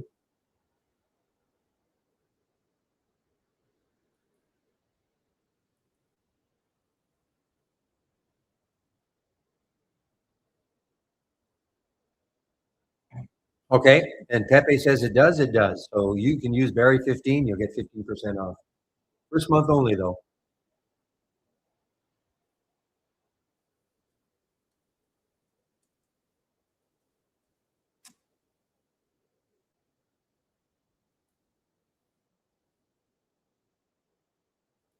Now, before you take it, I don't know if you read, if you click on new from the toolbar, maybe you've already done this, dock channel bar.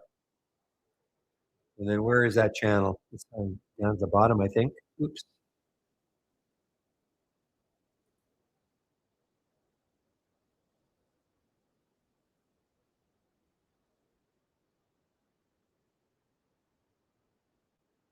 Anchored VWAP, okay? So I think there's a video that pops up somewhere, or at least this, okay? So at least this will give you a bit of an idea about what it's all about. I don't know if you've already done that. And here is, yeah, here are some, there are a couple of videos that, well, at least one video anyway, okay? So before you commit, I don't know if you've done this already, but if you've looked at this and you say, yeah, I like it, okay. But I would look at this channel first, take a look at what it's trying to do, and then take a look at that video, okay?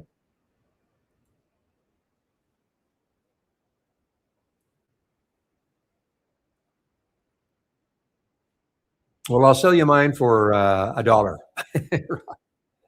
It was a good read, okay? I enjoyed the read, but it's just not for me.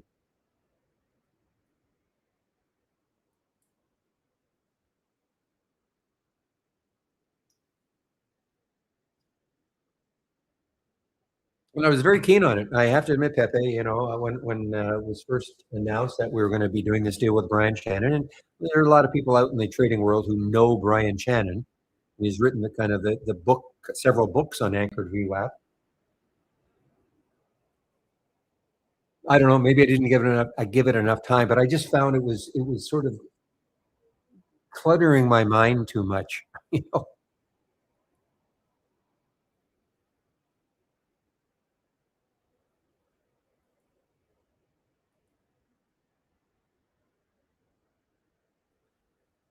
Kelly B, how many?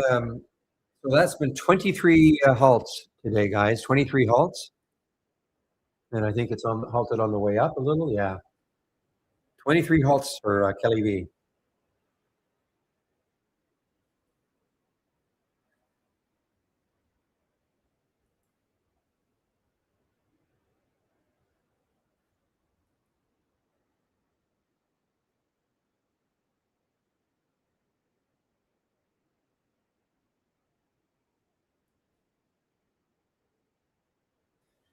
Yeah, so I'm looking at some of these bounce plays right now, guys. But look what the market's doing. Okay, look what the market is doing.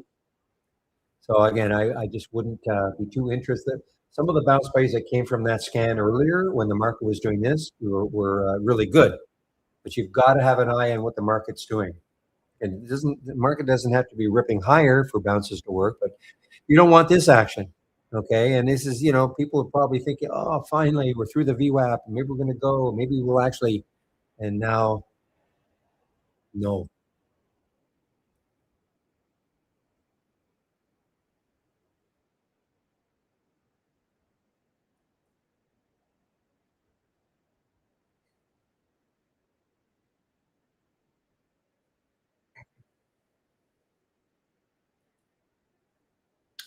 So the same thing. I mean, this is a potential bounce, Corvus, but, you know, I just don't like the way the market's going. So I'm not going to try to play a bounce on this.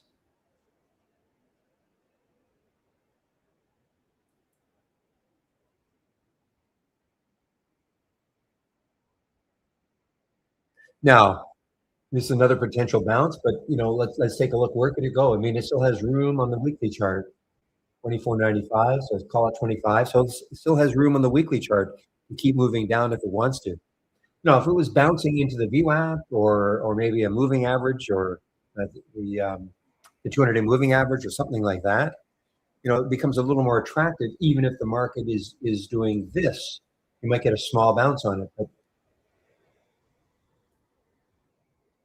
so it's like anything else. You get an alert, doesn't mean you just automatically take the trade.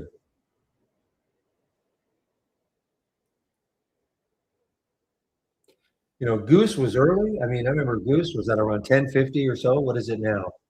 Yeah, I mean, it hasn't moved. Really has not moved. I mean, I guess one could say that it moved from 10.60 up to 10.80, but nothing, really not anything fantastic.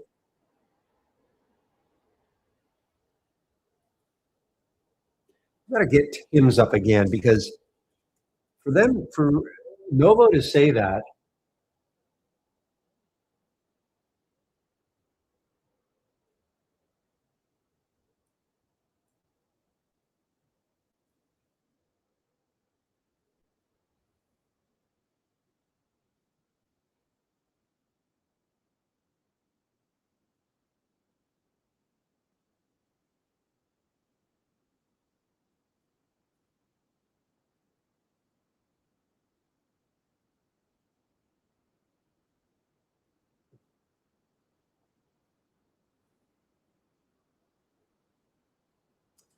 Okay, so here's the refutation by him and hers. This is not the first time, nor will it be the last time by Big Pharma has suggested taking an accessible, customer-first approach to healthcare, etc.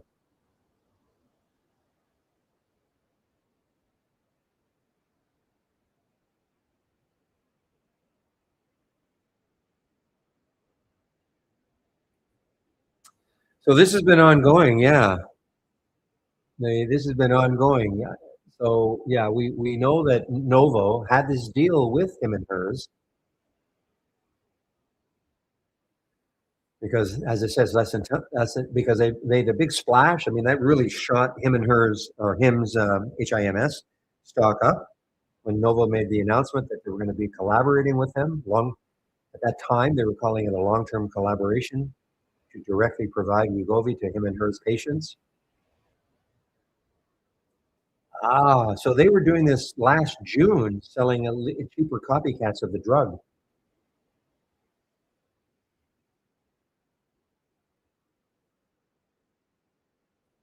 I mean, that's last June. So what has happened between to that drug and now? I agree. I think you're right. I think there was some kind of a drug shortage for the semaglutide. What was it called?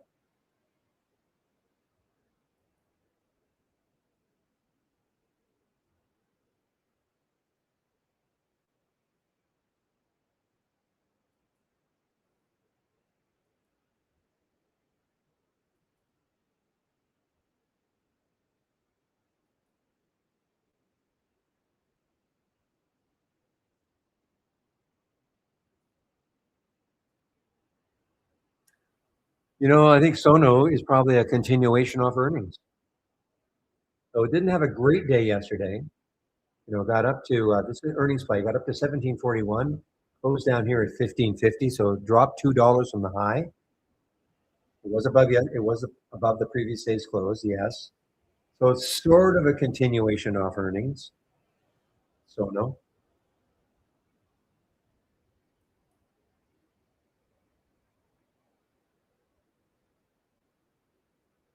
boy, this was finally a little bit of a pop here for Fluence, but not much, and maybe the trend is still going to continue down. A little respite from the downward trend, which was basically all day, then had a little pop. Yeah, pretty good pop. It was about $1, but trend is now resuming its way down. What is the low of the day? 1957. So it's getting close to that low of the day.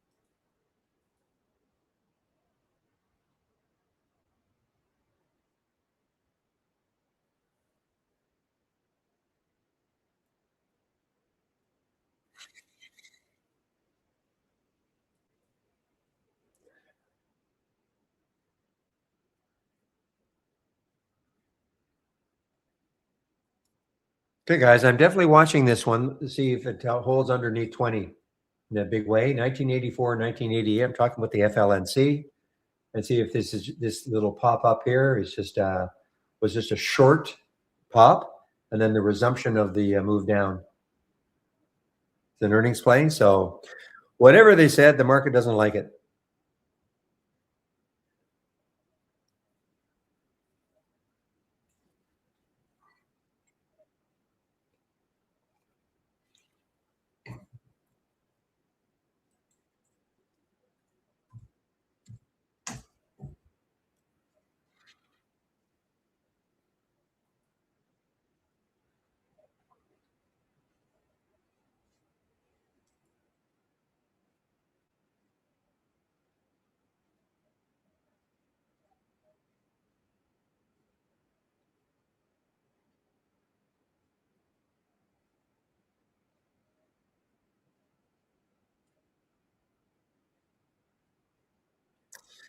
Well, the lemon is still hanging underneath $2, LIMN. I mean, this has just been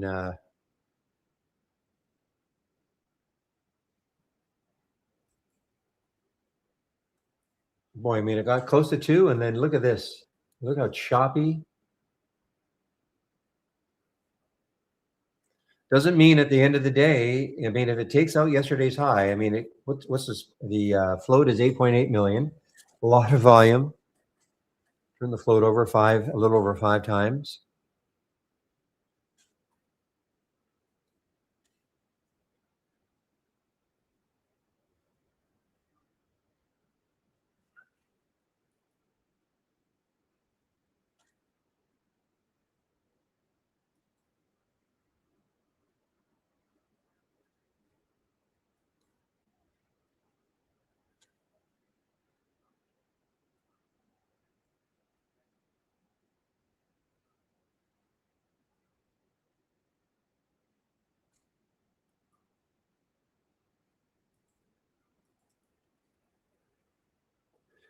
Meanwhile, we've got Kelly B with its 200,000, 255,000 in the float.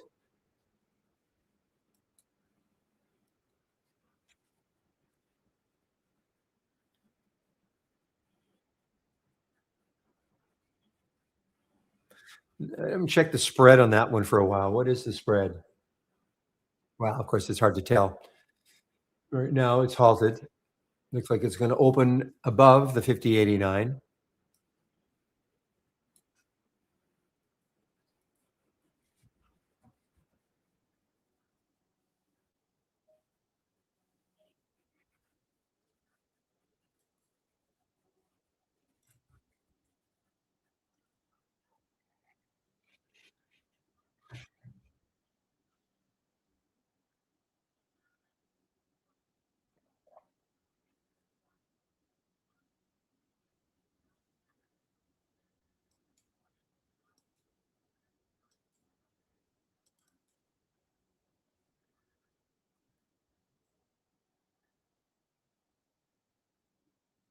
What?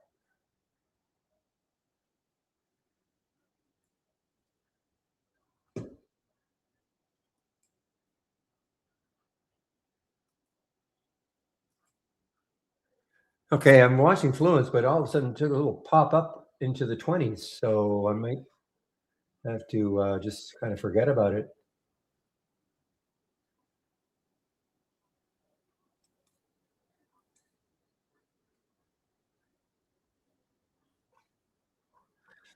Boy, it was really starting to work the way I thought it would work. It's not a big pop, but I'm going to keep watching to see if it gets back into the 1980s. And that's the FLNC. Can we take a look at Onto? Sure. ONTO. Not Toronto, but just Onto. Okay, way out of the price range I normally look at. But okay, first thing I see, of course, is that so it's up a little bit. It's not an earnings play. Don't know if they had any specific news. But what I do see is that it's coming into the VWAP. So I don't know what you're looking for a way to short it or to go long, but it's right here. It's right at the VWAP area.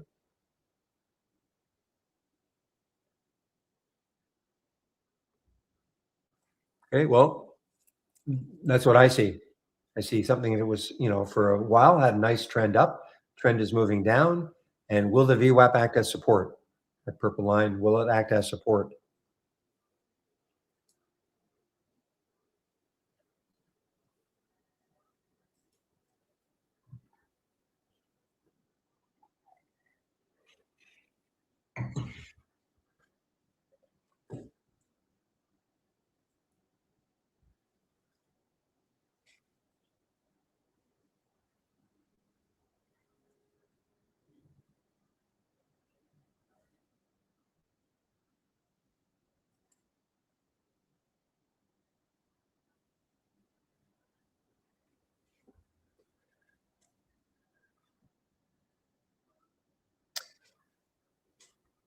All right, I'm going to just take a look at the channel again, the sector status channel, see if there's anything that is changed.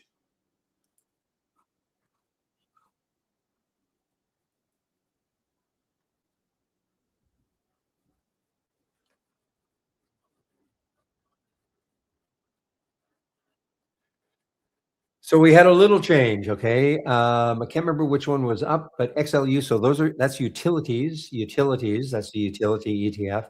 There was something else that was up. I can't remember what it was. Barely, but so this is now the only one that's positive for the day. I mean, barely. It's up 0.1% from yesterday's close, and silver. It's got to be still leading the charge down, though it was down about 20%. So it's recovered a little bit. It's only down 11.9%.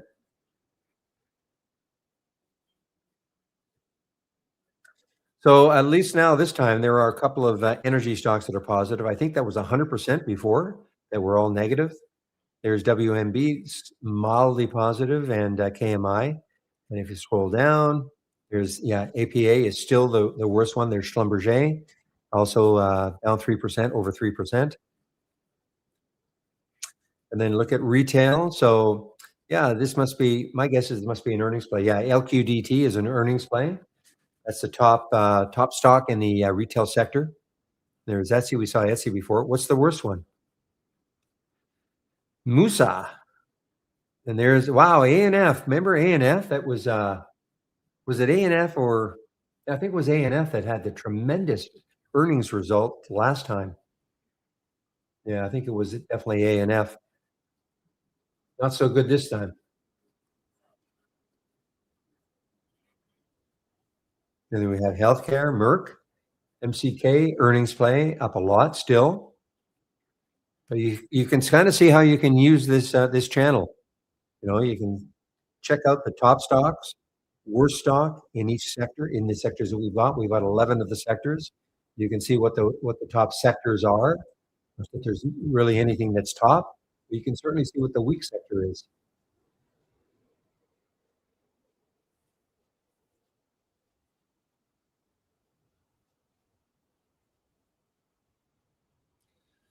Yeah, so that's what my normal premise is that if the market gets a little jittery, utility stocks should do better, because these guys offer dividends typically. So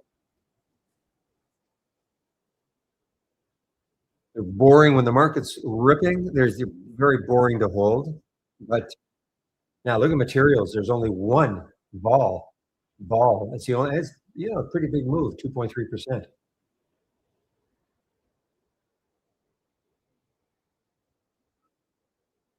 But every other material play is down, including FMC down. Wow, down 21%. Even though it's had a little pop.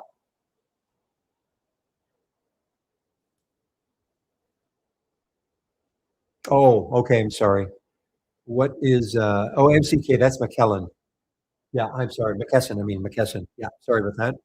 So McKesson, not Merck.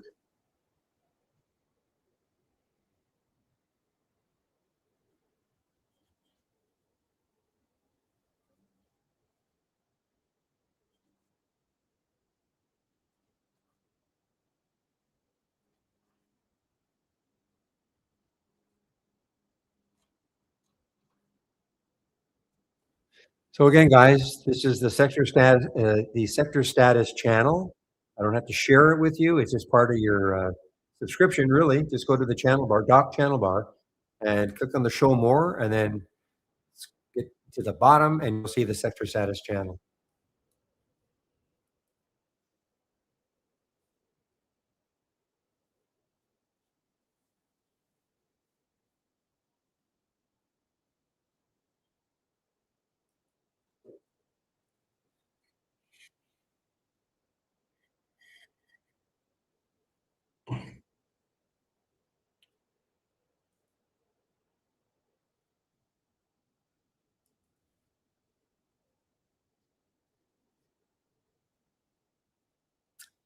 And this is an earnings play, Warner Music. This is an earnings play, WMG, and great.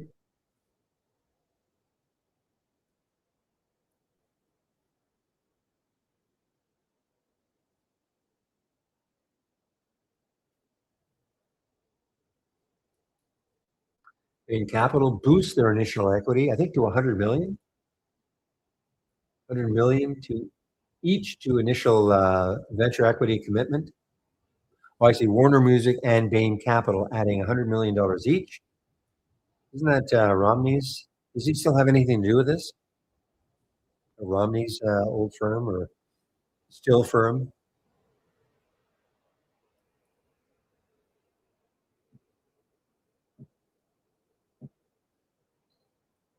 Yeah. Oh, I know he's alive. We're not saying much, but he's alive. Peloton had earnings today, really? Okay. And how are they still around? Yeah, they did have earnings today, down only 27%.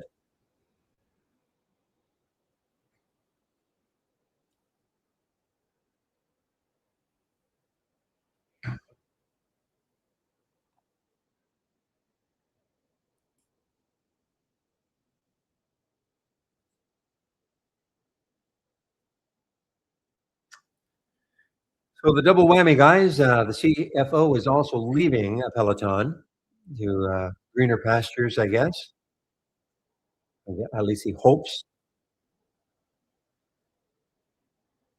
And I shouldn't say he because it's a she, Liz Coddington.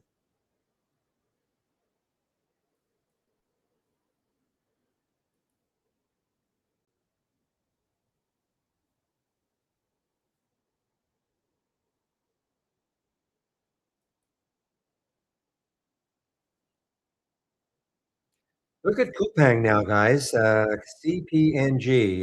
This has been, shoot. Yeah, I just started. I've been watching it all day. I have it thumbnailed and I turned my head for a bit and missed this move down. So they have a problem. Ooh, and also, so the U.S. House panel issues subpoena to Coupang. What is part of a discrimination probe? Okay, that's not the reason. It was all about data breach. So is this something else? Seeks documents between Coupang and the Korean government. Oh, okay.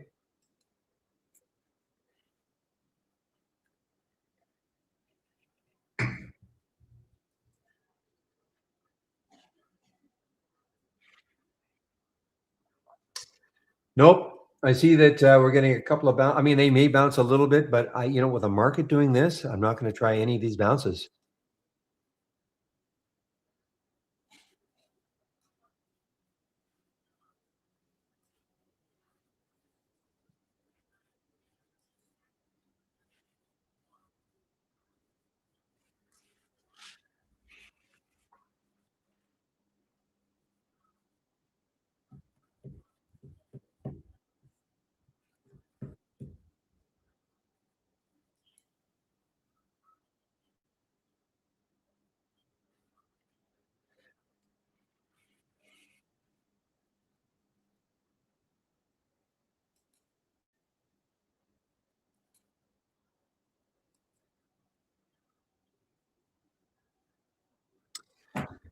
All right, guys. Well, I got about 10 minutes left, unless there are questions. So now, William, I didn't see when you were going to keep the room open to, if at all.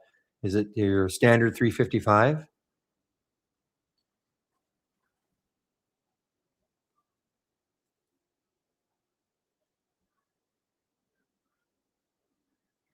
Amazon. Well, maybe Amazon will lift the market a bit. Let's see what it looks like ahead of earnings. Though you got to doubt it. Market is just not happy with virtually, well, any tech stock.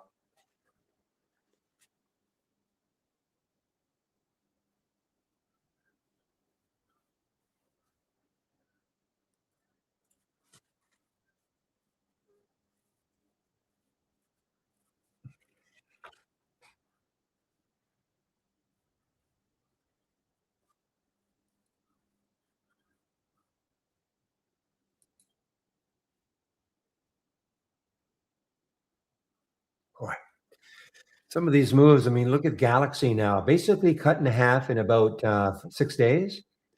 We're a $35 stock up here, approximately 17 now.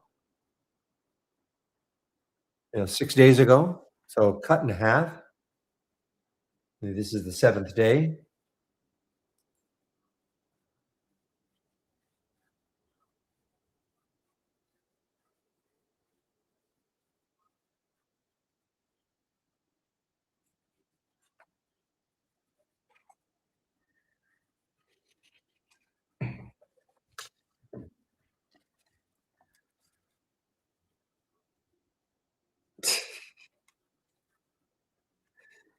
Oh, William, getting all religious on us.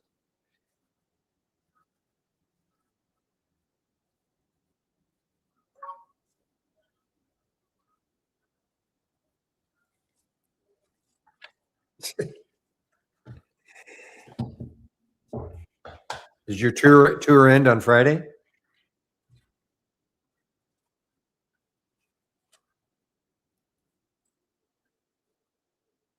Yeah, you're right. LIMN. It is again testing that $2 level. I have that one thumbnailed. I have a price alert set at the high of yesterday, which is not that far away.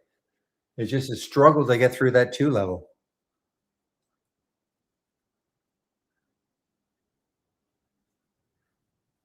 Ah, son of a. Ugh.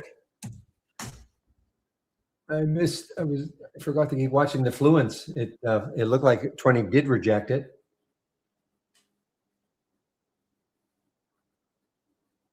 Yeah, I got up there a little over 20 and then it came back down. I was looking to take this, in the 19 low 1990s.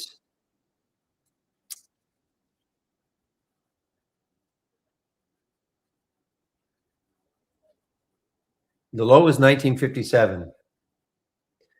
And when you look at a daily chart, I mean, look where it got to, and look over here. That is looks like that was, for the time being anyway, that acted as support. Look at that daily chart, all this area here, and that's where it got into. That kind of acted as support for a while anyway.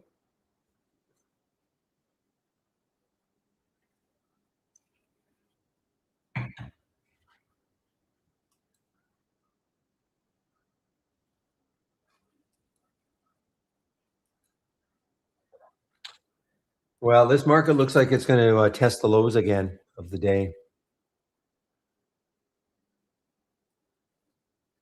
through the VWAP.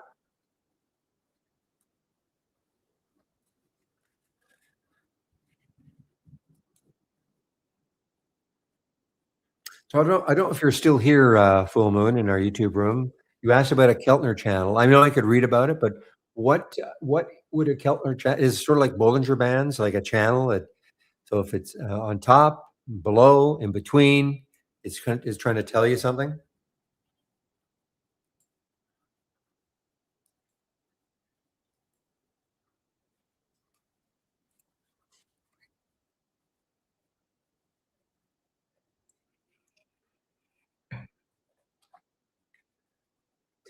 And also, even if we did have it, it probably would not be available as an alert. It would be available as a filter. Just looking at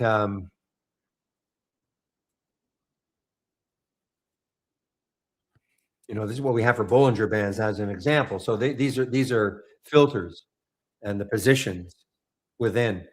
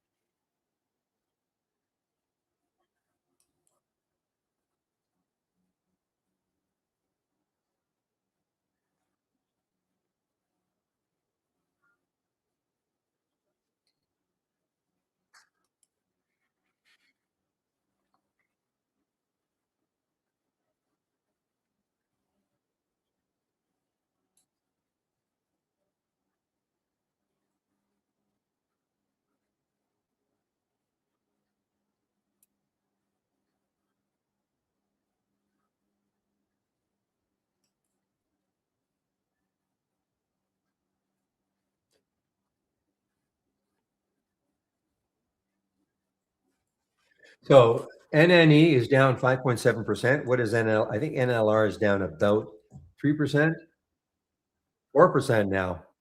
So again, this is the ETF for the nukes and uranium. Okay, thank you, Pepe. That's what I kind of thought. Even if the Keltner channel was available, it would not be an alert anyway.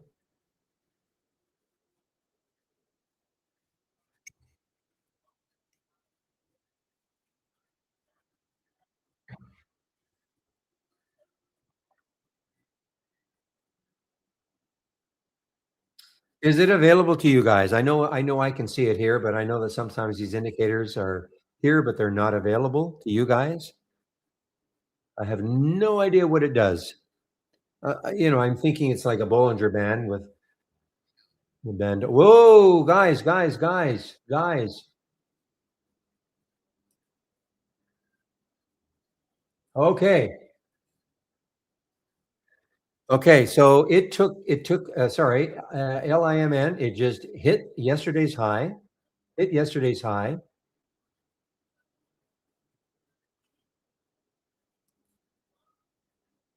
It is available. Okay.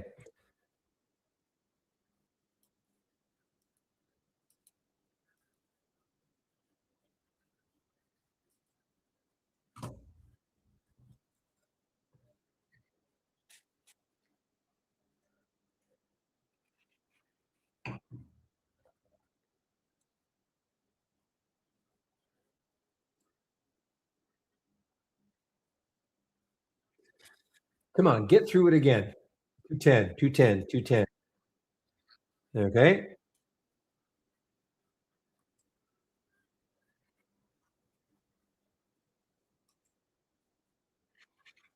Yeah, I'm doing more than watching it now.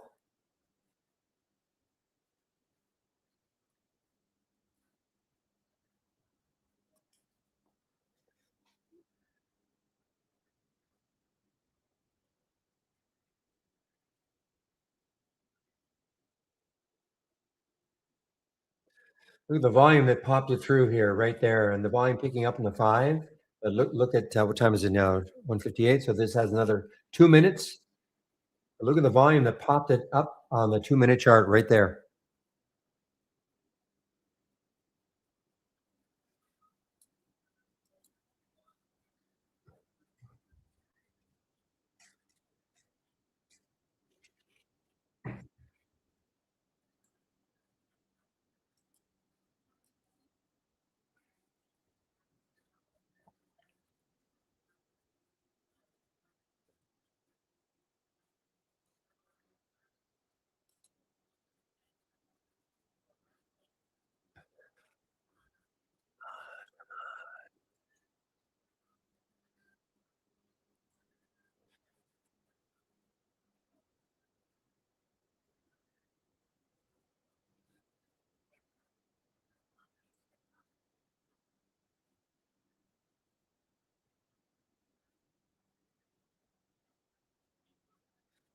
So when we look left, I think we saw on the weekly chart, where do we see the next high? Yeah, the next high on the weekly chart Not saying it's going to get there, but it is at 260.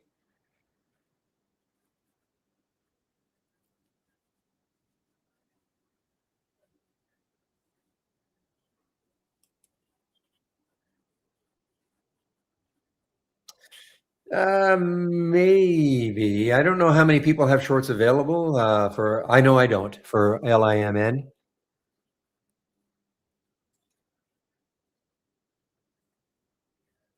Okay, because of this, okay? See how it's gone parabolic right here? So I have taken some off, okay? I've taken some off because it's gone parabolic.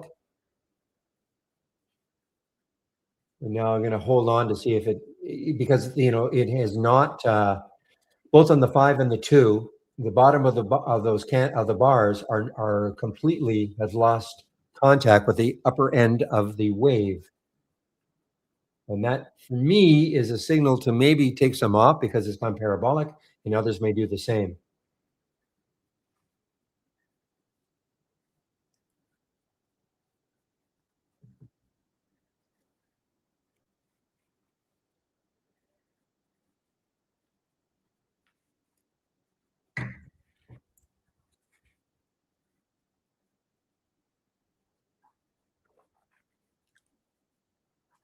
So many places that have seen this right here in this race right here. If you have the compare count window open here, I do have it open on one of my other monitors.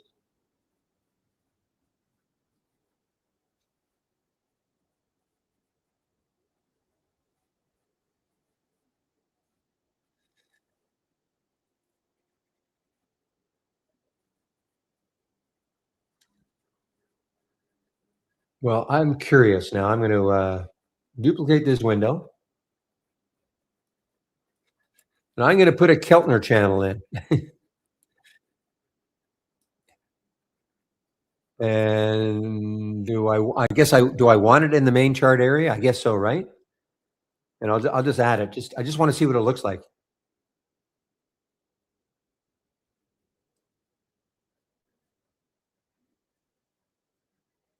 Oh, I see. Okay. So these lines here. So it reminds me of what Bollinger Bands do. So these lines here are the Keltner channel.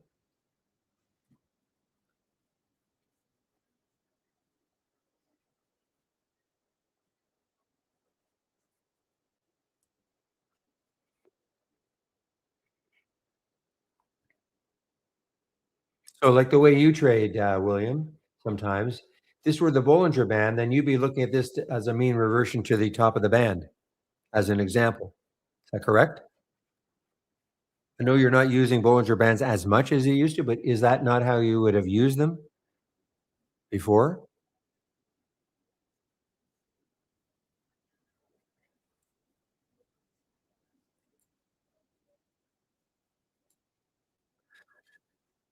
So I love that. How different are Bollinger Bands from the Keltner channel? I know I could look it up.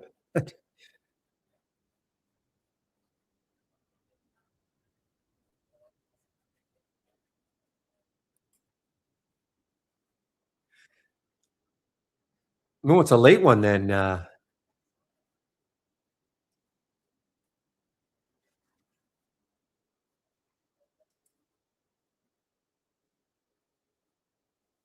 Okay.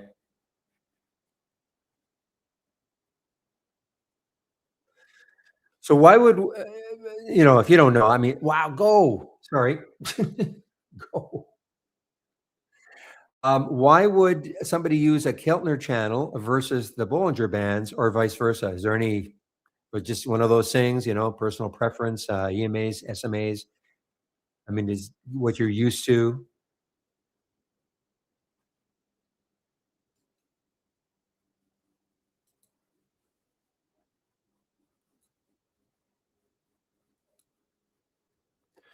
All right, so I just added the Bollinger Bands. I just added the Bollinger Bands here. So on the upper now, it's interesting, diverge down here.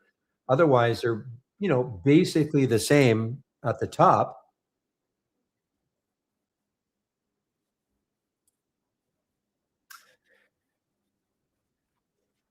Hello. Let me see if I can. Anjali Pujar, uh, uh, Anjali Pujar. If I'm sorry if I mispronounced it.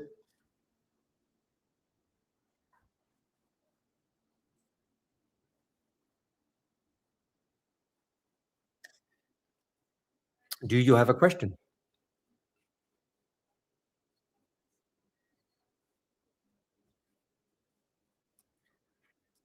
Okay, I am here.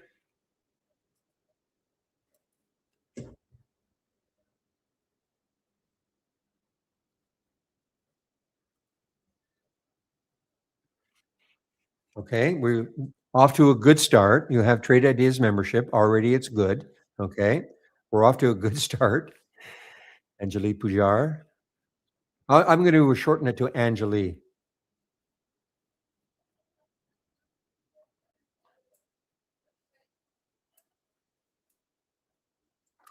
Okay, so the AI signals. Okay, I can help. Um, Now, would you know? Did you take out a standard or a premium subscription? Do you know? Are you month to month? Standard. Okay, so you know your standard. Okay, so this is the main reason people take out a premium subscription. Okay, you have access to what we call our AI, and you get these alerts. There's nothing to do. I mean, you don't have to configure this at all. You just wait for the alerts to happen. How you trade them, if you trade them, of course, up to you. Um, Today, we had some great ones on the short side, some great ones. Um, these all these top three. I mean, this one's 19%, 18%, 4%, 2%. Could be even more because it's how you trade them. What I mean by that is, I mean, I don't know what that this one NPT got down to.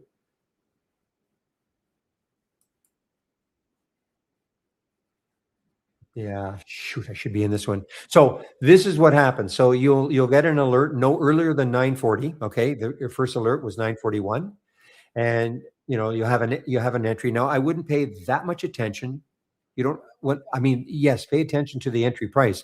I like to call it more of an alert price.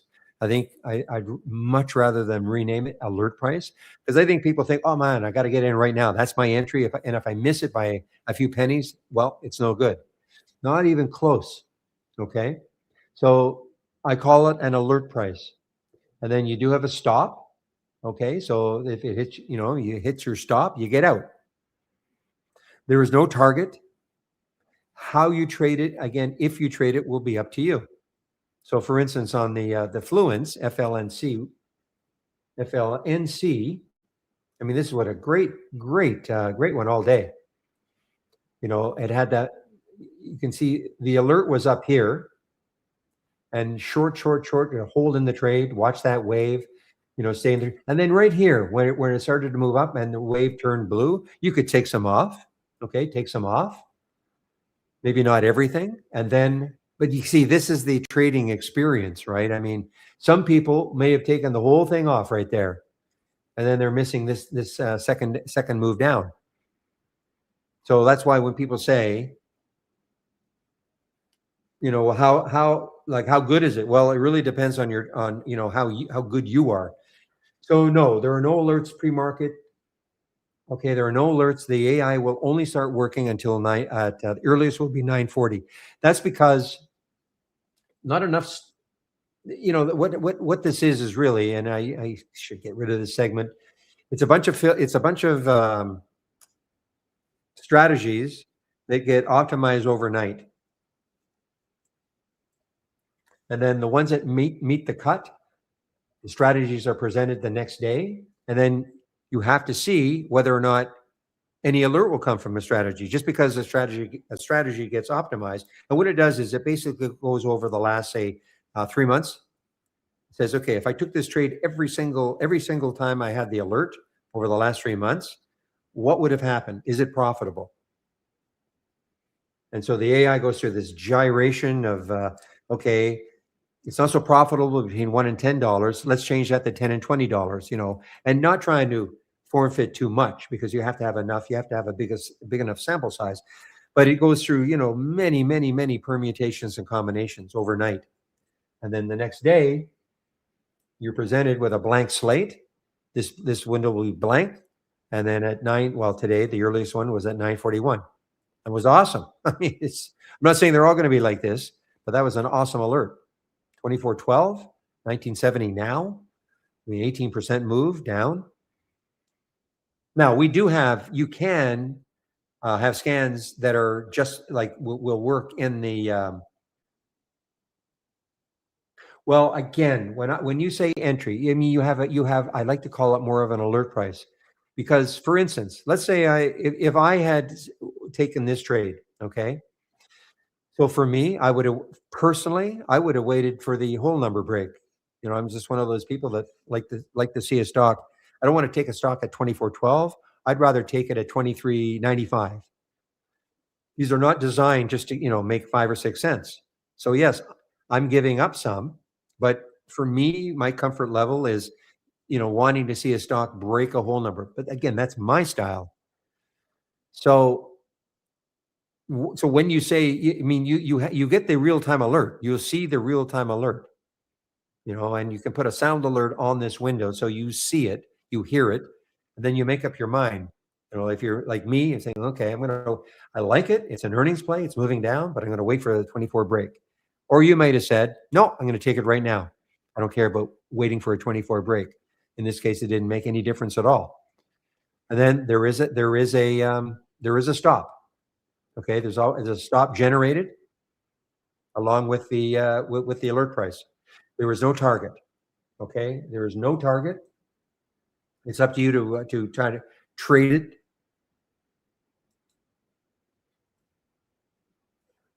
What I've been finding,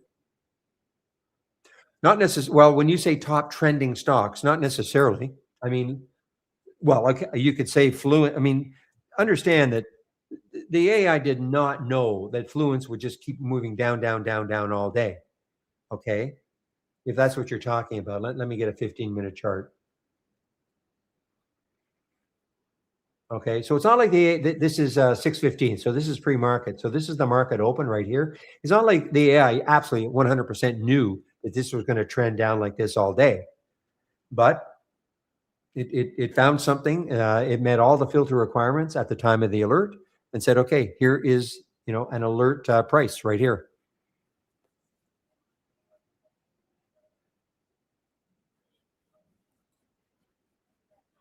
And it's not necessarily the top trending. I mean, it could. It's hard to define. Okay, it just means that one of the strategies that made the cut for the AI picked this stock, hit all the filter requirements. Are you brand new to Trade Ideas? Okay. Are you brand new to trading? Okay. So then you understand the concept of, I'll show you this one. Okay. Here's my bouncers and toppers as an example. And I'm sharing some scans. So in this particular scan, so it's looking for stocks between $2 and $50. The volume has to be at least 500,000 shares. In 2-minute range is at least 15 cents. So the 2-minute range is 15. The stock has to be down at least 3% from yesterday's close. RSI is a very low RSI, so no more than 15. Okay. And then now I have put a delay. I don't want to see any alerts until at least 20 minutes into the market, because in the first 20 minutes, things can go up and down. So that's just what I've done. But so the bottom line is, if all these filter requirements are met and the stock makes a new low, I get a real-time alert. So with Trade Ideas, you can construct your own set of, your own filters, how you like to trade. You probably have a price range you like. This is all part of the standard service. Okay. Do you have a Mac? Tell me you don't have a Mac, Anjali. Tell me you don't have a Mac. Okay, no Mac. Good. No mass. So you do not want to be using the browser version, okay? You want to be using the downloadable application, 100%. Okay, so you have a toolbar that looks like this. The browser version is basically, we're not even really supporting it anymore, and it just doesn't have all the features that that you have a Windows PC, so that's excellent. So download the from the home page. Let's see if I can find it for you. Pepe, I'm sure has got it.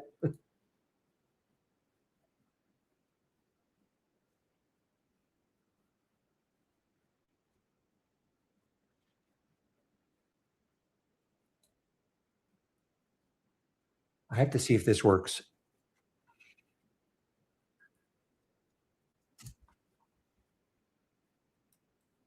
This doesn't work. It's unclickable. There you go. Thank you. So when you do that, you just put the link underneath, okay? And so you want to download, now, maybe just do this. I mean, some say the beta, I mean, I've really had no problems with this, but download here, TI Pro 5.6.104, okay? And then and if you're new, which you are, you said you're new. So the next step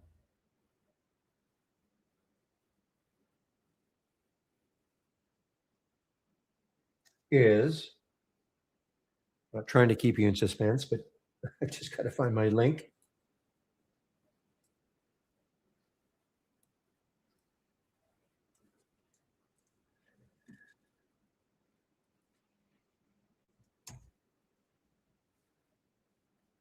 So once you've downloaded it,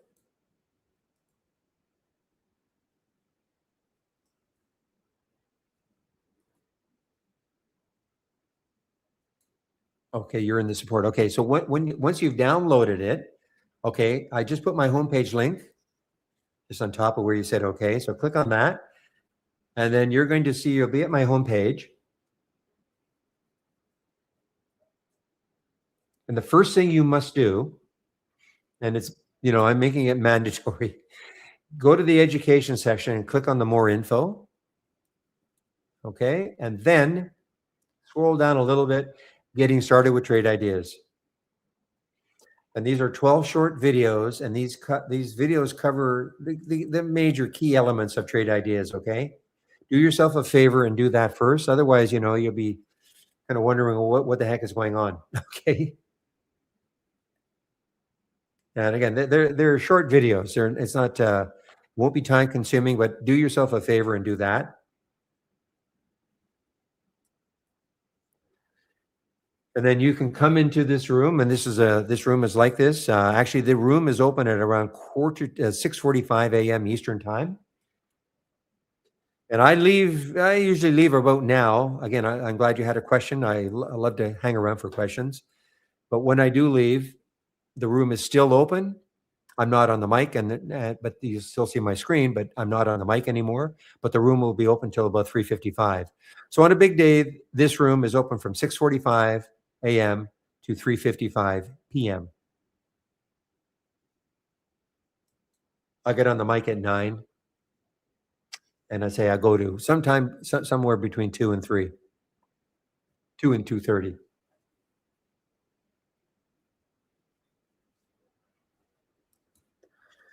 But if you've got any trading experience at all, we've got a lot of different real-time alerts and filters that should be able to find a way to combine them.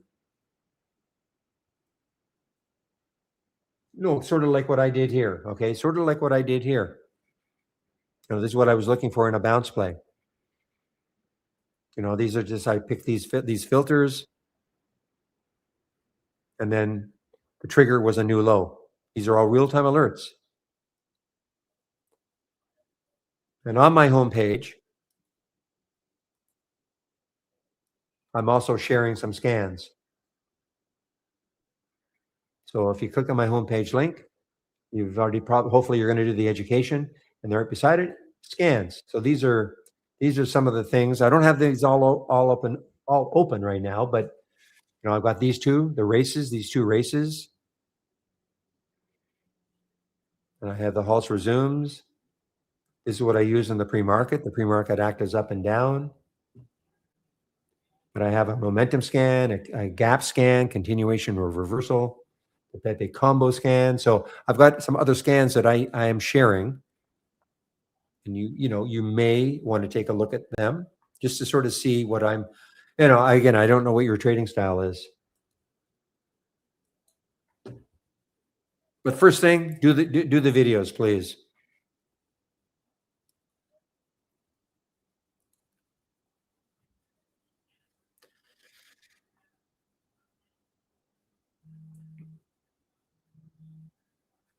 So Lyman has been excellent, guys.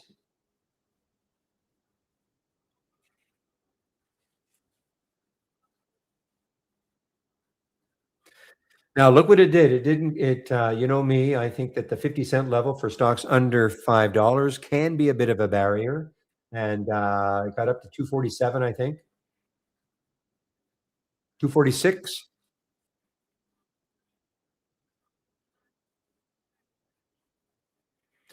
Which means I don't have very much left. Okay, I don't have very much left. I mean, I was lucky. I was talking to Angeli, and I had my eye on. I remember I have another. Have anything I'm in, I have thumbnailed on another monitor, so it's not like I had to see it here.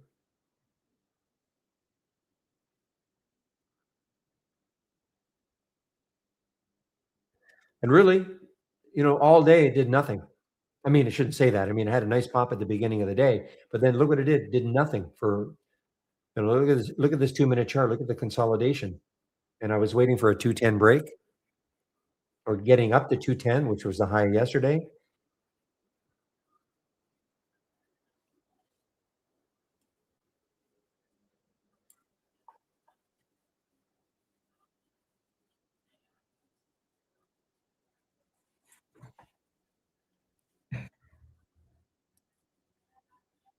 Yeah, I'm online from 9 o'clock to, well, right now it's almost 2:30, but certainly between 9 and 2 Eastern time, Monday to Friday. I'm on the mic. I mean, you will see. I do some work in the pre-market, but I'm not on the mic until 9.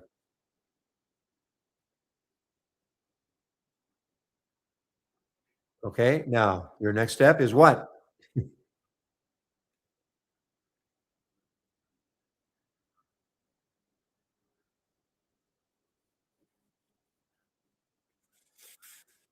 Probably. That's right. Right, Pepe. I mean, yeah, it should be the same credentials that you used. Yes, thank you, Pepe.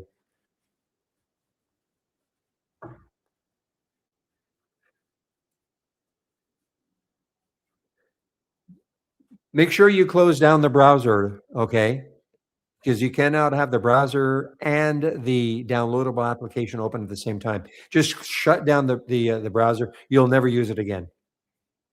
I don't mean shut down your, you know what I mean. The Trade Ideas browser version. Just shut it down. You'll never use it again.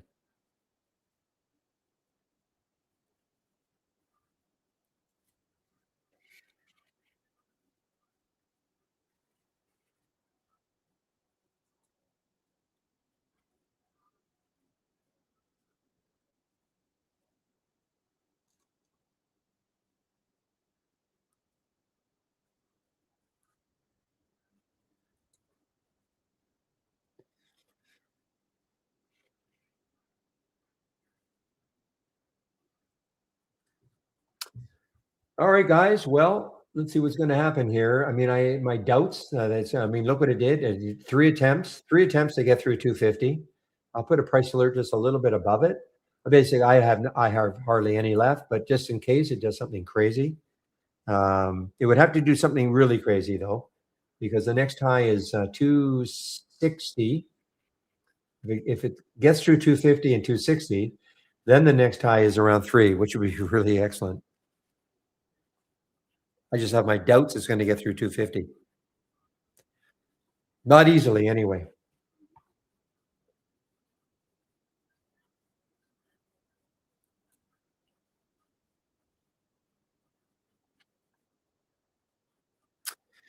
William, was this one you took, the 10B? It looks like a William special.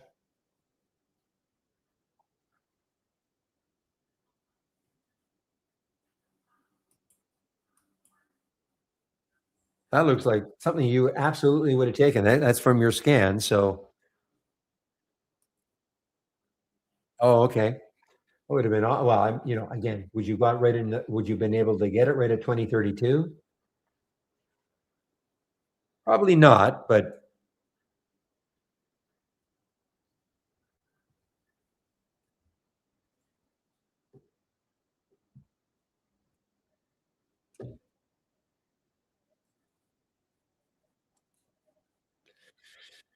hey, meanwhile, the market. Okay, well, I was wrong. I thought maybe this would really test the lows of the day after that move through the VWAP, but we're having a little bit of a bounce. When was the last time the SPY had a positive day?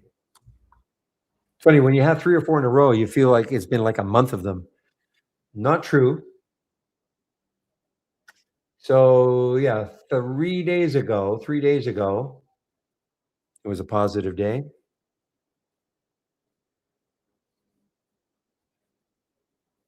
So it's basically Tuesday, Wednesday, Thursday these days.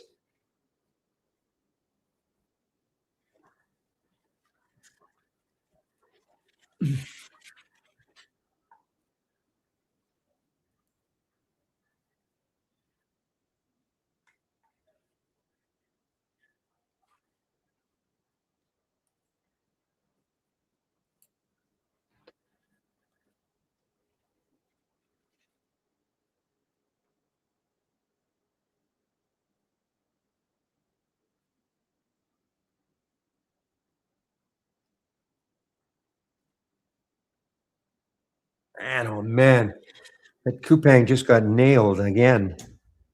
CPNG. Look at this break right here. Consolidation on the 15 even.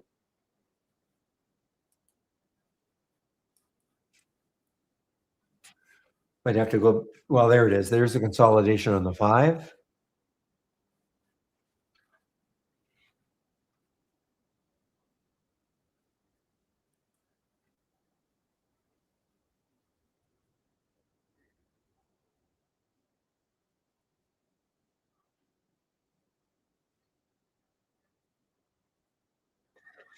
So I'm trying to understand what this really means. Is this anything? No. So this has got nothing to do with the data breach. This is discrimination against U.S. companies.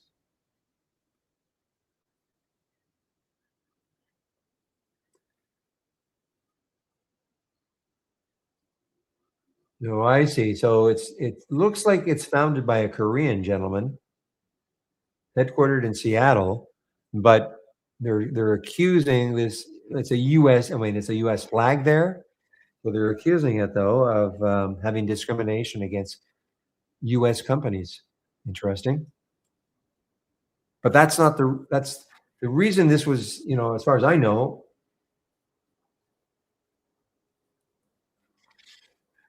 this was the problem.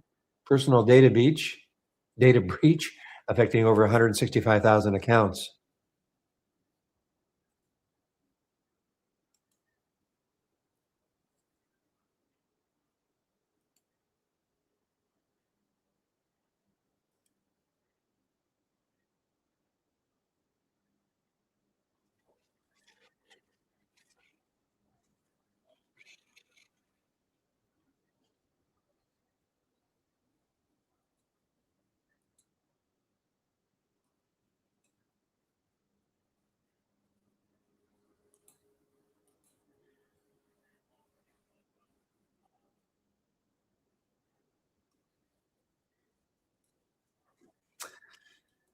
Okay, bounce play. Well, you know what? I obviously some of these bounce plays would have worked nicely with the market doing this.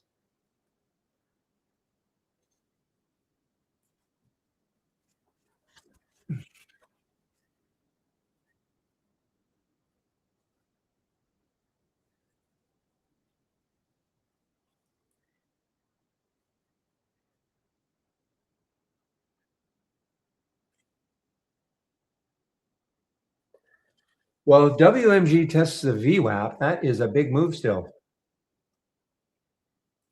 Because the VWAP's up here around 27.73, so that would have to move $1. William was talking about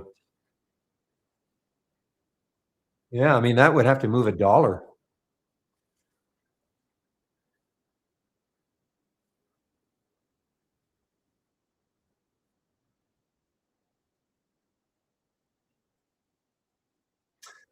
Oh, it has it wrong?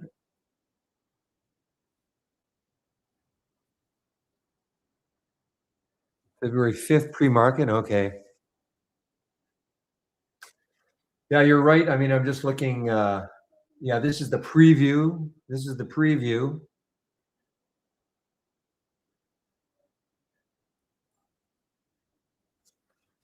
Yeah, I don't know if they changed. I don't know who we get that data from, the earnings day data. I don't know where we get it from.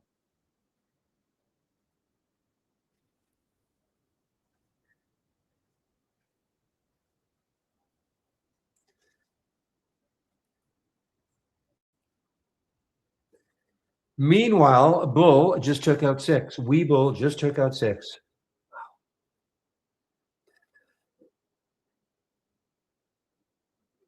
Big fanfare when that was IPO'd. Got up to what, $80?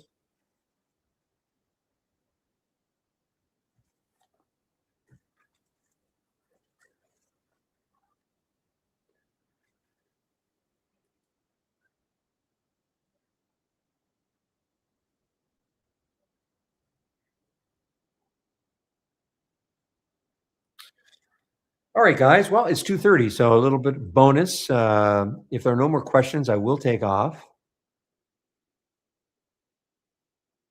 Again, I will hang around if there's some questions, but I will start to wrap up in case there aren't any. So for those of you in YouTube,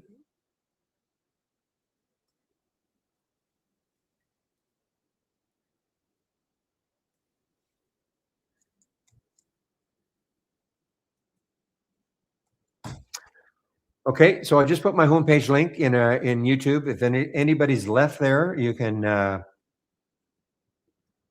you click on my homepage link. And this room, the trading room right here, this will still be open till 3:55. Okay, I do have to shut YouTube down. So when I do leave, I'll keep my layout up and running, so you guys can still see my layout. I'll just be off the mic. Sometimes I do hang around, you know. So if I do see a question, I will hop back in. But a lot of times I do vacate my desk.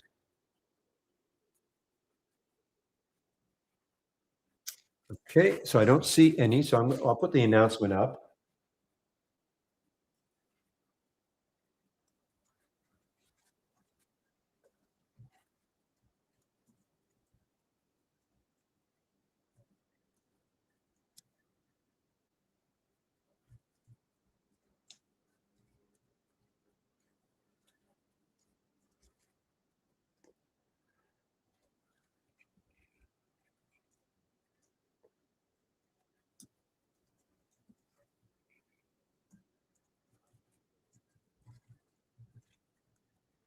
Okay.